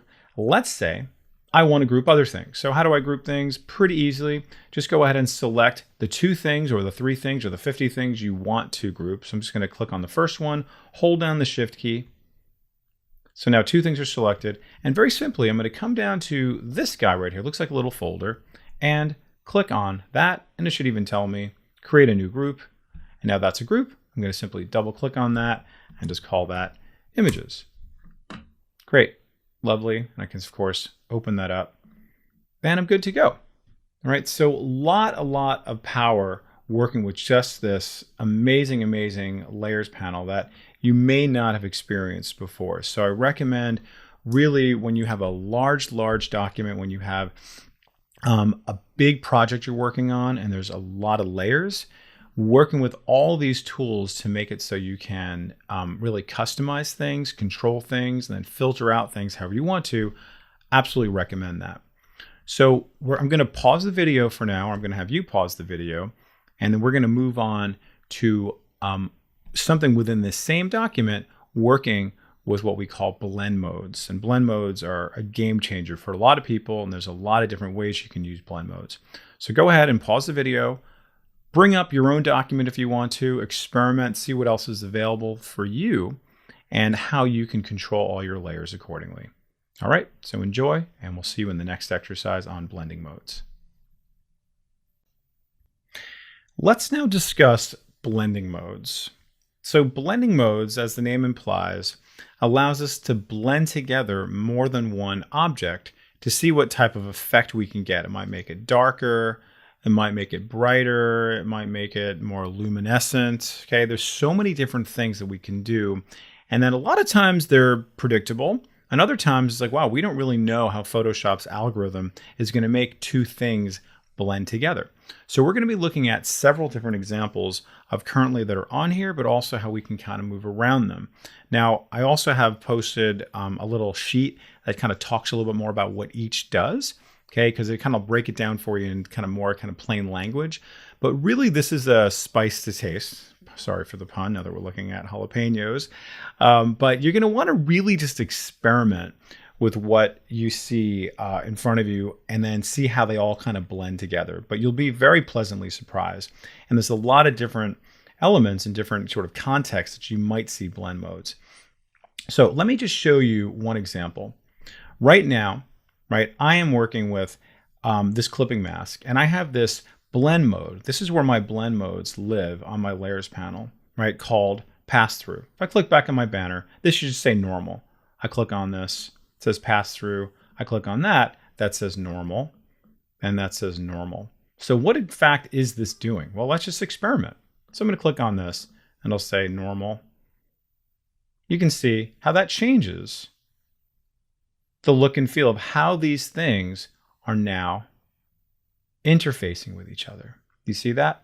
So everything that's underneath it is what's making the blend of this to all these guys here do what it's doing. Okay, so pretty extraordinary, right? To be able to get such a magical, quick effect without really a whole lot of effort. All right, let's try something else now. Let's now work with our peppers. Okay, do you see here I have my peppers? You can see they're there. And you'll notice that there is a background.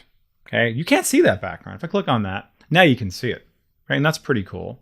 All right, but I want to kind of create something a little bit more interesting, a little more visual interest, something that I could not create myself. I'm going to have Photoshop do it through a blend mode.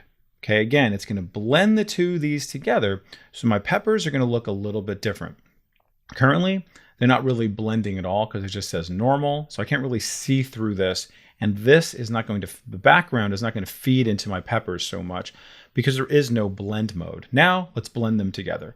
I'm just going to choose dissolve. And let's just go through them one by one. And I'm just, by the way, just hitting the arrow key just to go through them one by one. So I start off, dissolve, nothing too fancy.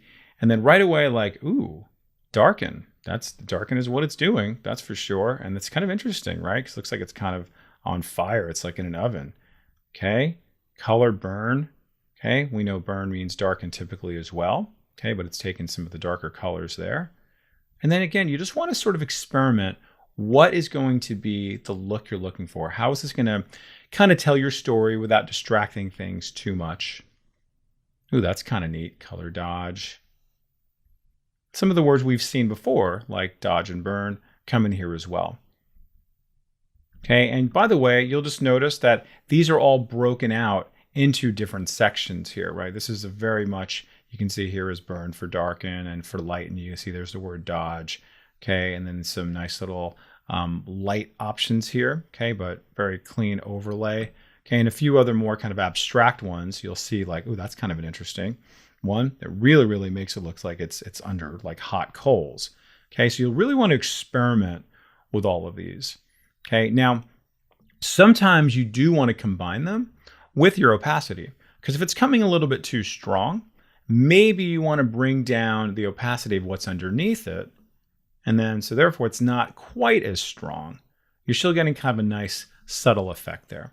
Again, this is very much a spice to taste type of thing, right? So really experiment with it. This is a good document to experiment with, but you may have one or two things that you want to work with. Certainly type with something that's underneath it can really have a pretty extraordinary effect. So work with that. Now, you're going to see blend modes in a number of different capacities. All right, I'm just going to show you just one of them, and then I will point it out as we go through our class, how you'll see them again and again and again. All right, but the more common way you'll see it is typically going to be underneath where you have your effects. Okay, so maybe you've done effects before, right? Where maybe you've done a drop shadow, or you've done a glow. Okay, what we're going to do is we're going to do a color overlay for this particular banner. So you'll see lots and lots of options here. I'm going to say color overlay, and it's just going to color it with black. Okay, not what I want, but sometimes that's pretty good, right? Maybe that's actually exactly what you wanted to do. That's great. Color overlay, fantastic. You'll also notice here's the option for opacity. Maybe I just want to make that just slightly kind of darkened or whatever. Now this is coming in as black, right? You can see that. I don't want this as black. So what I can do is just maybe simply go over to here and just choose this nice little fire color of orange. Okay, that's great. Love that. Still not doing what I wanted to do, obviously.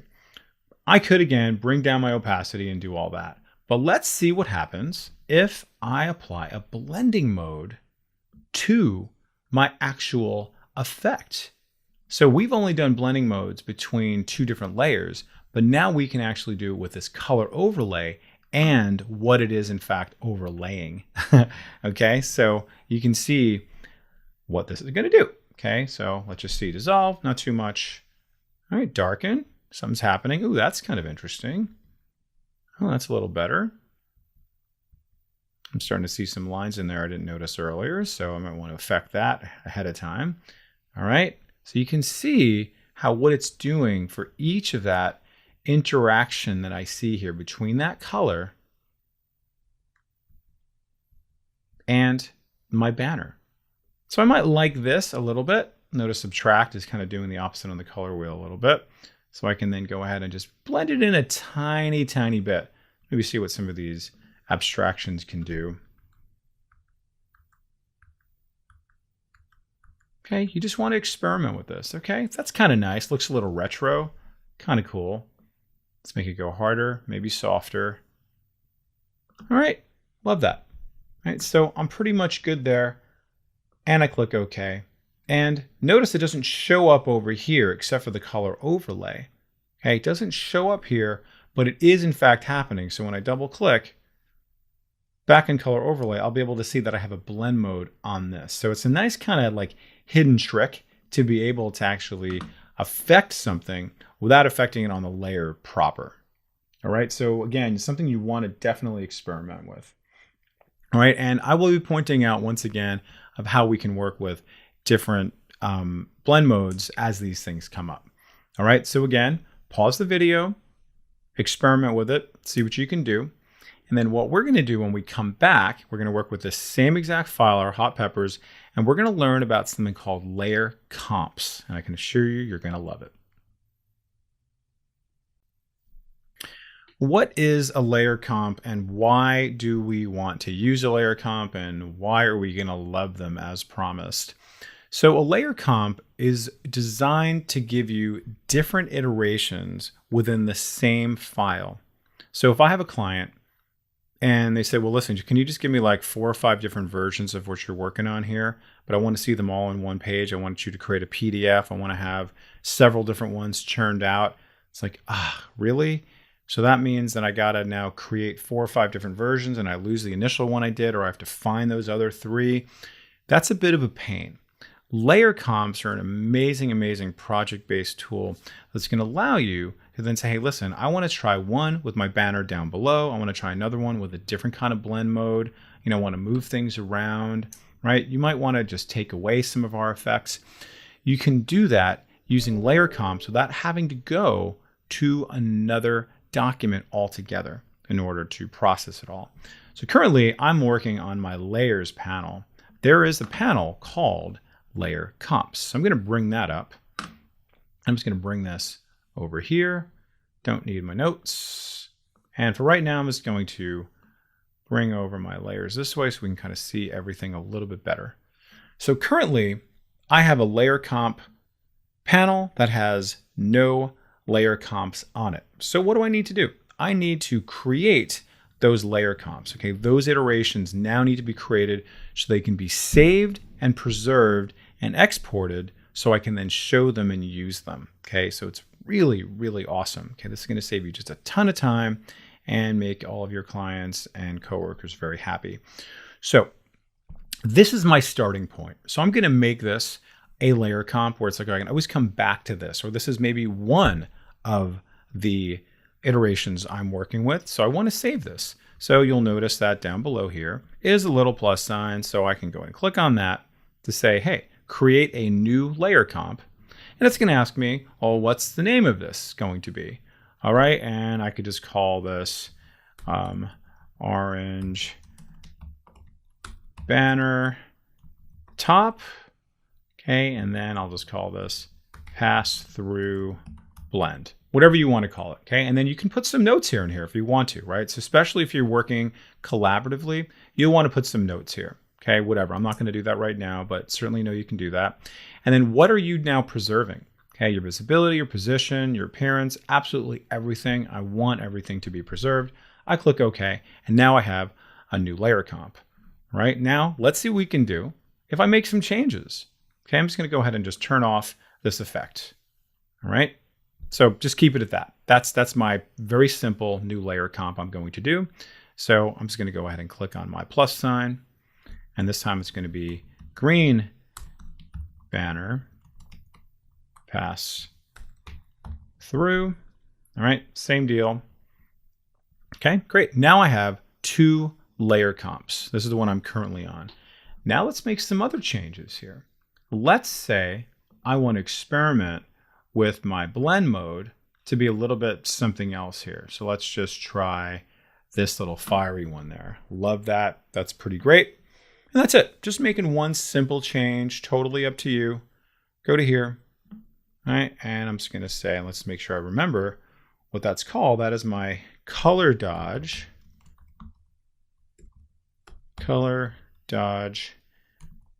peppers. Okay. And then again, green banner top. Click OK.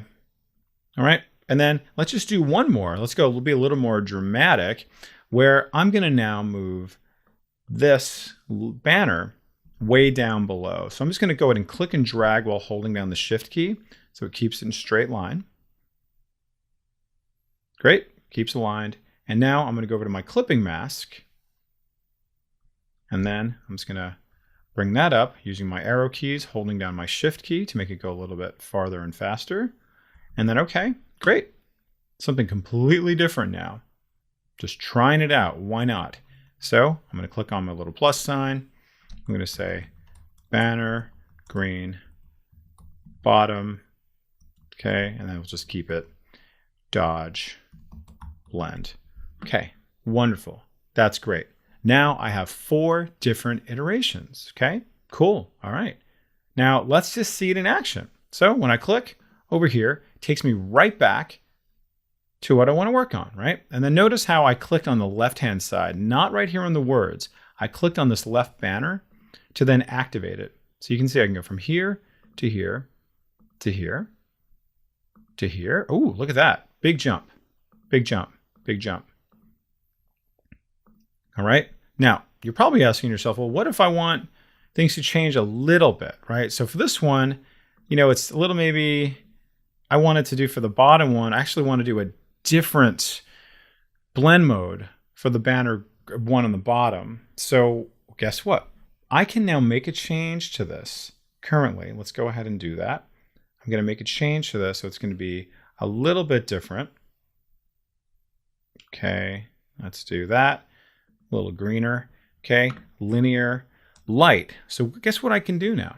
I can then refresh it and update it based off of what, let me go ahead and zoom in here so you can see what we're looking at. Just that guy right there. Basically saying, hey, update this blend mode with what you currently see on the screen. So I click on that and then bam, there that is. Okay, so if I compare the two, they are now different. Okay, and if I double click on that, I can then go back to here and I can say, hey, listen, this is going to be a linear light blend mode. Okay, great. Now that's all set. All right, so that's great in and of itself. But now the power comes in the fact that we can then export all of these individual layer comps as individual files, PDFs, PSDs, JPEGs, PNGs, you name it, whatever you want. So they're all going to be separate from each other. So how do we do that? If we go over to here to File, you're going to see way down on the bottom, there's going to be this set of exports. Okay, and you're going to see here is this option for layer comps to files, layer comps to PDF. So I'm going to click on Files for right now. And it's going to ask me very simply, where do you want to put it? So I'm going to click on Browse. All right, and I'm going to put this in my class folder here. All right, bam, there it's going to go. And then here is asking me my file name prefix, right? Just the name of the file. I'm going to keep that. That's great. And then it's asking me, well, what file type do you want to export this as? So when I click on the drop down, notice I can do a JPEG, a PDF, right? A TIFF, all kinds of different PNG options there. Okay, that's great. So let me just do a JPEG for right now. Notice you can adjust the quality. Let's make that super high quality. Click on run and then just watch the magic happen. Right? Just processing everything, processing everything. Layer comps to files was successful. Great. So now let's go ahead and see where they ended up and what they look like. Fantastic. Awesome. 1, 2, 3, 4 different JPEGs for me to work with, right? To me to share, me to put into a newsletter, me to put in a contact sheet, however you want to do it. But now notice I just have them, I can click on them, and they're going to be just these individual layers that I've created one by one by one. Look at that. Now I have them, saving me a ton of trouble in the future. Let's do it one more time. This time let's do it for PDF. So File, Export. I'm going to say Layer Comps to PDF, right? And then let's put it maybe in the same folder.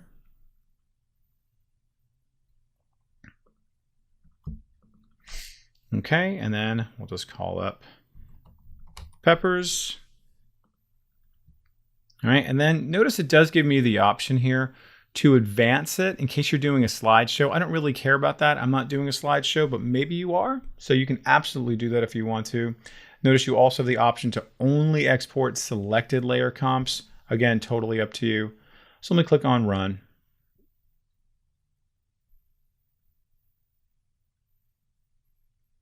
Same process, churning it out, doing the script.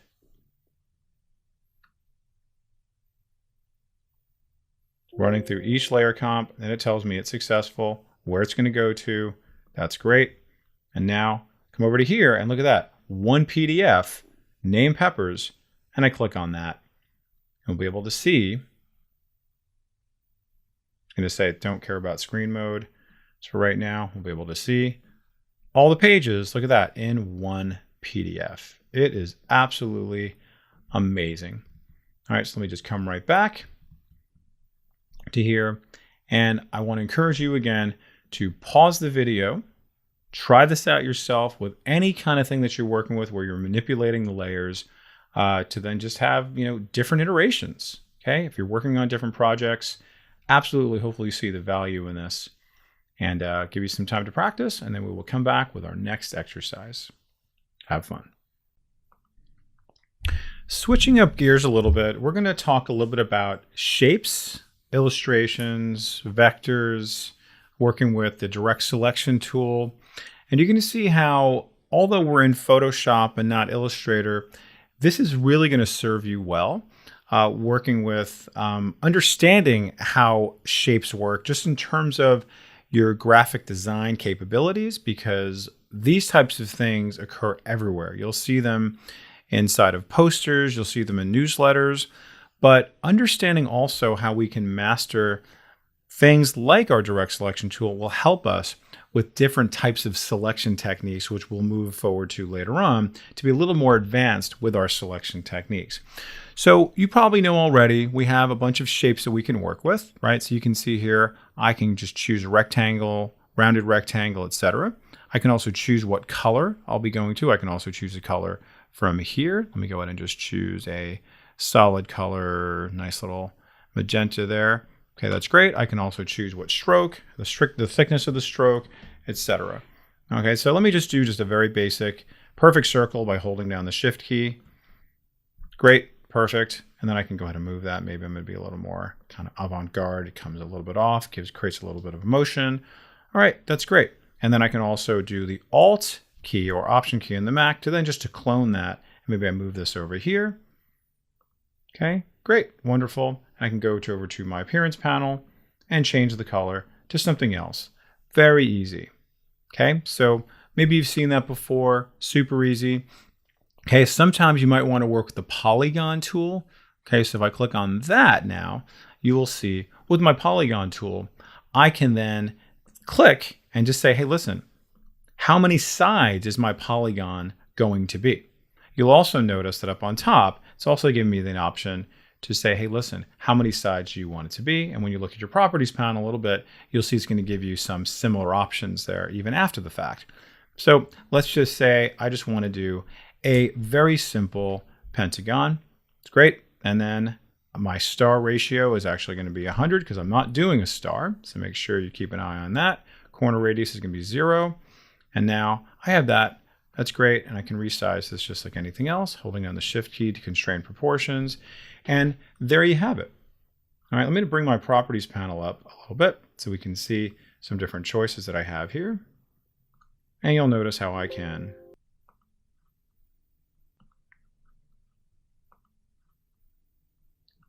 okay, and then I'm going to go ahead and resize that, holding down the shift key. And then don't forget to apply and commit what you're working on. Now let's bring out my properties panel, and I will see that I have all the options, like we saw the color fill, okay, as well as the ability to then actually change the sides here right there on the fly. So I just want to do that. Notice I can very, very easily do that. Let's just make that into a 6-sided shape. Okay, that's great. And then maybe I want to work with a 20 pixel corner radius. Let's make that a little bit bigger so you can see it. And that's a nice little shape very quickly and easily. Now you also have the option to do stars. So let's take a look at stars. So again, choose your polygon tool. I'm just going to click anywhere, and you will see that there's an option that comes up for how many sides you want, corner radius, same thing. But now we're going to talk about our star ratio. If you're planning on doing a star, this is kind of a neat thing. So how many star sides do I want? How many kind of points do I want? So I'm just going to say 10. It's a nice star. And then I have to say here, well, how is my star ratio going to be in here? So you'll see what that looks like. Essentially, it's going to be sort of the radius, if you will. Okay, so I'm just going to say, okay. And now, just like that, I've created a pretty neat star.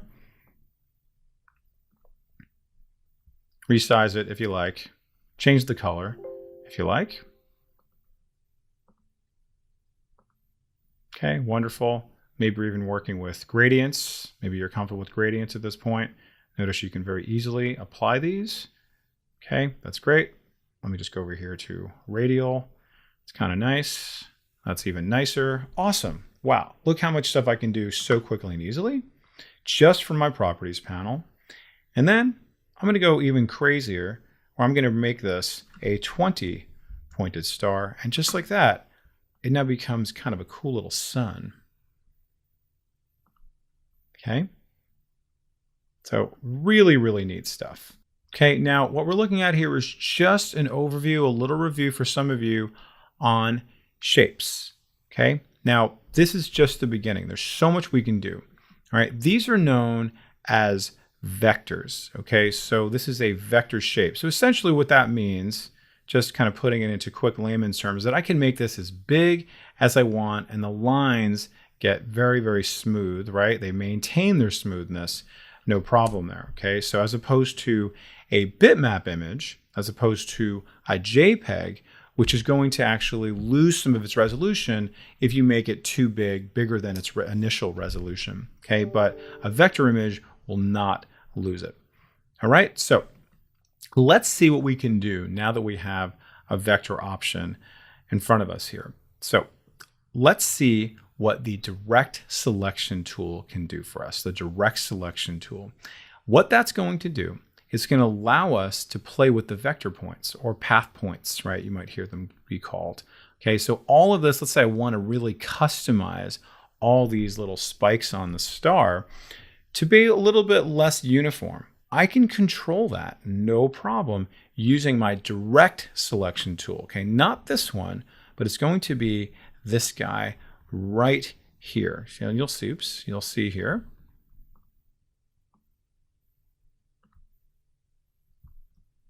How I get to it. So click on that. And it even tells me select the individual points and segments of a path, right? So these are all called paths. So you also might hear it called path points. So everything gets very activated as I do that. Now, if I click directly on one of them, notice how this one gets dark blue and the rest of these are hollow. See that? Hollow, hollow. But this one is solid because I decided to select on that. So I'm going to go ahead and click it, and then watch me as I click and drag, stretching that out. Okay? The operation will turn a live shape into a regular path. Yes, I want that. So very good. Now it's become kind of an official path and a shape, giving me all of the power in the world now to then play around with this. Let's make it kind of not so perfectly uniform. This is going to go way out here. This one maybe out here. Maybe his neighbor is going to be way out here. Okay, so you can see all the things that we can do to manipulate this shape. Okay, let's just go to another one. I just bring this over here, come back to my regular move tool, and let's just move that out of the way for a moment. And let's go over to here, go back to my direct selection tool. And then when I click on this one, you'll notice it's going to be a little bit different. Okay, it's going to be a little bit different because I have curves here. Okay, so when I click on this one, you'll notice that there's going to be these little guys right there. Okay, these are known as your Bezier handles. And by the way, this is a really nice introduction for Illustrator, by the way. So understanding how the direct selection tool works and also these little Bezier handles. But notice how you have this little option right here. And you also have this little option right here. This is now connected more to the shape itself, but this will actually control the curvature and the sort of magnitude of that curve, okay, as opposed to just like a hard right angle. So if I just simply click and drag this out, notice I'm just kind of making it kind of longer. Okay, making it sort of bigger. So I'm going to go ahead and say yes again. And this time, I'm just going to use this little Bezier handle and then watch what happens to this little curve right here as I do that. Click and drag out like that.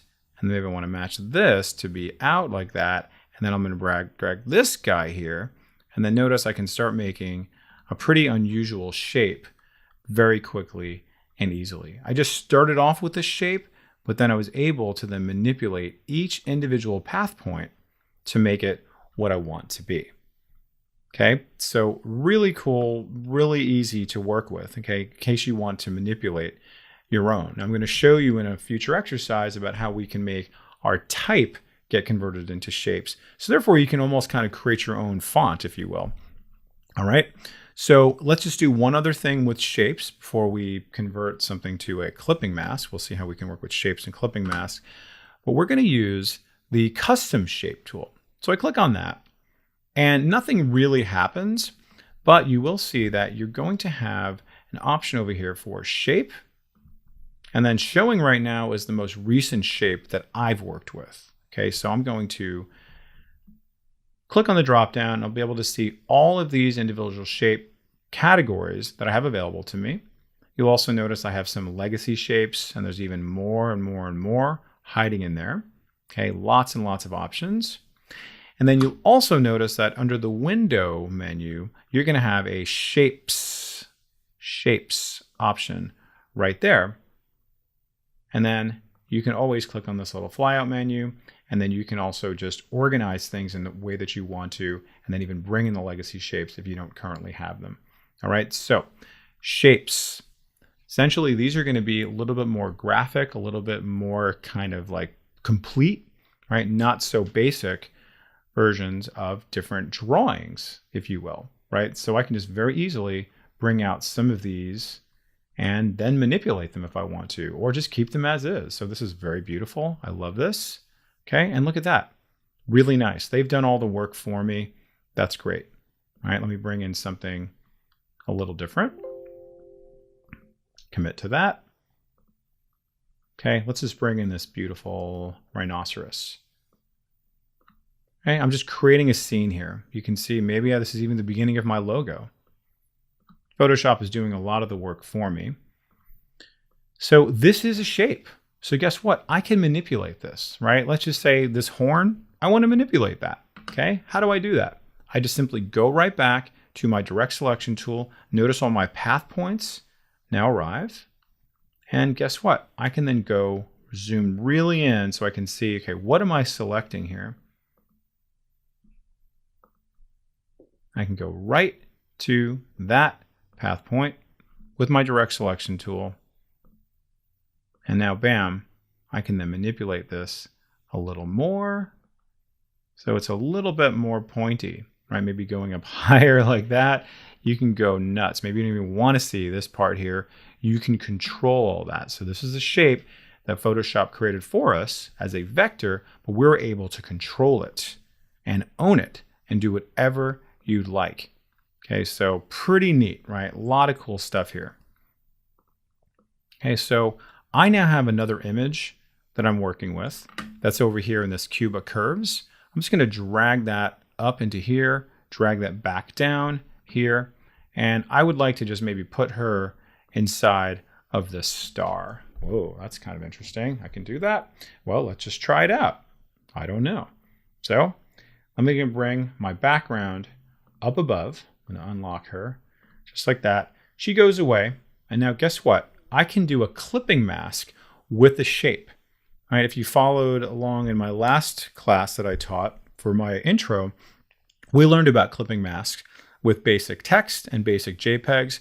But text essentially kind of acts as a shape in a way for you to frame your image however you want to do it. So if I want to make this clip into this, very simply hold on the Alt or Option key and click. And look at that. How cool is that? Now she is the star. She is living inside of this little sun. And I can do all kinds of interesting things here. Let me go ahead and just bring in a solid color background. Let me bring that down underneath. Okay, cool, fun. Maybe you want to go a step further, do a gradient background instead. Okay, you can do that just the same, have lots of fun with it, and then just bring that down below.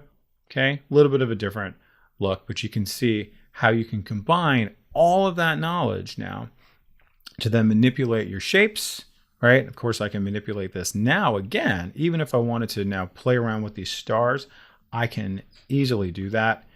Now bring this up a little more, show some of the image. You have all the control in the world to be as creative as you want with kind of minimal effort, you know, kind of cool. Now I can see more of that image that I couldn't see otherwise.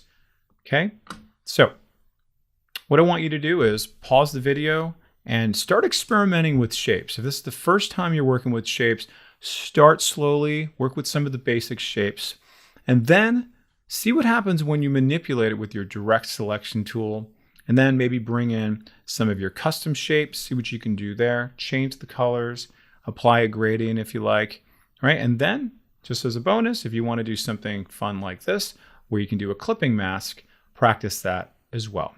Okay, enjoy, and we'll see you in the next video. Let's talk about text, baby. We're gonna go a little bit deeper than you might have gone with text in the past, where we're not going to be doing about typography and leading and all that stuff. You can watch our intro class on that. We're going to talk about how we can work with type as shapes, and also why we want to do that, and then also how we can work with type on a path as well. Okay, so why would we want to do type as shape? Number one, you may have your type coming in when you're printing it slightly pixelated. Okay, so when that happens, you want to do what we call creating as outlines or converting it to shape. So your printer might say like, hey, listen, it's coming a little pixelated. Can you convert them to shapes? So if I were to try to print this, it's going to look a little jagged or whatever it is, just because it reads it as like a bitmap. If you convert that to a shape, that'll address that problem. That's going to be number one. Another reason you might want to do that is to be able to kind of create custom fonts, right? I like this, but I don't love it, so I might want to change it. It's a starting point for me. So you can be super creative and then make your text look exactly how you want it to. Okay, so really cool. So what can we do? How do we do it? So right now, this is just regular type that I just typed out, right? No big deal here. Okay, just click on it. Okay, that's great. Now you'll also notice, bring my layers panel out here. I have this Photoshop layer. It's a type layer. You can see there that is. Now I'm going to right click on that, and you're going to see there's this option here to convert to shape. Okay, so if anybody ever says like, hey, create outlines out of it, in Photoshop, this is how you do it. In other programs like InDesign and Illustrator, they literally say create outlines. So I'm going to click on convert to shape, and you'll see just like that, it's going to look very familiar if you watched our last exercise about how we worked with shapes themselves. Okay, so now they're all individual shapes. Okay, they're not manipulatable anymore as type, just know that. All right, but I'm going to have all the control in the world now to now just select this, this, and this all independently as individual shapes. And of course, you'll notice how I get all these individual path points for me to work with. Okay, so let's just say I wanted to make this H look a little different, right? Let's make it kind of like a metal kind of look, right? Like metal, like heavy metal. So if I click on this now, using my direct selection tool, notice how I get all my hollow white path points, and now I get this solid one. I can just simply click and drag that up. Let's do this. Very different look now, okay? Just like that. Okay, maybe I'm gonna make this a little bit smaller, kind of be a little more fun. Okay, cool. All right, so just a little bit of a different look because now these are individual shapes that I can work with. Okay, so really cool, excellent. So just, you want to kind of play around with these just the same. Now, we have not gone deeper into working with shapes in terms of the pen tool. I'm going to show you one little excellent kind of featurette that lives inside of the pen tool, and that is to convert points. Okay, we have not worked with any of these to actually draw some things. That's a little bit out of the scope of this class, but we may dabble a little bit of that when we get into our advanced selection. But what we're going to do here is convert the point. What does that mean? convert the point. Let's say I want these to be rounded. I don't want them to be this kind of like hard angle. So if I click on convert point and then I click and drag on this, I've now got a nice little bubbly, see that? Now it's going to look like that. Okay, and then maybe you've converted that to a microphone. Cool, that could be kind of fun. Or maybe you can make it into a paintbrush, something like that, right? Whatever you want to make it to kind of communicate what you're trying to communicate. Now I'm going to hold down the Shift key, and now I select both using my direct selection tool. This is selected, and this is selected. And I'm just going to use my arrow keys, bring that down, bring that up, okay? Just see how much control you have over this now that we've converted it to a shape. So you can be super creative with this. Now, these are still seen as a group. So in order to actually like excise these, sort of excavate them from this whole group, you would need to put them on their own individual layer. So if I go over to here and I just say the path selection tool and I select one of these shapes, notice I can go ahead and select it. Okay, and the path selection tool is living in with the direct selection tool, selects the whole shape inside of here. And then I do something that maybe some of you know already. I go to layer, new, and then layer via cut. It then will create its own layer for that object. Because otherwise, if I don't do that, if I make a change to this, it changes all of them. So as an example, if I click on this right now, when I make this its own color, I can now do that. If I choose, let's just say, this layer here with all my other letters, okay, and I make a change to it, it changes all of them. Do you see that? So what I need to do is now just extract this out. So I'm going to go back to my path selection tool. I click on, let's just say this P, go over to here to layer, new, and then shape layer via cut. And this is a good keyboard shortcut to remember. And now see, this is going to be separate. So I might want to actually name these if that's going to be the case, right? Just to make that a P. Okay. And then I can change the color of this. So I can have all the control in the world now to make each individual letter its own individual color. And I can go ahead and move it someplace else. I can have a lot more fun with it because they're all now going to be kind of separate from each other. I can rotate it, you know, so you can actually kind of treat them like shapes, but it's going to spell something out. Okay, so next level thing we're going to do is work with type on a path. And you can see type on a path is relatively straightforward working with Photoshop, as opposed to other programs where you actually have to activate type on a path. So what is type on a path? I have a little path here and I want to put some type on here. Okay, and your path could be anything. If you know how to actually draw out some paths, it might be around a mountain, a cloud, a star, something like that. We're going to keep it nice and simple for right now. So I'm going to just choose my basic type tool. And you're going to see, I'm just going to kind of zoom in a little bit. You're going to see as I move my mouse with my type tool over the shape. Okay, let's go ahead and just make this shape active. And I move my mouse over it, you're going to see very faintly a little circle. And then as soon as I move my mouse right over the edge, you're going to see a little wavy line. I'm just going to go ahead and click. And you say, whoa, what does that do? It brings in a whole bunch of type based off of whatever the last font size I chose. And it also brings in all this lorem ipsum. You may have seen this before. So I wanted to use this as sort of a teachable moment to come back to our preferences so you can see maybe I don't want this coming in. So I'm going to go ahead and just hit escape and undo. So you can see back to edit and then preferences. There's an option here for type. And if you don't like all that lorem ipsum, you can see here is fill new type layers with placeholder text. So if you don't want that, go over here to the type tab and then just uncheck that and it will no longer come in. But sometimes it's a good idea because like for me, that font came in really big. So I was at least still able to know what it was. But just know that you have the option to turn that off if you like. Okay. And also just keep in mind what size font you're going to be applying right when you create the text box. I'm just going to go ahead and click. And then I'm just going to say around the world with Photoshop. Okay. And this is now text that I can easily highlight, change the color of it, whatever I'd like to do. Maybe I want to change it, use it to the same color here, or you can put all kinds of different things on here if you like in terms of a stroke, right? Drop shadow, all that good stuff. And now here comes the little bit of a tricky part. How do you move it around and around the actual shape itself? We're going to come back over to here to our direct selection tool.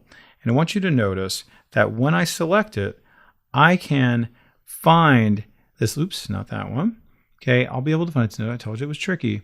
Okay, you're going to see that there's going to be like a little arrow right there that appears, a tiny, tiny little guy right there. You can barely see it. It's like a little triangle that tells me where it's going to begin.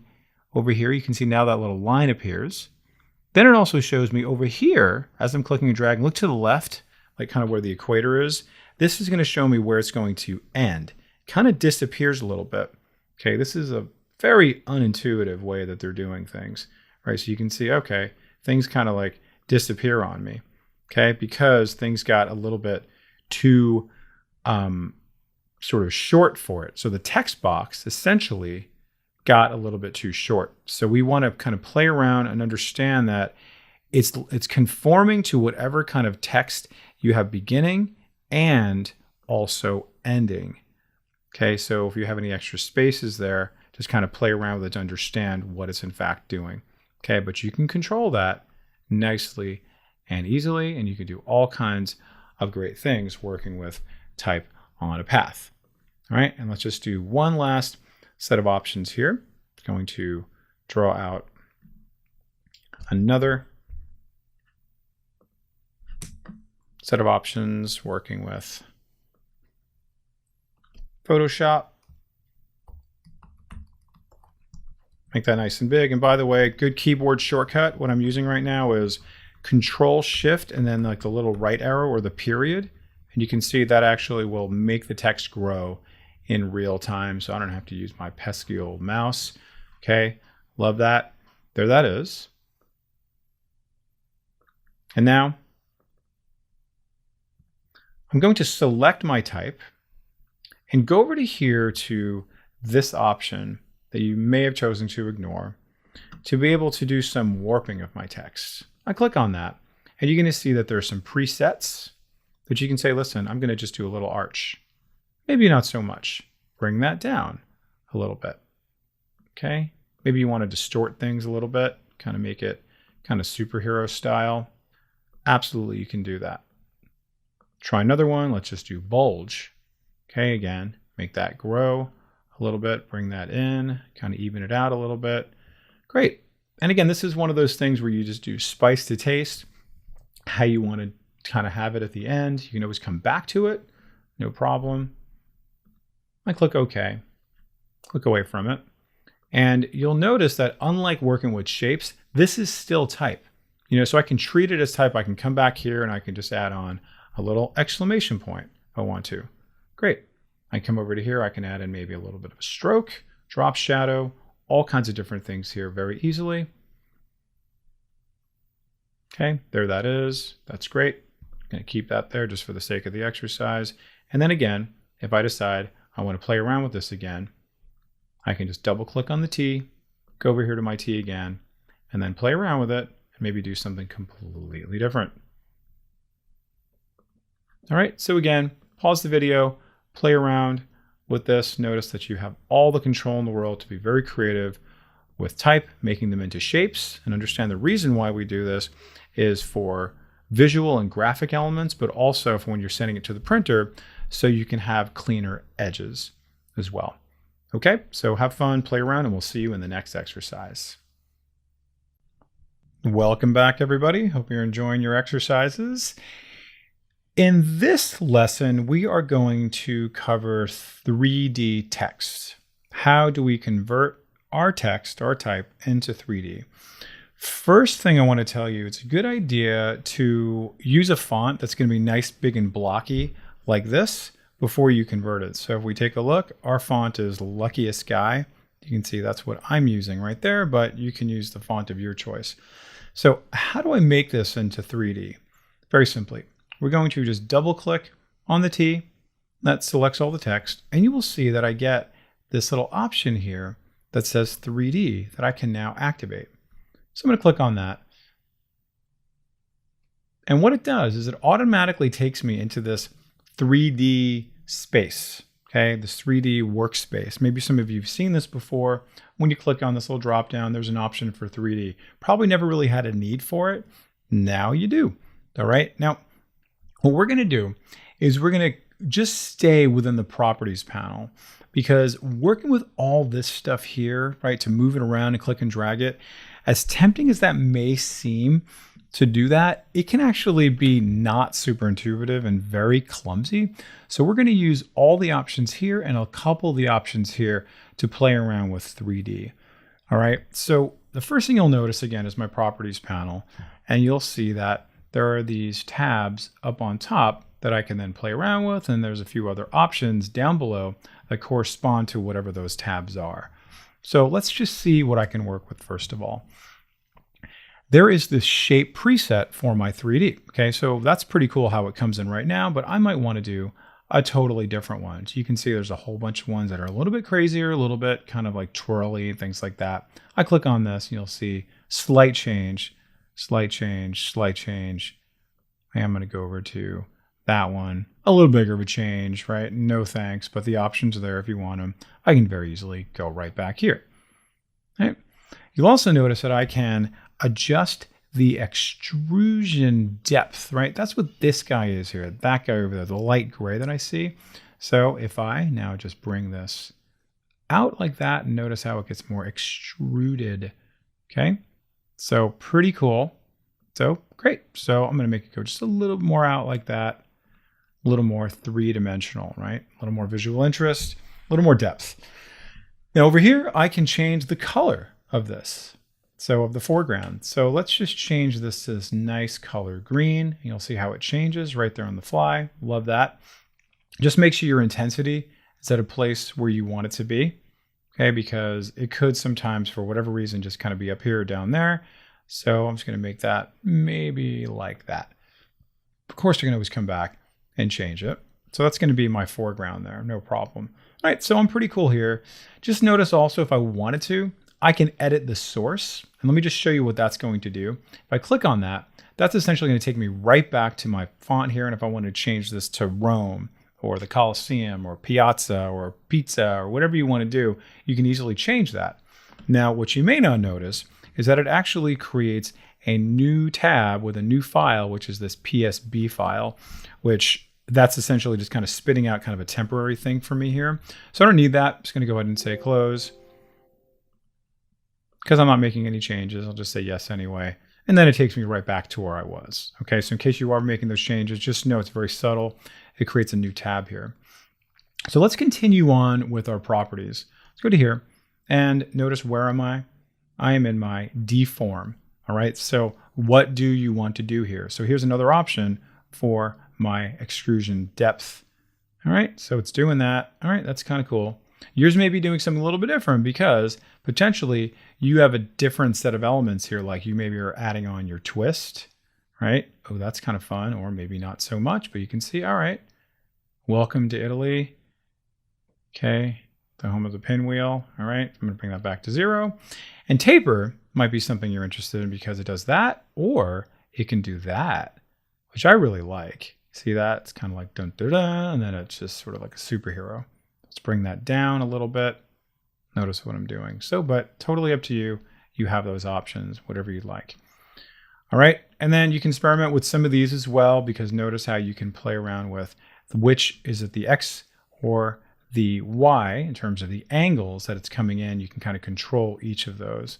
You can see how that's going that way. Let's come this way. I'm just using my mouse wheel. You can see maybe you want it to point down that way. So it's left, right, up or down. Again, you have that kind of control over how your extrusion is going to go. All right, let's come back up. And by the way, again, here's your presets one more time. Let's come over to this tab, cap. And cap is essentially like, I have a little bit of a cap on mine since the last time I worked on this, but let me just show you what it's going to look like. And we can play around with different ones. You can see how we add a little bit of thing there. We can just add on more or less. bring that down to whatever. Essentially what this is doing is playing around with this kind of a bevel effect. Again, do you like that or not? Play around with that. Okay, you can see, oh, that's interesting. A little more sort of chiseled, if you will. And there are some presets. Love them or hate them. They're there. Okay, kind of neat. And then also it's asking me, well, which one are you playing around with? The front or the back or the front and back? So you have some consistency. Again, play around with that. So it's looking pretty good. And now that I've had a few more kind of width and angles that I play around with, let me just go ahead and just play around with the strength of it. And then again, the angle now a little bit more, a little bit less. All right, very much spice to taste with this, but it's really understanding how to work with these things, all right? Try not to go too much on the canvas, like I said, because that will just make you go crazy because it doesn't work very well. All right, so let's go, well, it works, but it's just not super intuitive. And that's where this part comes in here, and that's the coordinates, because that's really the part that kind of throws people, because when you try to go over to here, you try to like click and drag and do all kinds of stuff over there. It's when it doesn't really kind of do what you expect it to do, in my opinion, at least. All right, so that's why I like to work with these areas here. So let's just see what this is going to do. To see, I can make this go left, make it go right. You can see I'm just moving it, right? Moving the X, moving the Y. Like I said, it's up and down or left and right. And you'll see what the Z does. It's just like, oh, it's just coming at you. Cool, just kind of making it grow a little bit. That's your Z axis. Let's take a look at our angles now. Let's see, what does this do? All right, and let's see what this does. Oh, okay, things are starting to get a little more interesting, right? You can start to see the sort of three-dimensionality of it. So let me just change this to like 25. You can see that. Let's change this to maybe negative 25. Oh, interesting. Do I like that? I don't know. Let's just bring that down to maybe negative 10. And let's just bring this down just to 10. Cool. So I got something happening here. All right. And of course, you can come back and change it if you don't like the twist, whatever it is. Just know what your options are and how we can play around with them. All right. This one is just going to be our scale. You can see dimensions or percent, however you want to do that. So you can see, all right, that's coming in like that, or that's coming in like that, depending on which part you're looking at, right? The X or the Y, you can see they all kind of work together in unison. And very easily, you could reset it back if you like. Okay, and then finally, you'll see here, I can play around with different elements on here as well. So you can see paint system, texture, projection. Right, okay, that didn't go very well. So I'm going to come right back to what that is. And you can see how it also kind of like messed with my computer system a little bit. This does take a lot of processing power. So just understand that. Okay, now I would like to change maybe this little green area here. Okay, so I want to actually play around with what we're looking at as the Italy extrusion material. So you'll notice how as I choose these, each individual one, okay, I'm going to get different choices depending on what I want to work with. So all of these are their own kind of individual set of properties. We've been looking at all of Italy right here. So that's actually adjusting everything. All right, but I'm only going to work with this extrusion material. And you'll see that I have some options like glow, metallic, roughness. And again, this is going to be very much spice to taste. Play around with whatever's going to work for you. But let's see what we can do if we change, for example, some of these presets. And I just change this to like gold. You'll see, just like that, that changes here. And you'll see that there's my base color, my interior color. Okay, kind of neat. Let me just go ahead and bring up the glow a little bit. So I can see, oh, that's kind of neat. Going a little more metallic. The roughness. See what the height does. Some of these things are not going to do too much. Okay, let's just see what the translucence is going to do. Oh, interesting. Okay, so just kind of play around with these things. Density. Combine some of these things here, see what they do. All right, so I'm good to go with this. I love this. This is great. I want to bring this back to where I was before. So I'm just going to simply go back to my layers. I'm going to click on my background layer. And now here I am back here. And I can see here's all my layers, right? I'm still kind of in this 3D mode, more or less. So what I'm going to do is I'm going to right click on this Italy layer and I'm just going to say rasterize. You could say render 3D layer. That takes a long time to do it. Okay, and you'll see that you might actually have a little more options to do that, and then it's actually going to give you special kind of format for it. But for our purposes right now, you're essentially going to get kind of a good deal with this. We're just saying rasterize 3D layer, and then it takes me to that, and it's great, right? So it's no longer, I don't have the ability to then like play around with it anymore. I'm pretty much committed to this because what I want to show you could do is you can now play around with individual parts of this if you like. Okay, so like, let's say I wanted to put a stroke, kind of something subtle on this or something else on this kind of little foreground here. I can do that. So now that I have made this into a rasterized object, I'm able to now maybe isolate certain parts of this to maybe have some more control over it. You know, maybe there's different elements you want to do to this. Maybe you want to change the color of each individual thing here. Maybe you want to put a stroke on it, that type of thing. All right, so with my Italy layer selected, I'm just going to very easily go to my quick selection tool, and then you can see I can just very slowly and carefully select that, and then hold down my, actually it might even be better to do my magic wand tool. Since they're all kind of green, bring down my tolerance, bam, bam, bam, holding down the shift key. That's great. All right, so now what I could do in this case is now right click on this and just say layer via copy or layer via cut. I'm just going to say copy. I now have a new layer there. And then I'm able to do all kinds of different things with this one separately, yet while still maintaining my 3D. So let's just see what I can do. Let's just add on a stroke to that. That's kind of cool. I like that. Let's make it even thicker. Let's see what that does. Let's bring up the opacity. What does that do? All right. Maybe you want to just do all kinds of different things. Put a blend mode on there. Fill type. Maybe you're going to work with a pattern, right? So whatever. Just go crazy with whatever you want to do, but just know how I have control over this, right? Completely separate from what I did underneath there. All right. So again, I'll just leave that. And I'm pretty much good to go. I'm very happy with what I've done here.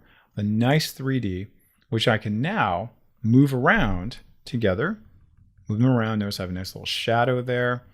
And I can maybe take away the stroke if I want to do that anymore. Actually, I kind of like it without the stroke. Great.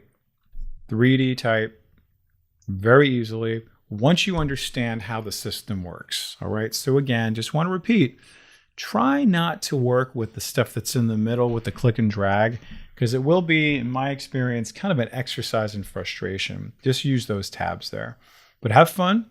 Love to see in the comments what you've done with this. Take a break, pause the video, practice it. Remember to start with some big blocky text, and have fun. See you in the next video. This next set of videos is going to be about advanced selection. Okay, we've probably seen how we can do selection with our marquee tools and with our lasso and with our quick selection tools and, you know, our magic wands and all that good stuff here. Sometimes you're going to be combining one with the other. So I'm going to break up this lesson segment into two. Where we're going to actually show you one type of advanced selection tool, and then I'm going to show you how we can actually work with selecting hair using something that's called the Smart Radius. Okay, so let's just first see what we can do to kind of have a little bit more precise and smoother selections for our objects using something called paths. So we're going to start off just by using a regular selection, right? So I'm just going to kind of do a little sloppy, very quick selection using my quick selection tool. And that's a nice size, and to get a little bit too much there, don't worry about it. I'm just going to go ahead and bring that in over there. Maybe you want to zoom in. I'm going to hold down the Option key, and then notice how the Option key brings in my selection. I'm going to go very slowly, very methodically, Okay. And again, I'm not going to worry about getting it super perfect for right now because we're going to use the next tool I'm going to show you. All right. So what we're going to do next is we're going to learn about how we can use path points to be able to have a little more precise and smoother selection. Okay, so path points. So earlier in our lessons, we worked with shapes. Okay, but this time we're going to make this little selection into shapes so we have a little more control over this sort of like kind of atomic level of each individual point of what's happening here. Okay, so it's not doing like that great of a job, okay, but it's doing okay. But if you really zoom in, okay, there's like kind of problems here. So we're going to want to manipulate this selection to be as good as it could possibly be. All right, so how do I do that? We're going to bring up our paths layer, or excuse me, our paths panel to be able to do that. If yours is not up, just go over to Window, bring up paths, and then there you have it. Now, right now, there's no paths. What we're going to do is we're going to convert this selection to paths. You'll notice that there's an option right here. Move your mouse over, it says make work path from selection. It's weird. What does that mean? So I click on that and you're going to see, oh, interesting. Looks like a bunch of shapes all over Fido's body. Okay, so what I can do is I can actually manipulate it a lot easier than I could with my quick selection tool and everything. With my click selection tool, now I'm going to go to my direct selection tool to then really get very, very precise with my individual selections. See that? Even added on some extra things. Maybe I don't need some of those. So we're going to learn some of our pen tool options to be able to manipulate those. You see some things it got, some things it didn't. So just notice what I'm doing here. I'm just using all the things that we learned about how we manipulate shapes now for an individual selection. And if you're not comfortable yet with the keyboard shortcut of the space bar, this is really the time to use it because we're zoomed in and we want to be able to move around here. This is our hand tool. It's a nice, quick, easy access to get to the hand tool. So I can click and drag, move this around and only get the stuff that I want. I'm going to really zoom in and say, oh, wow, I got a lot of extra stuff here. I don't need a lot of these little path points, so I might want to get rid of them. And guess what? I can go back over to my pen tool. And I'm going to say, delete anchor point, and then just get rid of it. Get rid of it, get rid of it, okay, and get rid of it. Okay, well, I got a lot of stuff here. Things are going a little crazy. No problem. I'm just going to just really minimize how many I have. See that? Now it's just a straight line. Then I can control it coming right back to what I want to work with. Okay, so again, just click, click, click, get rid of it, get rid of it. What don't you want? Just trim in the fat. And then maybe I'm going to bring this in a little bit. Understand the difference between the round grabbers right there and the little anchor points right there. Remember, the little round grabbers are going to be the Bezier handles, and that's going to affect your curve a little bit. Okay, again, I don't need this, so just delete all your squares you don't need. Okay, and maybe bring this in. So I could be here all day doing this. Okay, I'm also going to get rid of these, hit the delete key. Don't need any of this stuff here, hit the delete key. Just marqueing over that using my direct selection tool. Okay, that's great. Now, okay, of course I can be here all day. You certainly don't want to watch me doing this, but just know how easy this is and how effective this is going to be. It's going to take you a little bit of time to get that level of perfection, you know, but it's going to be absolutely worth it to make sure you don't get too much, not too little. The way that the quick selection tool allows you to do, it's somewhat limited. So this is going to really give you that granular level of selection. You see that I got a little bit too much? Great. Bring that in, okay? And then bring this out. Okay, look at that. It missed an entire segment there. Because I'm now at like 230%, I can now really, really get what I want. In the next exercise, I'm going to show you how we can work with all this hair. Let's not worry about that for right now. And let's just say we are very satisfied with what we've done. And what we're going to do is now we're going to convert it back to a selection. So earlier we were at the paths panel and we clicked on this. Now we can't because we're currently in the path. So we kind of do its counterpart here, which is load path as selection. It's kind of the opposite of what we just did. I click on that, and it's going to take the new and improved path and make that back into our little marching ants for selection. Okay, and then you kind of click on this gray area so you don't see the path part anymore. Okay, and then that's going to be a lot better for me to work with to do the thing that I ultimately want to do, which is to create something like this. And I'm going to be creating an adjustment layer of just that selection. So it says, hey, listen, make everything black and white except for Fido over here. Okay, and it's going to be nice and easy to be able to do that when I have a nice little selection for me to work with. Okay, so we're going to be doing in the next exercise kind of part 2 of this, how this works, but then using our smart radius. So if you want to practice doing what we've done, but what I'm going to do is actually save this selection. I recommend you doing that as well by going up to select, and then you can save the selection down here, and then just call this dog selection. So that way you can always come back to it if you need to. Click OK, and now that's going to be there. Now, if I accidentally deselect, I can always go back to select, load selection, and then there's my dog selection, and it comes right back. All right, so just take a few minutes, take a break here, pause the video, and then practice using your paths panel, and then also you're working with the combination of your direct selection tool, and then also your deleting anchor points, right, to be able to delete some of those anchor points that come in that you don't necessarily need. Okay, and then convert it back to our selection, and then save your selection, and then we'll come right back and we're going to work with the Smart Radius tool. Okay, so let's continue on with our discussion on advanced selection, and this is going to be with selecting hair and then going into our select and mask set of options here. So if you click on select way up on top, you're going to see here is the select and mask options. And that's going to get you a little bit deeper in terms of the types of things that you can select, how you want to select them, where you can go a little bit deeper with smoothing your selection, feathering out your selection, some shifting of your edge. Okay, lots and lots of options here. So the way I'm viewing this right now is very much like how the object looks, but I want to be able to isolate the object from its background. So if you look over here in the upper right is the view option. What I want to do is actually make it so I can either look at my marching ants from how I started. I can go to my onion skin, right? So I can kind of see a little bit of the background, but mostly the foreground, so I can see like, okay, how much of an edge is really happening here? Maybe you want to check out just doing it on black, not black, of course, so you can actually adjust the opacity on that. So totally up to you. Everybody's got a little bit of a different preference. Now, let's just play around with some of the basic tools. Maybe just 1 or 2 things is going to do it for us.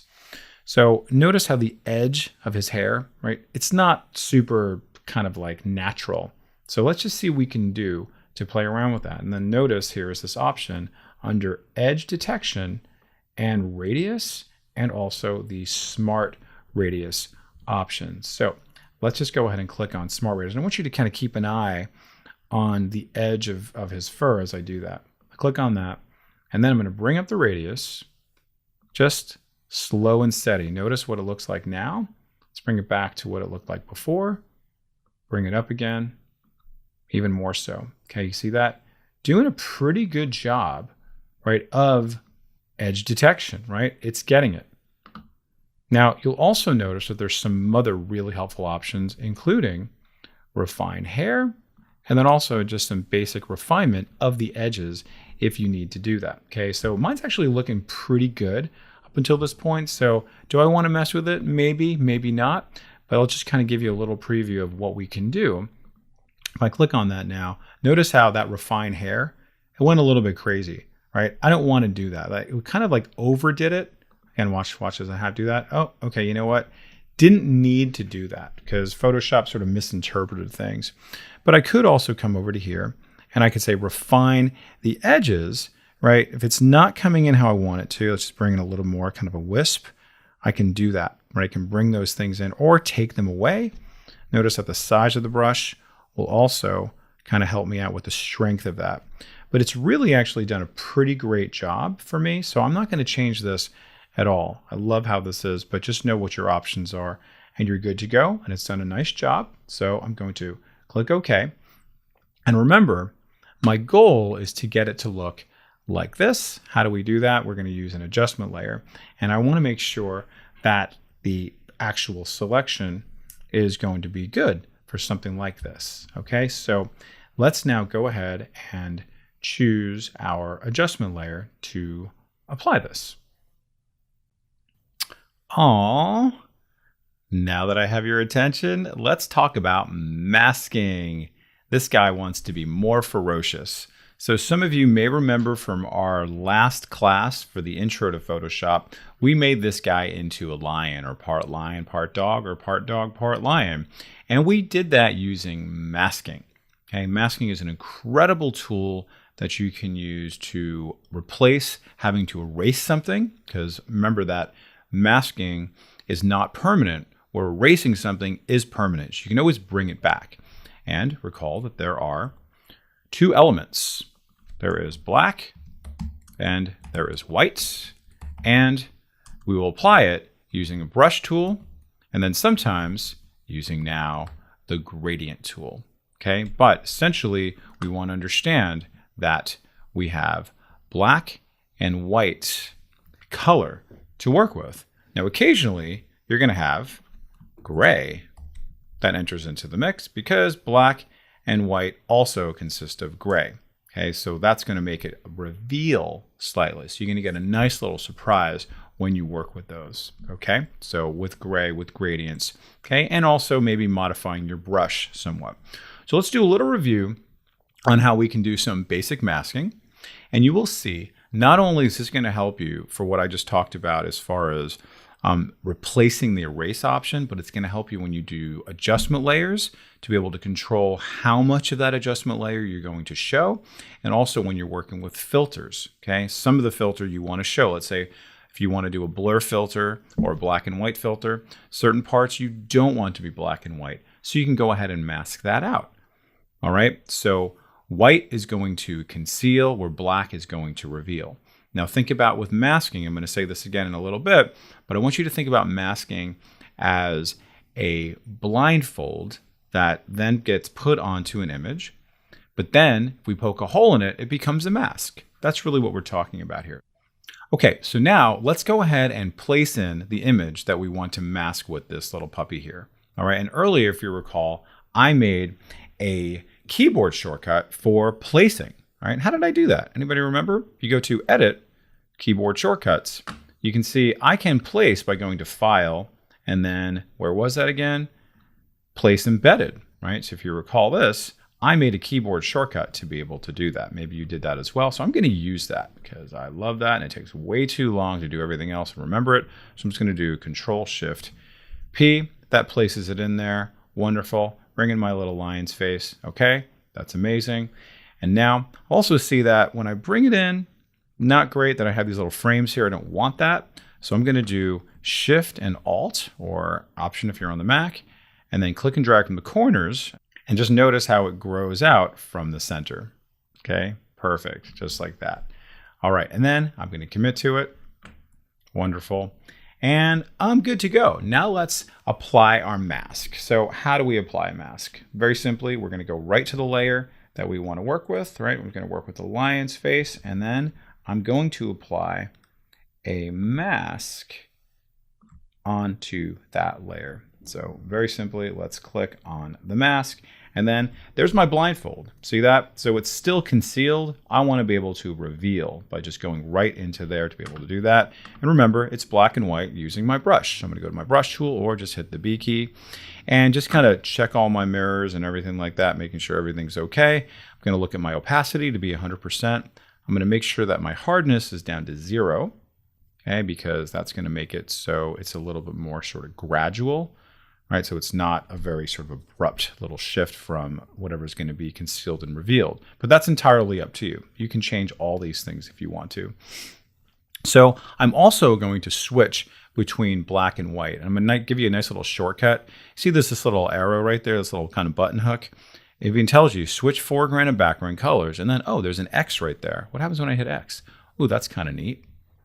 And for some of you, this might not actually be the colors you want it to be, right? Let's just kind of choose like this kind of color there. And like, oh, that's not what I want. If you hit the D key, as in default, right, that switches back. Or you can also hit this guy right here. And if you move your mouse over it will tell you that it is D for the keyboard shortcut. Okay, well, let's have some fun making some sweet little doggy a little more ferocious. So, bam, I have my brush here. I have my two colors that need to be switched now so I can then reveal. And I'm just going to simply click and drag to reveal. Oh, look at that. There he is. Okay, now I have a no-eyed little lion there with a weird looking face. Okay, but if I decide to change my mind, it's like, oh, that didn't go well at all, or like I just kind of hit the wrong spot, something like that. Oops, no problem. I can just switch right back to white, and I just hit the X key again on my keyboard to be able to do that. And I can just bring that back. I can bring back the dog, bring back everything. Excuse me, bring back the lion in this case. All right, so no problem there. But let's just go for it. I'm just going to hit the X key again, so I can then just smooth out just the middle part of the lion. Doesn't have to be perfect, because remember, none of this is destructive. I can always bring that back if I need to. All right, so I'm just going to do my best. Then I'm going to come over here to my background layer. I'm going to unlock it, and so I'm able to move it. I'm going to hit the V key on my keyboard to get to the move option, or you can always just hit the move tool here. I'm just going to nudge it with my arrow keys. So then I can just say, okay, great. Ooh, that's starting to look pretty cool, pretty ferocious. Very nice. Okay, and maybe I want to finesse this a little bit. So I'm going to go back to my mask, go back to my brush, and then what might I want to do? Like, oh no, that's a little bit too much. So I hit the X key. Actually kind of want to do the opposite. Just make it so like the dog's face is really blending in nicely with the mane. See that? So it's like it's one item here, one unit. So it's really sort of his face is growing right out of the mane, her mane. Okay, very good. All right, great. So I love that. Now, let's say I want to just kind of tinker with this a little bit. I can very easily say, listen, you know what? I'd rather have the dog have the lion's eyes and do something a little more interesting. So super easy. Let's go ahead and just click, and wow, dramatically different. Just think about how you can do this, right? Like maybe you're bringing in somebody's face on top of somebody else's face. Maybe you're doing a logo onto a shirt. Maybe you just want to just put yourself inside of, you know, a dreamy landscape, something like that. You can very, very easily do that just by poking a hole through whatever you're in to then bring it into whatever's underneath it, okay? Let's try doing the opposite. Let's go ahead and just bring back the sweet eyes, but then let's bring in the lion. So we're just going to have a sweet little sad lion instead now. Kind of like that. Okay, and I'm going to just make that so it's just blending in nicely, and then leave it at that. That's the pet that you want to take home with you, and he's also going to protect you and cuddle with you. Okay, very good. So that is just the basics of masking. Now let's talk about gradient masking. All right, so let's just bring up an image. I'm going to bring up this door knocker. And then I'm going to place another image on top of it. So I'm going to again do my Control-Shift-P. All right, and I'm going to bring in this incense. And now they're right on top of each other. I'm going to unlock this and bring my door knocker on top of my incense layer. Now, let's see what I'm going to do here. I'm going to do another type of masking. So I'm going to apply a mask here.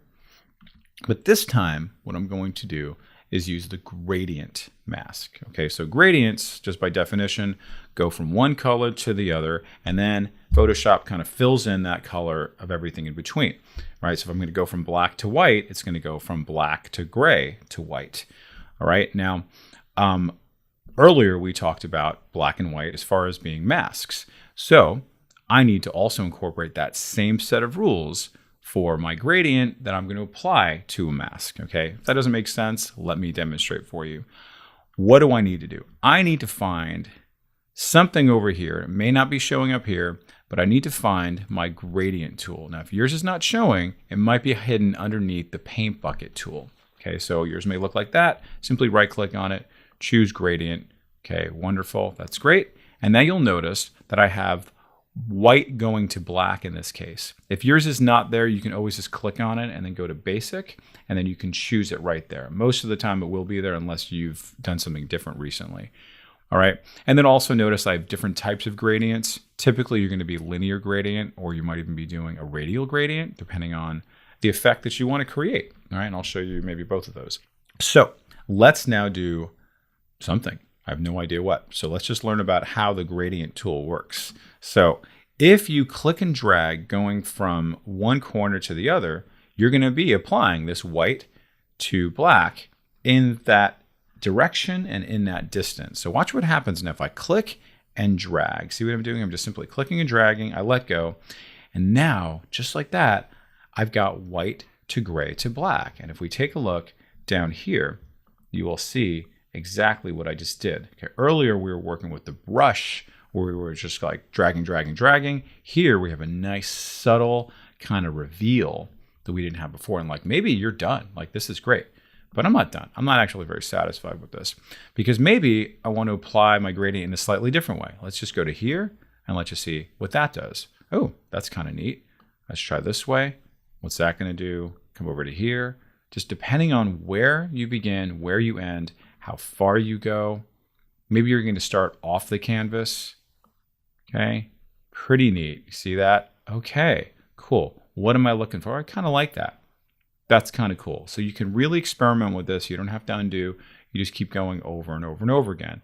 Let's just see maybe quickly what the radial gradient does. I do that, and then, oh, I have that kind of effect. Or maybe I go the opposite direction. Or maybe I was going to do it right on top of the knocker. Oh, that's kind of cool. I sort of like that maybe the best so far because the knocker is actually the most in focus, but it still brings everything else in line there. Okay, so kind of nice, but just remember where you begin, where you end, and how far you go. That is going to determine what your gradient is going to look like. So if we look at it this time, we'll see over here, it's now got a gradient going from white to gray to black. All right. Now, this could be a poster you're creating. Sure, why not? So this is maybe a poster for the country of Bhutan. Okay, and Bhutan is also very radical, according to this font here. Okay, so, all right, excellent. And there you go. And now you've got a nice little poster. And then maybe I would bring down the opacity a little bit on this. You know, maybe you'd add on a little shadow. Maybe you just do all kinds of cool things to this. Maybe you're even thinking about doing blending modes. Who knows, right? Just play around with it. Okay, that's kind of fun. We learned about blending modes before, and we'll see what we could do here. Some of these work better than others. Maybe with a different color it might work. Just play around with all this, okay? That's kind of neat. All right, kind of subtle. Just bring this up a little bit.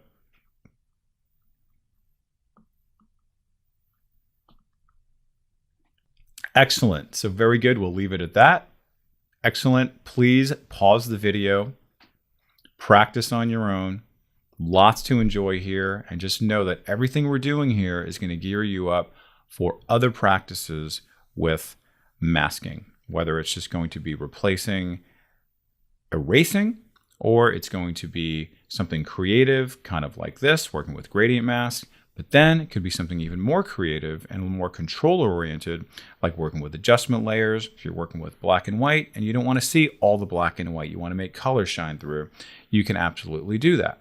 Okay? Or you're working with filters. You only want to have certain part of the filter to show. You want one part blurry, another part not blurry, another part rippled, another part not rippled. Okay? That kind of thing. So it's going to give you that kind of control to either conceal or reveal. All right, so go ahead and practice that, and we'll see you in the next lesson. Okay, now let's talk about filters. We're moving on to this discussion on filters, and Photoshop has lots and lots of them. If you want to review on the basics of filters, you can go check out our intro video as well. But let me just give you a little bit of foundational information about where to find filters. We can go up to here, we can find our filters, lots of options there. So when I click on that, lots of options here and like some flyout menus as well. But what I want to say, and this is very important, that virtually every time you create a filter, what I'm going to recommend you do is you make your layer into a smart object, also known as a smart filter, but essentially do the same thing. So I can say filter and then convert to smart filter, or I can just right click and just say convert to smart object. They're essentially the same thing.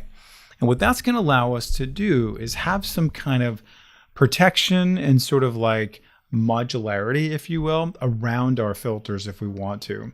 So you'll see how this works. So let me just go ahead and do like a very simple filter here. I'm going to go to filter. I'm going to introduce you to this great section here called render. And there's lots of options I can do on this. I'm going to go ahead and just say a lens flare.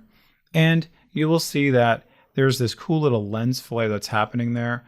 Okay, kind of cool. Let me even get a little bit brighter than that so we can really see it. And you'll notice how it kind of goes up into the sky, goes kind of all over the place, right? So it's kind of neat. You'll also notice how you can change certain things. Okay, what's the effect you're looking for? Oh, that's kind of neat. The movie effect. All right, so whatever you want. So I'm just going to choose maybe this first one because I like these little circles coming out there. And I'm going to keep with this level of brightness so you can see what I can do because it's a little bit too bright for me. I click OK, and you will notice there's my lens flare. It looks pretty cool, has a nice little effect. And you'll see now that I currently have this little smart filter mask. Earlier, we've talked about masks already, and we've seen them in kind of a different context, right? Where we just saw plain old masks, but now we have masks on a filter. And remember about the masking, it's either a blindfold or it's a mask. And then this is now concealing what's inside here, but I want to actually reveal what's inside there. So what does that look like? I'm going to click right on top of that mask. And remember, with masks, what are we talking about here? We are talking about black or white or possibly gray, and you're going to use the brush tool to apply that. Okay, so let's just go ahead and see what that's going to look like. Meaning I don't want to see so much of that lens flare. I love this, but I want this to be a little bit more faded inside of here. So I'm going to click on this. I'm going to go over to my brush tool as promised, or hit the B key. And this time what I'm going to do is I'm going to paint black. Okay, because remember earlier how we work with our mask and we're able to make our blindfold into a mask. But instead of just painting right through it, I'm going to bring down my opacity a little bit to see if I can just very subtly kind of poke a hole right into that section there. So I'm just going to go ahead and click. And you can see, oh, that's pretty neat. Maybe it's a little bit too much. So let me go ahead and bring that. And maybe that's still a little bit too much. So let's see. Let's actually bring it to much lower, in fact. Okay, there we go. That was the ticket. So not bad. Okay, so I'm able to, let me just kind of go a little very subtle thing like that. Maybe like that, like that, like that. Kind of a spice to taste situation. It's just kind of bring in the color of the bricks, the color of the building. Yep, there you go. I like that. Notice it's still got the ring there. It's still got that there. And if you look at the original, that's what it looked like before. Now we have this aspect on there. So if you'll notice that this whole thing around there is kind of like filtering over everything. So if you don't want some of that, you can easily take care of that by simply clicking on the mask. I'm just going to make this nice and big. So it's just like a little kind of powder all around there, right? Just a little bit of, get rid of that, just so it's kind of subtle. Again, I'm at 15%, maybe bring that up a little bit more, make it a little more powerful. Let's look at the before and the after. Okay, so this is just one of many types of filters I'm going to show you, but I want you to notice that we can very easily control what our filter is going to be and to what degree by using our masks. Okay. Now you'll also notice that sometimes we're going to have these extra options to be able to control it and also to turn it on and off again. Okay. You'll see that there as well. Okay. So we're going to continue on with some other filters in just a little bit, but pause for a minute, go ahead and practice this very little bit here. And again, don't forget to apply your smart object to your main layer before you apply a filter. All right, go ahead and try that, and we'll be back in the next exercise. Now, continuing on with our discussion on the rendering filter, let's just discuss some other ones that are kind of filters, but not really filters. They just render something for you. So let's look at the frame filter, where it's going to kind of generate kind of a creative set of frames for us with lots and lots of different options. Now I want to put a frame over this picture, but I do not want to put it on the picture itself. So a nice little tip is to, guess what? Create a new blank layer right on top of it. And that's where my frame is going to go. It's going to give me all the control so it does not get stuck to the image itself. So let me go over here to filter. I'm going to say render. I'll say picture frame.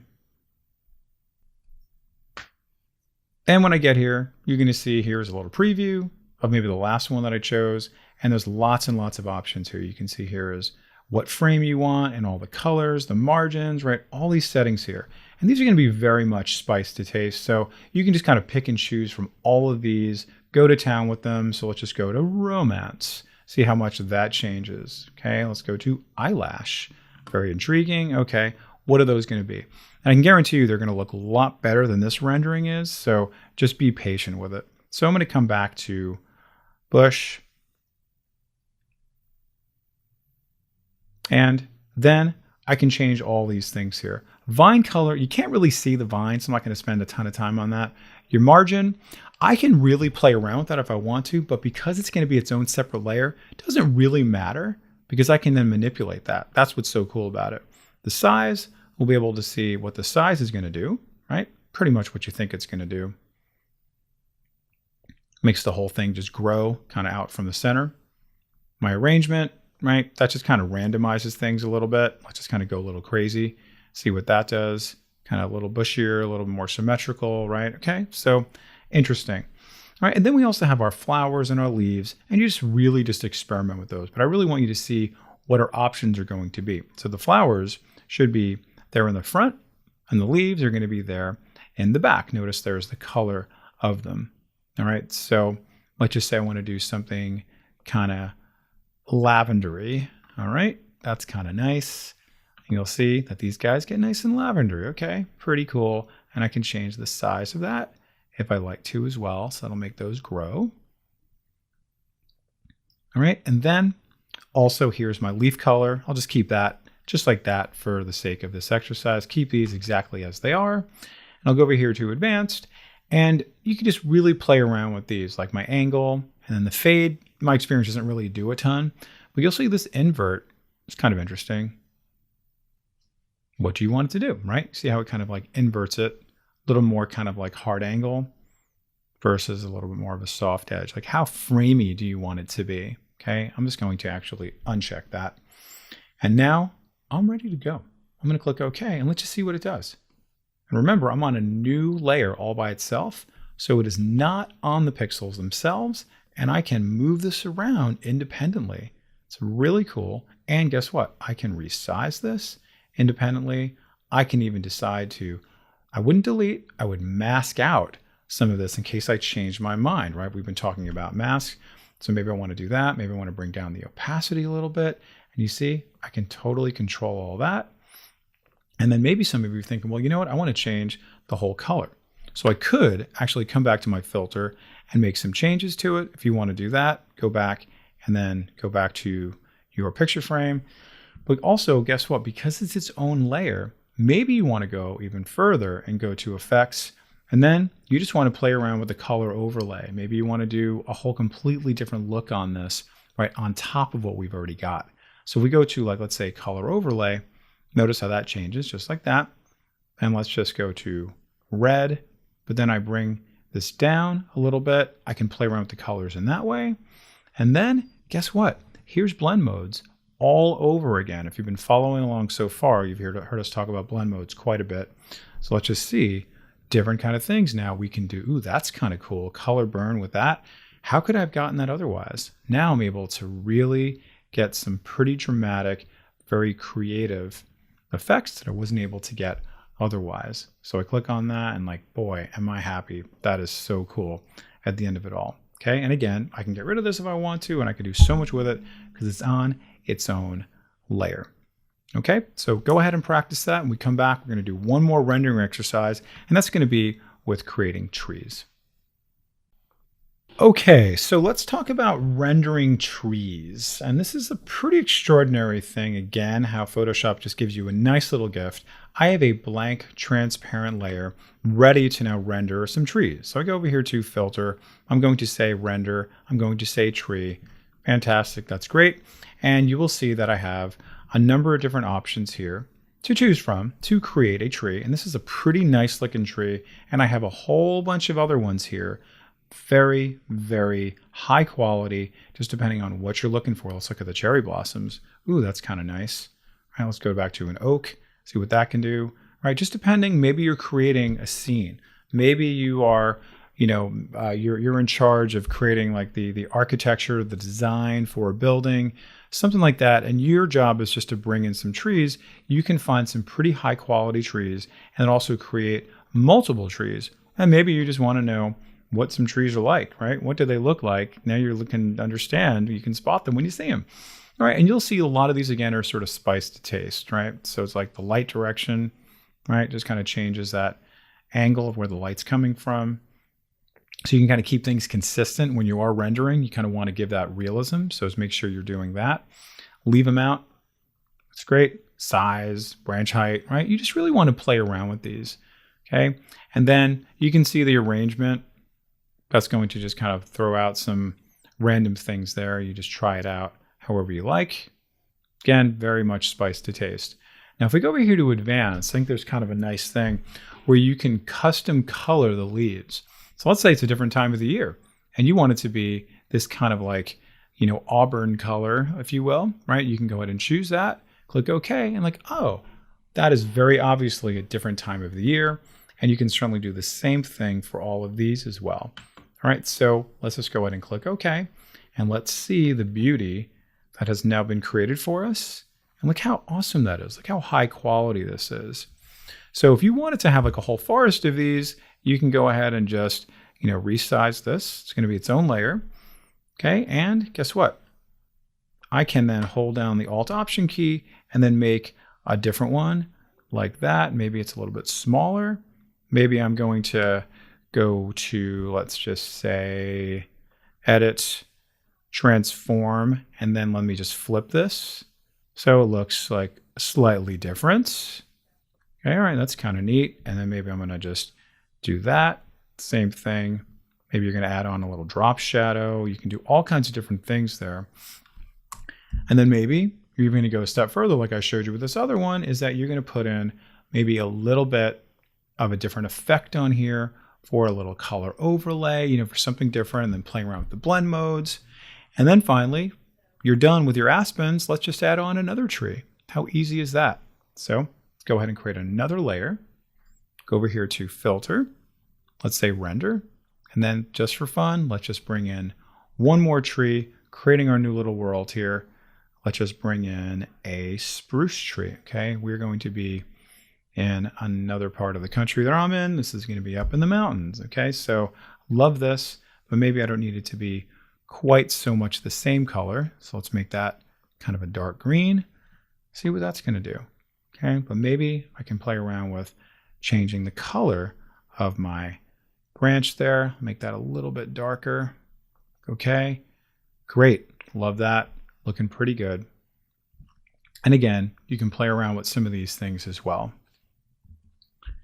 And all these really do add a little bit of flavor to it. You can see here, just play around with it until you get what you like.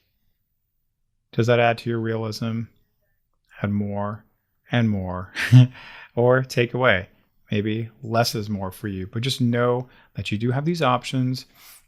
And again, when you're finished with it, you will have complete ownership over this, because then it's going to be in its own layer. And then you can bring this down. You can do whatever you want to it. Okay, bring down the lightness of it, bring down the opacity of it. Okay, put on a color overlay, do all kinds of great things to it, even maybe playing around with some of our levels and our curves and any of these other things, the vibrancy. Okay, now let's just make this kind of the tallest guy in the bunch. He's in the background. Way over here. And then, again, really just kind of creating your world accordingly. All right, so enjoy, play around with that. Hopefully have some good usage for that, some good utility. And we'll come back in the next exercise where we're going to continue on with our discussion on filters. We have a few more to go with filters that are not going to be rendering. They're going to be a little more creative, a little more nuanced. So come back and we'll see you in a bit. So pause your video and practice away. Now, continuing on with our discussion on filters, we're going to be going to something a little more creative, a little more nuanced, and that is something called the vanishing point. Now, we have this building here that has all these angles and everything, and I want to actually put something on here that conforms to the angle itself. Okay, so I'm going to be putting on this little logo right there. Okay, a little bit of branding. You can see there it is. Fine. I want that to look very smooth, and I want it to fit in perfectly with that angle. So if I were to copy and paste that, and then I were to transform it and all that stuff, it's going to look very sloppy. I don't want to do that. Okay, so there's a few things I need to do before I apply this filter. Is number one, I want to make 2 layers. Okay, so if you haven't done this before, I'm just going to go ahead and just hold down the Alt or Option key, and that duplicates it. Super easy. Come back to this top layer, and then this is going to be what I'm going to copy and paste into there. So essentially, this is the item that needs to go into the vanishing point filter. So guess what I'm going to do? I'm going to highlight everything, which is going to be Command or Control A. So you're actually selecting everything. I know it's kind of weird. And then you're going to copy it, Command or Control C, then come back over here. Now let's go ahead and click on Filter, go to Vanishing Point. Okay, if you see anything like this, just say okay. And now you may actually see something living here from before. I'm just going to delete that, just make it go away. And now, very simply, I'm going to create a similar grid as what you saw in terms of where I want it to live and what the vanishing point's going to be. Because notice it's not like a straight angle, and Photoshop needs to know where's it going to go. So I'm just going to click 4 times. This is where it's going to begin. It's going to go to here. It's going to go to here. It's going to go to, yeah, right about there. Keep it on the floor. And just note, if you don't do a good job, you can always bring it in if you want to, this way, that way. You can absolutely play around with that a little bit more up here if you want to tuck that in, for sure. Now, I'm going to paste. So I paste, and I'm going to go over to here to my free transform tool, believe it or not, and I can now resize this, move it around, do whatever I want to it. So let me just drag this in to my little box here. And just like that, I now have it. And notice how it just like conformed perfectly to the same angle as my grid. It's the coolest thing. Let me bring that in a little bit. And you can see, nice. Not too shabby. All right. Now, I think I'm pretty much good to go, right? I love this. And you can see the magic of what this is doing. You'll want to practice this, right? But this is great. Love this. Let me click OK. And you can see that's good. Not great. It's not very convincing, but it does do it along the sides there. And maybe I'm happy with this. But I really kind of want to make it look a little bit more sort of natural that's on there. And there's a few things that I can do. We talked about blending modes earlier. We're going to see blending modes in action in this case as well. So if I click on this top layer, remember blending modes are going to blend into whatever's underneath here or whatever it is, right? So it needs to understand that like this white, really, it doesn't belong there, right? It's not meant to be there. Don't care about that. So guess what? I can do any one of these blending modes and experiment to see, well, which is going to be the best one. Is it dissolve? I didn't do anything. What about this one? Ooh, darken. All right, I'll keep that in mind. What else? No. Darken's still the winner. What's this one? Darker color. Okay, we see we have a pattern here of what it can do. So it's taking that white and you say just darken that, right, to whatever the background is. The background essentially wins in this case. So I love this, or maybe it's just darken, right? Either one's going to work for me. Now I could bring down the opacity as well. So then it really kind of brings in some of the paint here. So it does start to look a little more natural, maybe a little more faded. And then the last thing I'm going to do is make it so these windows are not, in fact, part of the paint, right? So it's like, oh, that actually looks cool, but it doesn't look very realistic. Okay, so what I can do is apply a mask to it and then just poke a hole right through the mask. So what I'm going to do is I'm going to use the polygon lasso tool just by going to here and then just going from one corner to the other, to the other, to the other. Essentially, this is what I want to get rid of. And then guess what? When I draw black into that, as we know about mask, it's only going to draw inside of that box. So you don't have to worry about being so perfect because it's only going to do it within that. Okay, that's pretty cool. Maybe I actually want to go a step further, but see, it actually looks kind of neat because it does conform to the edges here. All right, and let's do it one more time. Let's do it for this part of the window. Bam, bam. Make sure you're on your mask, go to your brush, and then poke that out. And let's just zoom out a little bit. And that looks pretty slick, pretty cool using the, guess what? Vanishing point filter. So really cool stuff. Experiment with that and then combine it with our blend modes and then also combine it with your masking. So we're starting to see all of our tools come together, aren't we? Right? We're starting to kind of build a symphony, a chorus, right? So a whole sort of, litany of different things that we can work with just by knowing one tool and then combining it with a few other tools. We can be really powerful with all of our tools. Okay, so this is another filter. We're going to come back with another one in just the next lesson. So pause the video, practice this, and have fun. In this next series of videos, we're going to be working with this particular file so we can learn how do we use the polar coordinates and the zigzag and a few of the other distort filters, the distort filters. Now, this is going to be one of the things we're going to create. You can see this there. Pretty cool, pretty neat. But I want you to understand how we started from this. So if I'm going to click on this guy, and this is essentially where I started from.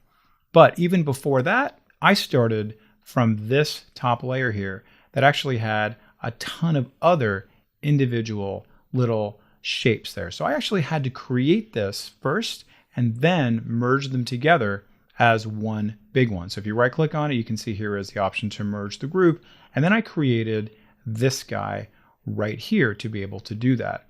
Now, just so you understand, Photoshop gives you some nice tools to be able to work with when you are in fact creating things like that. And that is designed to give you a little more kind of perfection.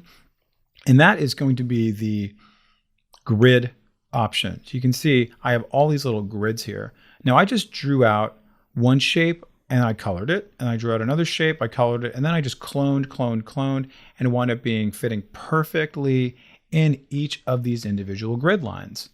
Okay, so you can see also I have the option to snap to the grid line. So that made it much, much easier to create something like this. So for the purpose of this exercise, I just made it easy for you so you have access and ready to go. So we're not going to use this top one.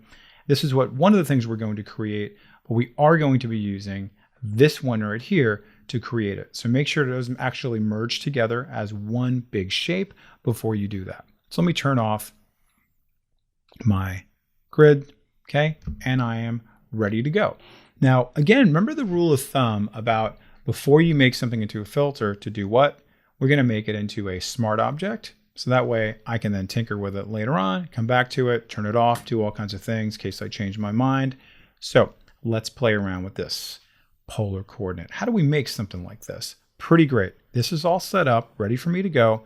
I go to filter, I go over to here to distort, and you'll see there's this option to polar coordinates, right? Or to apply polar coordinates. So I click on that and you'll see, wow, there's my preview. Fantastic. Let me zoom in or out, right? Let me just go ahead and bring this in, bring it out, whatever you want to do.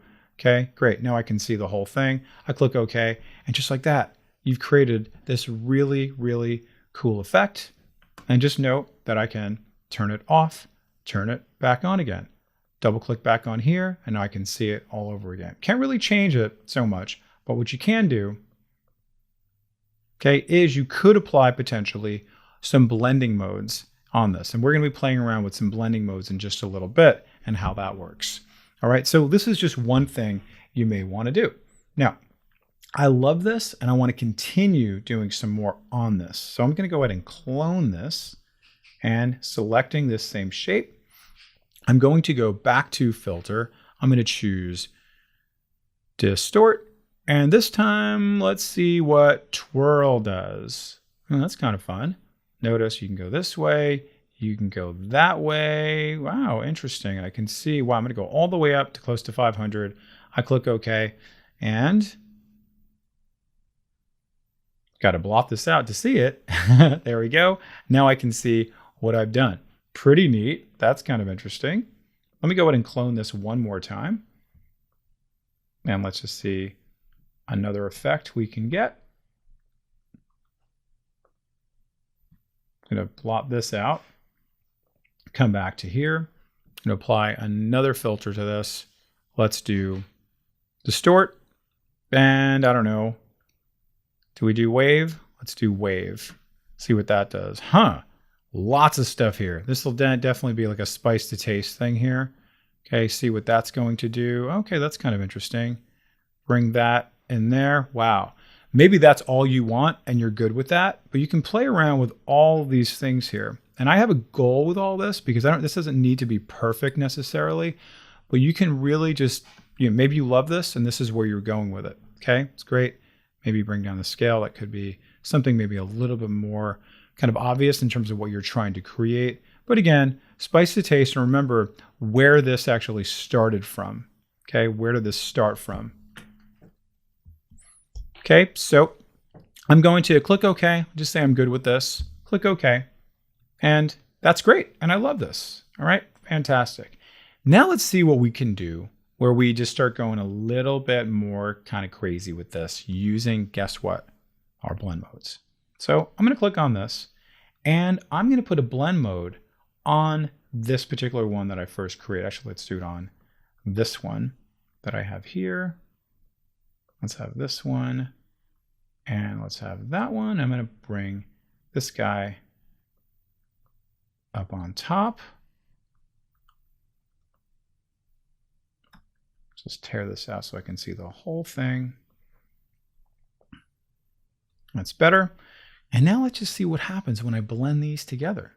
So I'm going to say dissolve, not so much. Whoa, darken. Where did that come from? Oh my God. Okay, but oh my goodness. Whoa, lighten, what did that do? Whoa, that is so cool. All right, you know what? I love that. See what I did there with screen. Okay, screen is kind of a lightning blend mode. And by the way, for blend modes, there's in the courseware, there's a little description of blend modes. But now let's do another one. Whoa, I just added a blend mode to the layer that was below the other layer I just did it to. And then we'll just see, what does that do? Oh man, I can do so much with this. Holy cow. Now, just by virtue of the fact I created these three independent distort filters, I'm now able to create something very different. Okay, and then maybe for some of you, you're going to say, well, I also want another color here. Okay, so guess what? You can do a color overlay, right? Or maybe you're going to want to just make this independent, however you want to do that, where you maybe make that into a raster after the fact, all said and done. But let's just try color overlay for this one. Okay, and then let's just make that blue. You see what that does in terms of how it all comes together. Bring that up again one more time. Let's bring this up a tiny bit. Let's make that normal. Oh, okay. Interesting. Let's bring that down a tiny bit. Oh my God. So this is going to allow you to, number one, never get any sleep at all. Number two, just to be as creative as you want to be in a really, really interesting way. And the more you start to do these things, the more kind of predictability they will have, right? Looking at, I have my twirl, my polar coordinates, okay? I have my wave, okay? So you can see, wow, there's a lot that I can do combining all these things here. Okay, and of course, if you'd like, you could just start painting through some of these filters. If you don't want to see them, you want to see what's inside of there just by using black into the mask of the filter. Okay, so you have all the control in the world. If there's something underneath here, you want to make that pop out and then get rid of that filter, you can absolutely do that. And likewise, you can actually just put a mask on the item itself. So you can actually have more than one mask if you like. So if I wanted to kind of see what's inside through here, I go back to my mask, hit the brush tool, and then I can have something a little bit less kind of linear just by drawing inside of this. And see that? Ooh, that's kind of cool. It's kind of coming out concentrically. And if I change my mind, of course, or I make a mistake, oops, no big deal. Switch back to white and bring it back. All right, and now we've got a really, really cool effect. Practice this, okay? And make sure you use all the files that I've provided for you. And then I would also recommend doing a save as, so you have this originally, so you can come back to it anytime you want. All right, so have fun with this, practice it, pause the video, and we'll come back with another filter for you to work with. Now, in this exercise, we are going to learn how to create something like this. And this is known as a displacement map, but we're also combining a number of different other things like a pinch filter. We're also working with a number of different layer adjustments and a few other elements here. All right, working with opacity, etc. Now, this is a slightly complicated process. That's why I saved it towards the end. So you'll want to watch this again and again. Definitely take some notes on it.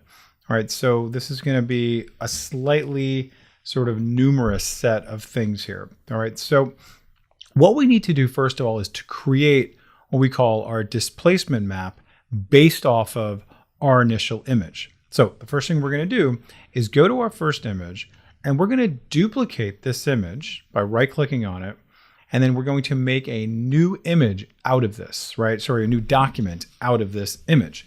Okay, so I'm just going to go ahead and type this out and just call this displacement map, right? That's it. Just calling it that. And then I click OK. And now this is now its own separate thing. Now, once I do that, I'm going to put a blur on this. Okay, that's part of my displacement map. So go over here to filter, go to blur, and very simply, we're going to say Gaussian blur, and you can make it anywhere between maybe 1 and 3, something like that, just so it's a little bit blurry. Okay, so it just kind of has like the semblance of it. Okay, so I'm going to click OK. Then I'm going to make this black and white. Go over here to my little adjustment layer here, go to black and white, and then usually default settings should be fine. And then make sure to save this. So file, save, or just do whatever you want to do here. And then now that's saved, and you're going to save that for later on. So I'm going to close this now. You're going to see where that's going to come into effect. Now, let's come back to our original image. And again, remember what our goal is here. We're going to go ahead and put something like this on her face, but we're going to make it look very kind of realistic. So how do we do that? I'm going to go to my image here that I have set up. You should have access to this as well. And this is now a smart object. Very important, this is a smart object. And what I'm going to do is I'm going to bring this image that I have here by using my move tool over this tab, and then bring this back down over here and have that ready to go, and just kind of bring it in so it's kind of like over her face a little bit, and then maybe bring it in, just so it's kind of more or less the shape of her face. Of course, you can move this later on, but see, it's nice and centered there. Do whatever you got to do. Bring that in. Okay. Great. Now, what I'm going to do next, let's just go ahead and just center it that way. All right, and commit to that. And let's just bring down the opacity a smidge so we can kind of see what our sort of goal is going to be. Now let's apply our first filter on this. And remember, this is a smart object, so it's not going to be destructive. I'm going to go to filter, go to distort, and I'm going to say pinch. And the pinching basically implies that there's going to be like a little bit of her nose there. So we want to kind of have a little bit of a lump, how that's going to go. So I'm going to maybe bring mine down to like maybe -20 or so. Click OK. And you can see it's starting to kind of like swell up a little bit where her nose is. So it kind of like makes that kind of go up a little bit to where the bridge is. Maybe I want to change that. Let's actually make that a little bit less so it's just slight like that. Not a ton, but it kind of creates the illusion that there's definitely some things happening here. Okay, now let's start working with this a little bit more. What else can we do after we pinch? Let's now see what we can do with our blending mode. So I click on this little drop down and let's just see what other things we can do to make this do what we want to do. Oh, it's starting to look a little better. See that? What about linear burn, darker color? Nah, not so much. Okay, see some other ones here. Overlay, not bad, kind of interesting. So you just kind of shop around until you find the one you like. So I'm just going to try color burn for now. And you see, that's actually pretty cool. Like just that in and of itself, I kind of like that. So you might just stop right here. And obviously I'm going to want to poke a hole through this and everything like that. But let's just see what we can do if we add on this displacement map to our layer here. Okay, so let's go over here to filter. We're going to go to distort, displace, and we're just going to choose these settings here. 5, 5, stretch to fit, and then repeat edge pixels. And then when we click OK, it's actually going to ask us for that first initial image that we created. Now that displacement map is designed to be sort of a mold for where it's going to kind of find the curves and all that kind of stuff to make this a little more maybe realistic, right? Totally up to you, right? You may not want it that way. You may decide that this is totally fine. I'm going to go over here to displacement map. And you see how things kind of like shifted a little bit? Kind of made it maybe a little bit more kind of curvy, and it kind of found her lips and everything like that based off of all those settings that we saw before. So let's just get it before, after. Okay, yeah, kind of like that. But let me just maybe warp this a tiny bit just so you can see what it does in case you need to do that. It kind of like asked me, hey, we're going to be turning off the pinch for just a split second in case you wanted to just do a little bit different something. Let me move this up a little bit off her face a little bit. Okay, commit to that. All right, coming together. Really like that. And now maybe what I'm going to do next is I'm going to, of course, get this out of her eyes. So I'm going to mask that. And I'm going to put a little bit of black through there so I can see her eyes coming through. Obviously, she's not going to have any paint in her eyes. So let's fix that. Maybe even over her lips. Let's actually see her lips coming through. She's not going to have paint there. Okay, and anything else, other place you don't want it to be there, you can absolutely get rid of it there. If it's too big, whatever it is. And then just for fun, let's add on maybe a vibrance adjustment layer. Maybe I'll bring that up a tiny bit, bring up saturation a little bit, maybe down, totally up to you, whatever your look is for. Bring that up a little bit, so a little more texture there. And coming together, pretty good. All right, and then maybe we'll play around with maybe some other different ones that you like. Different blending modes, just play around, see what the look is that you're looking for. All right, so keep that as is.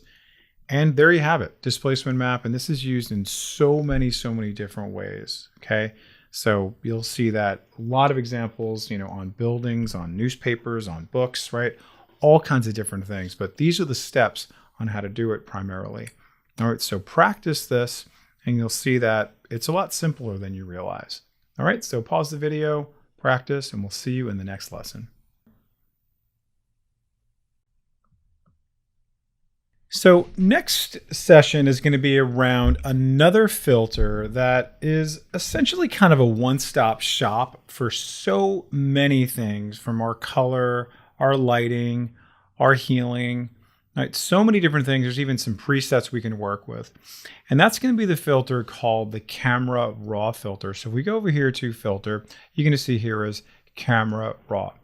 So what I'm going to do before I apply this filter, as I am with many other filters, is I'm going to make this into a smart object, as I recommended before, because that way we can just turn it off, it's non-destructive, and then we can mask through it. So let's just see what our options are with this Camera Raw filter. I'm going to click on filter, go over to here to Camera Raw Filter and click on the option. It's going to bring us over to this. And we see we have a lot of options here. On the right-hand side, we have all of these options, right, for basic, curve, detail, etc. So many other features down below. If you look at this for color mixer, color grading, right, effects, all kinds of stuff. Then we also have these little kind of subdivisions here on the right-hand side for healing, for different ways of applying all these different effects and color improvements and lighting and all that good stuff here. So we'll be exploring some of these. But what we're going to do at first, before we go any further, is I just want you to see some of these presets that are going to be available for us in case maybe this is the main reason why you're here. So you'll see that there is color, creative, black and white, all these things here that you can just play around with on your own and just kind of see, do they work for you? And bam, you love this. So I click on that and we'll see as I move my mouse over it, pretty neat, pretty quickly, I'm getting some nice effects, and maybe this is all I really need to improve my photos. Okay, fantastic. What about creative? See, let's see what these can do. And really just experiment, go shopping around. You can apply them, you can stack them on top of each other if you want to. Let's see what black and white does. Notice how there's several different kinds of black and white. Some a little more rich in contrast, a little sort of chrome oriented, a little more aged. Look at that. If you want to make make it look like a really old photo very quickly and easily, you can go right to Camera Raw and do that. So like I was saying, this is sort of a one-stop shop where we have a lot of the things that we can do in our adjustment layer and our filters, okay, and some other ways, with our effects and all this stuff we can do here. So I'll just kind of show you a couple more we can work with, and then we'll go into more sort of manual way of how we can use Camera Raw. So we can see curves. We've talked about curves in my intro class. Curves is basically looking at the curves of our different levels, right? We have different levels within each photo. We have our highlights, we have our midtones, we have our shadows, and we have lots of things in between for individual colors that they have their own curves, and we'll be able to manipulate them in a little bit, but these are going to allow us to then just kind of do things a little more automatically. All right, so really just kind of play around with these, like sharpening. Oh, that's kind of nice. All right, you can just see what kind of sharpening it could do. Light, medium, heavy. And you can see very subtle things there where the edges get a little bit sharper. And let's just check out vignetting. Ooh, that's kind of nice. You can see how there's a slight little vignette that's coming around the outside, just kind of like a little glossy little frame that sort of like frames the inside, almost kind of draws your eyes into it, creating maybe a little more of a ethereal look. Okay, so really come back and play with these. You'll see that there's a lot you can explore and really save some time. So maybe this is all you do when you're working in your Camera Raw filter and you're good to go and you're happy, right? And then you leave here feeling like, okay, I did something pretty good, pretty creative, pretty quality, and my photo looks amazing. Now let's go to some other elements where maybe you really want to kind of like do things a little more manually. You want to kind of cherry pick different parts of it. All right. So if you've ever worked in Lightroom before, this is very similar to Lightroom. And if you have not worked with Lightroom, you're going to see that you'll be able to work with Lightroom a lot better after this tutorial. So if we look over here on the right-hand side, we have this guy here. We have all these guys here. We're going to be exploring these to a certain degree a little bit deeper. So notice here is the edit tools, and we have, this is where we started, by the way, and you're going to see here we have basic, curve, details, all these things. Let's just play around and see what we can do with a handful of these. So if we go over here to basic, you'll see how I can work with my color temperature. Let's just go ahead and give this a little more of a cool color temperature. Notice how that does a whole cast over the whole thing. Okay, do I want that? Maybe, maybe not. So you'll notice also when I move over and I decide I don't want that anymore, if you double click on the little stop, that takes you right back to 0. So that's kind of nice. I do that, and that just does a whole cast over the entire image. Double click to go back to 0. And the same thing here for exposure, highlights, shadows, right? What are we actually working with? Okay, if I'm only want to work with the shadows, you can see only the dark stuff gets affected with the light stuff, not so much. And maybe that does actually add to some things. Maybe you come back to this after you've done some black and white. You like it, but then you want to make that black and white contrast a little bit deeper, a little bit richer. You can come back into all of these and experiment. Let's go ahead and just bring up the saturation. You'll notice, ooh, that's pretty neat. Check it out. All my blues get bluer. All my greens get greener. My sky upstairs even gets a little bluer. Okay, that's kind of cool. Bring that back. We talked about curves earlier. You'll see here, again, my highlights, lights, dark shadows, all these things here. I can play around with all of these inside here, but with my curve itself, what I like to do is work with this guy, which is the targeted adjustment tool. So you'll notice here that's going to allow me to then target a particular part of it. So let's just say, for example, I only want to focus on the green grass. I can click on that and then notice how as I move my mouse around, the curve kind of goes all over the place. Where is it in the histogram here? Where does that color live? Is it the brightness? Look how the brightness goes way up. Let's go to this dark area here. It goes way down. You see, so it is kind of instructive in terms of what it's going to do. All right, so let me just go ahead and just bring this up a little bit and notice how it's only affecting certain parts of it, but it is affecting what I want to affect. So it's everything that's kind of in that same spectrum on the histogram, including some of the gray and some of the sky and everything like that. Okay, just notice how I can go left and right, up and down, different degrees of my color, different degrees of my lighting. I'm just going to go and bring that back, double click it. And let's maybe just come over here to my effects. You'll see that maybe you want to add some grain. Maybe you're making like kind of an old photo, if you will. Vignetting, sometimes you can see, bam, that works kind of nicely. All right, that's great. How much is that doing for me? Okay, all right, great. So do you want to go dark? Do you want to go this way? So earlier we saw our vignetting where it was adding something on for me automatically. Here, I can do it a little more manually. Okay, so wow, that's kind of nice, and maybe I love this. So let's bring that back, bring that back. So let's see other things that we could possibly do. And I'm going to skip over this spot removal one. Let me just zoom in here so you can see exactly what I'm talking about here. So you're going to see here is my spot removal. I'm going to zoom out for right now. We're going to come back to that in a bit. But let me just show you this adjustment brush. Okay, so you'll notice here how I have all these elements here that I can now just brush directly onto the canvas. So I might want to get things set up a little bit to make it so it's going to do what I want to do. So you kind of want to check your mirrors, so to speak, before you go into this, right? So you can see here's my temperature, my tint, my exposure, and then you'll also notice that I also have my saturation over here. So let me bring that. So it's going to be maybe mid-range or maybe a little bit higher before I actually start executing what I want to do.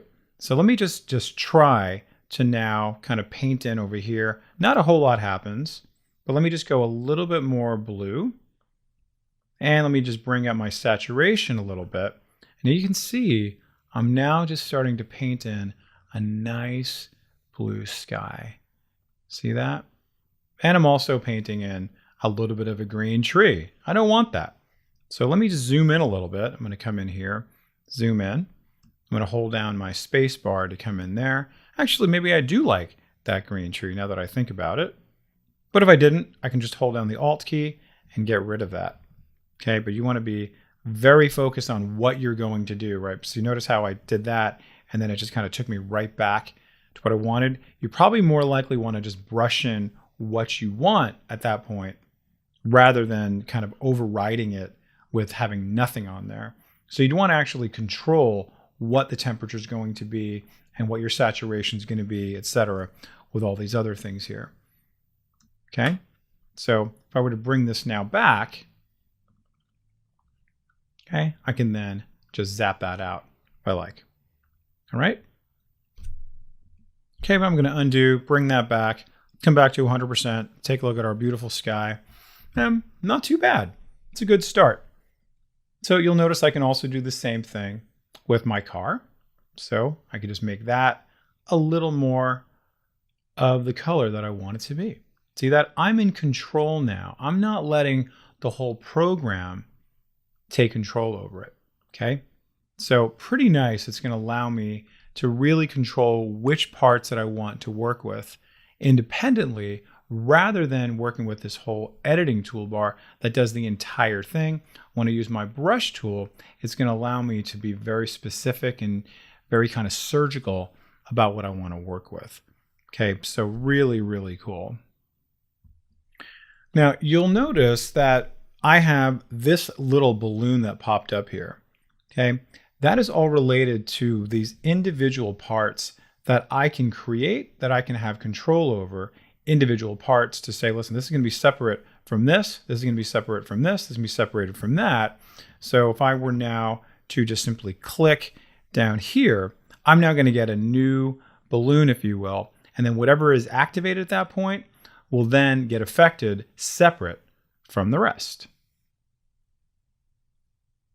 Okay, so notice how that is getting a little bit greener, temperature, and let's bring up my saturation so we can see, kind of loses a little bit of saturation, gets a little saturation, but nothing else gets affected, okay, because this part is separate from this, to separate from this, separate from this, okay? So I only have two parts here, and again, if I wanted to go directly on my car, I can focus on that. If I want to go directly on my tree, I could then say, hey, let's create a new adjustment layer, and then bam, that's now separate. So each of these things can be all independent of each other as you're applying all of these individual effects on color and light, shadows, levels, all this good stuff here. Okay, so really, really neat. And if you're done with one of them, just simply click on it, hit the delete key, and it goes away, right? So no more power for that. Now, sometimes you might want to work with a slightly different style, which is this graduated filter, okay? And that's actually pretty good for skies. We're not going to do it here, but you're going to see here, this is going to give us an option to actually just say, hey, listen, I want whatever I'm going to do to affect from here to here as almost like a gradient, if you will. So let me just bring this up a little bit. And then here's my saturation. It's super, super high. And now if I just click and drag, now notice what I'm doing here. See that? So I can even make it go like that way, right? So it's kind of a neat thing. And then since this is live and active, I can then bring that up. I can bring this down, manipulate this, come back over to here, and even have control over what I can delete as well. So I can go over here to this little eraser option, and I can choose that and say, hey, listen, I don't want that as part of this. So I can control how much of that wave is going to go. And I can also come back and just be a little more specific using this guy here with my brush. So it's a combination of the last thing we did, but I'm actually using the gradient to do this, but then I'm adding it in here to this if I like. And again, let me just see if I can remove that. Okay, pretty cool. So it's really all about control over how you're working with these things here. So I'll come back to this and then manipulate this however I want. And then I can make some changes to it so you can really, really see it. And then maybe come over to here, erase some of that. So wow, not bad. So really neat stuff. This is all about all the control you want. I mean, some of you, once you learn about working with Camera Raw, and you can see all of the different sort of elements and sub-elements in here, you really never go back because this is, again, a one-stop shop. I mean, this is really kind of amazing how they have everything in one place that you might want to work with. All right, now, why might not you want to do this? I mean, for me, if I'm going to be working on my levels and curves and my black and white, you know, and then I want my saturation, I might want to just have those on independent adjustment layers to be able to do that independently in the non-Camera Raw. So it's really up to you. You have that kind of control. This is like, hey, I'm just working on this canvas right here. And you can always come back to this anytime, whenever you like. So there's kind of pros and cons, or it's really up to your own personal style and comfort level. So let me just go ahead and say okay for right now. Imagine, okay, there I am. There's my new image. And because I put this into a smart object, notice here is my mask for my smart filter, so you can see before and after. So you'll see the great work that I've done. And even better, I can always come back and make some changes to it. Okay, again, because we are working with a smart object. All right, and this takes me right back automatically to my editing tools. All right, so again, we were here, and then you'll see radial filter is going to be very similar to our graduated filter, but instead of going in a straight line, it's going to go in a circle, in a concentric circle. All right, here's the red eye removal tool if you want to work with that. The presets we already worked with. And then you can go ahead and just check out some of these things as well. Reset to the default. You can create a preset based off of what you already have selected here. Maybe you're already saving some settings. You want to load settings from other systems. All right, so lots and lots of control here. So really experiment with this. Okay, this is really kind of beyond, spice the taste, because like you have this whole cook's kitchen of all the things that you can do with this. That is, again, sort of a one-stop shop for all of your creative color management, all these different things in terms of lighting, different effects, and different ways to actually apply your effects, right? So the other thing I want to say, this will be the last thing I'm going to tell you, is I can, of course, work again with my mask, all right? So this is here to say, hey, listen, remember what masks do. It's either going to be a blindfold or it's going to be a mask. Which one do I want it to be, right? So some things I really don't want it to have the thing or whatever it is. So I overdid it a little bit on this part here. So maybe I just want to let that shine through a bit. And I don't want to have to go back into Camera Raw. So what I can do is simply click on this, and you guessed it, it's either going to be black or white. So I'm going to poke a hole to make my blindfold into a mask by simply going over to my brush tool, just hit the B key, and then notice here's my black and white. If they're not already like that, you can just hit the D key, and you can also switch them around, just hitting the X key, a little review for you. And then you just want to check the size of your brush, and you also want to look at your opacity, just depending on, how hard you want that to come in, how dark you want it to be.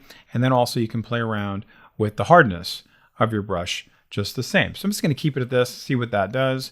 And then can I bring in some of that? Yep, there's the original building. There's no blue sky on the building. Okay, so you can see I can come right in there and just remove that. Cool. And then all is well with that. And maybe I want to bring that tree back, and maybe I want to really, really zoom in and maybe make my brush a tiny bit smaller. And I can just really come in and have some control over what I'm going to show. See that? And of course I would zoom in. I would kind of get rid of some of those little white spots and take care of it accordingly. But you can see what I'm doing here. Again, the power of masks on almost every advanced level here we can work with. All right, that looks a little bit junky, but you know what to do. I would just switch that back to, guess what? White, just by hitting the X key, and then bring that back. No big deal. Okay, non-destructive. Awesome. Okay, so pause the video, practice this. Find a photo that you love or that you want to improve upon, anything, and really see what you can do to make it look this much better using the Camera Raw filter. All right, enjoy, and we'll see you soon. Okay, so who is ready for some action?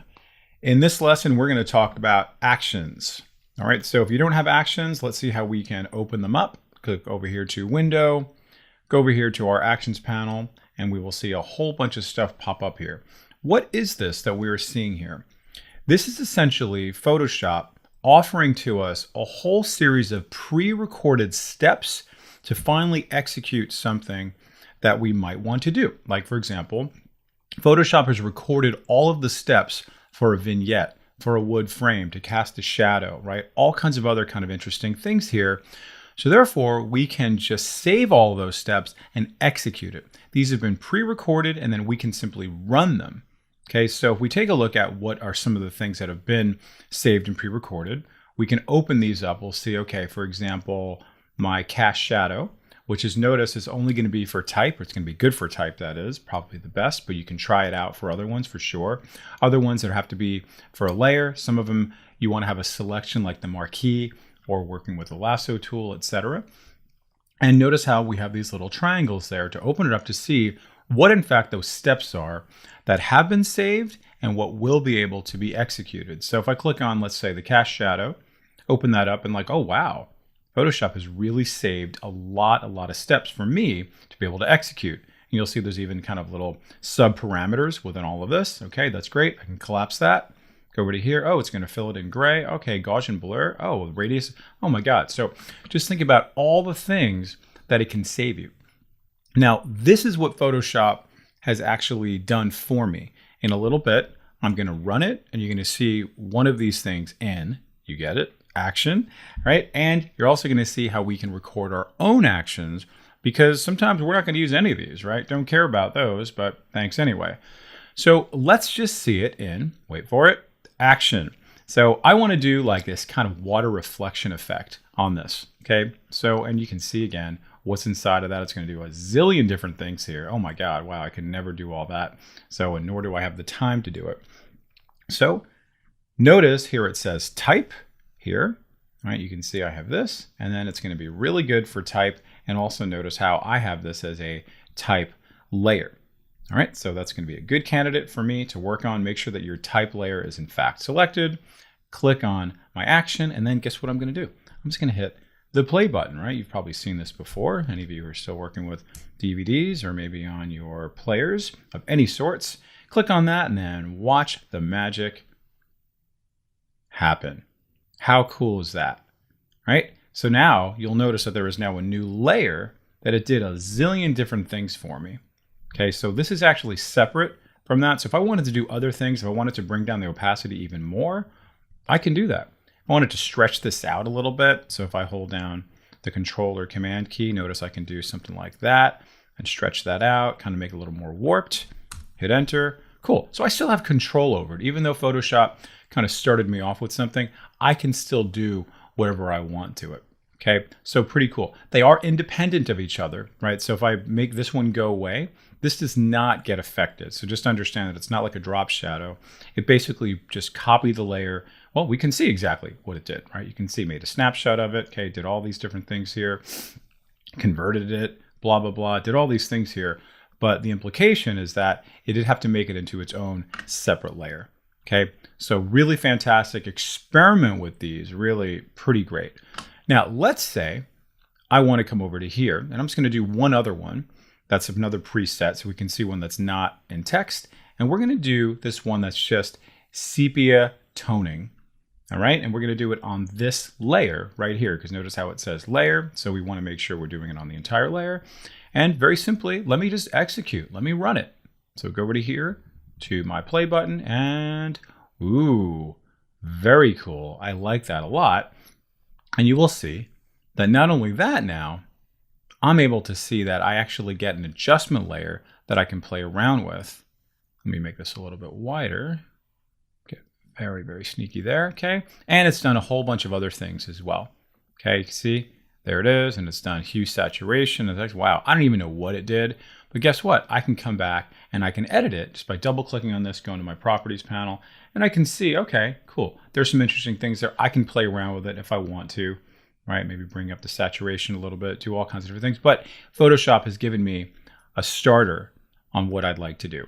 All right, so two very good examples to help you save a lot of time as you are making some pretty cool creative stuff. Okay, so let's see what we can do on our own.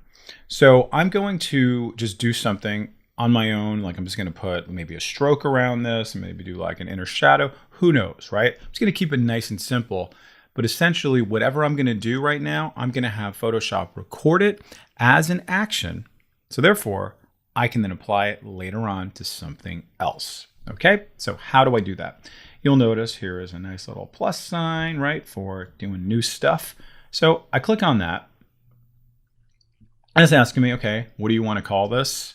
And I'm just going to call this text, stroke, and then inner shadow. Okay, that's what I'm going to do. And then you can also set some function keys if you want to. If I want to do like Shift, Control F3, if I'm using that a lot, I can do that. I can also put a color on it. If I start using these a lot, I can actually make it kind of stand out a little bit. Maybe I'm grouping them together, that type of thing. All right. So, and now notice this button here. It says record. So as soon as I hit record, it's going to be recording all my actions. Right, and then I'm going to stop the recording, and it's going to basically just seal in its back pocket all the things that I just did. So then I can execute it and run it all over again. So watch this. I'm going to hit record, and you'll notice how my little red button is there indented, and it's waiting for me to do stuff. Okay, so here I am with Italy. All right, and then I'm going to go over here to my effects. I'll put a stroke around it. And then, okay, great, I can do that. Maybe I like that. Maybe I want to do it a little bit more subtle. Okay, it's starting to look a little bit like a Italian horror film. Okay, cool, I like that. And then certainly you play around with all these things, whatever you want to do. Maybe I'll do an inner shadow. Okay, maybe that's a little bit more than I want. Maybe I'm going to bring that down a little bit. Okay, a little more subtle. Bring that in a tiny bit. Okay, see it before and after. Yep, I like that. Give it some texture. And guess what? I want to use this for a whole bunch of other things just the same. All right, so again, just for the purpose of this exercise, I'm keeping it simple. You can make it as simple or as complex as you want. So now let's click OK. That's now in the back pocket right there. You can see it. So to tell it that I'm done, I click stop, and we'll see. There it is. All the amazing things that Photoshop has done for me, saving it, saving me time, saving me stress. Amazing. So, and you can even see my keyboard shortcut. So seeing in action is very simple. We're just going to bring in some text. I'm just going to type out the word piazza. Oops. Maybe haunted piazza. All right, so I'm going to keep this as is, right? Make it maybe a little bit different than this here. And I'm ready to go. I'm ready to execute. So how do I do that? I can click on this and I can click on the play button. And then again, remember my keyboard shortcut, Shift Control F3. Of course, yours might be different, but let's just see now, because this layer is selected and I execute, let's watch it happen. Click on that.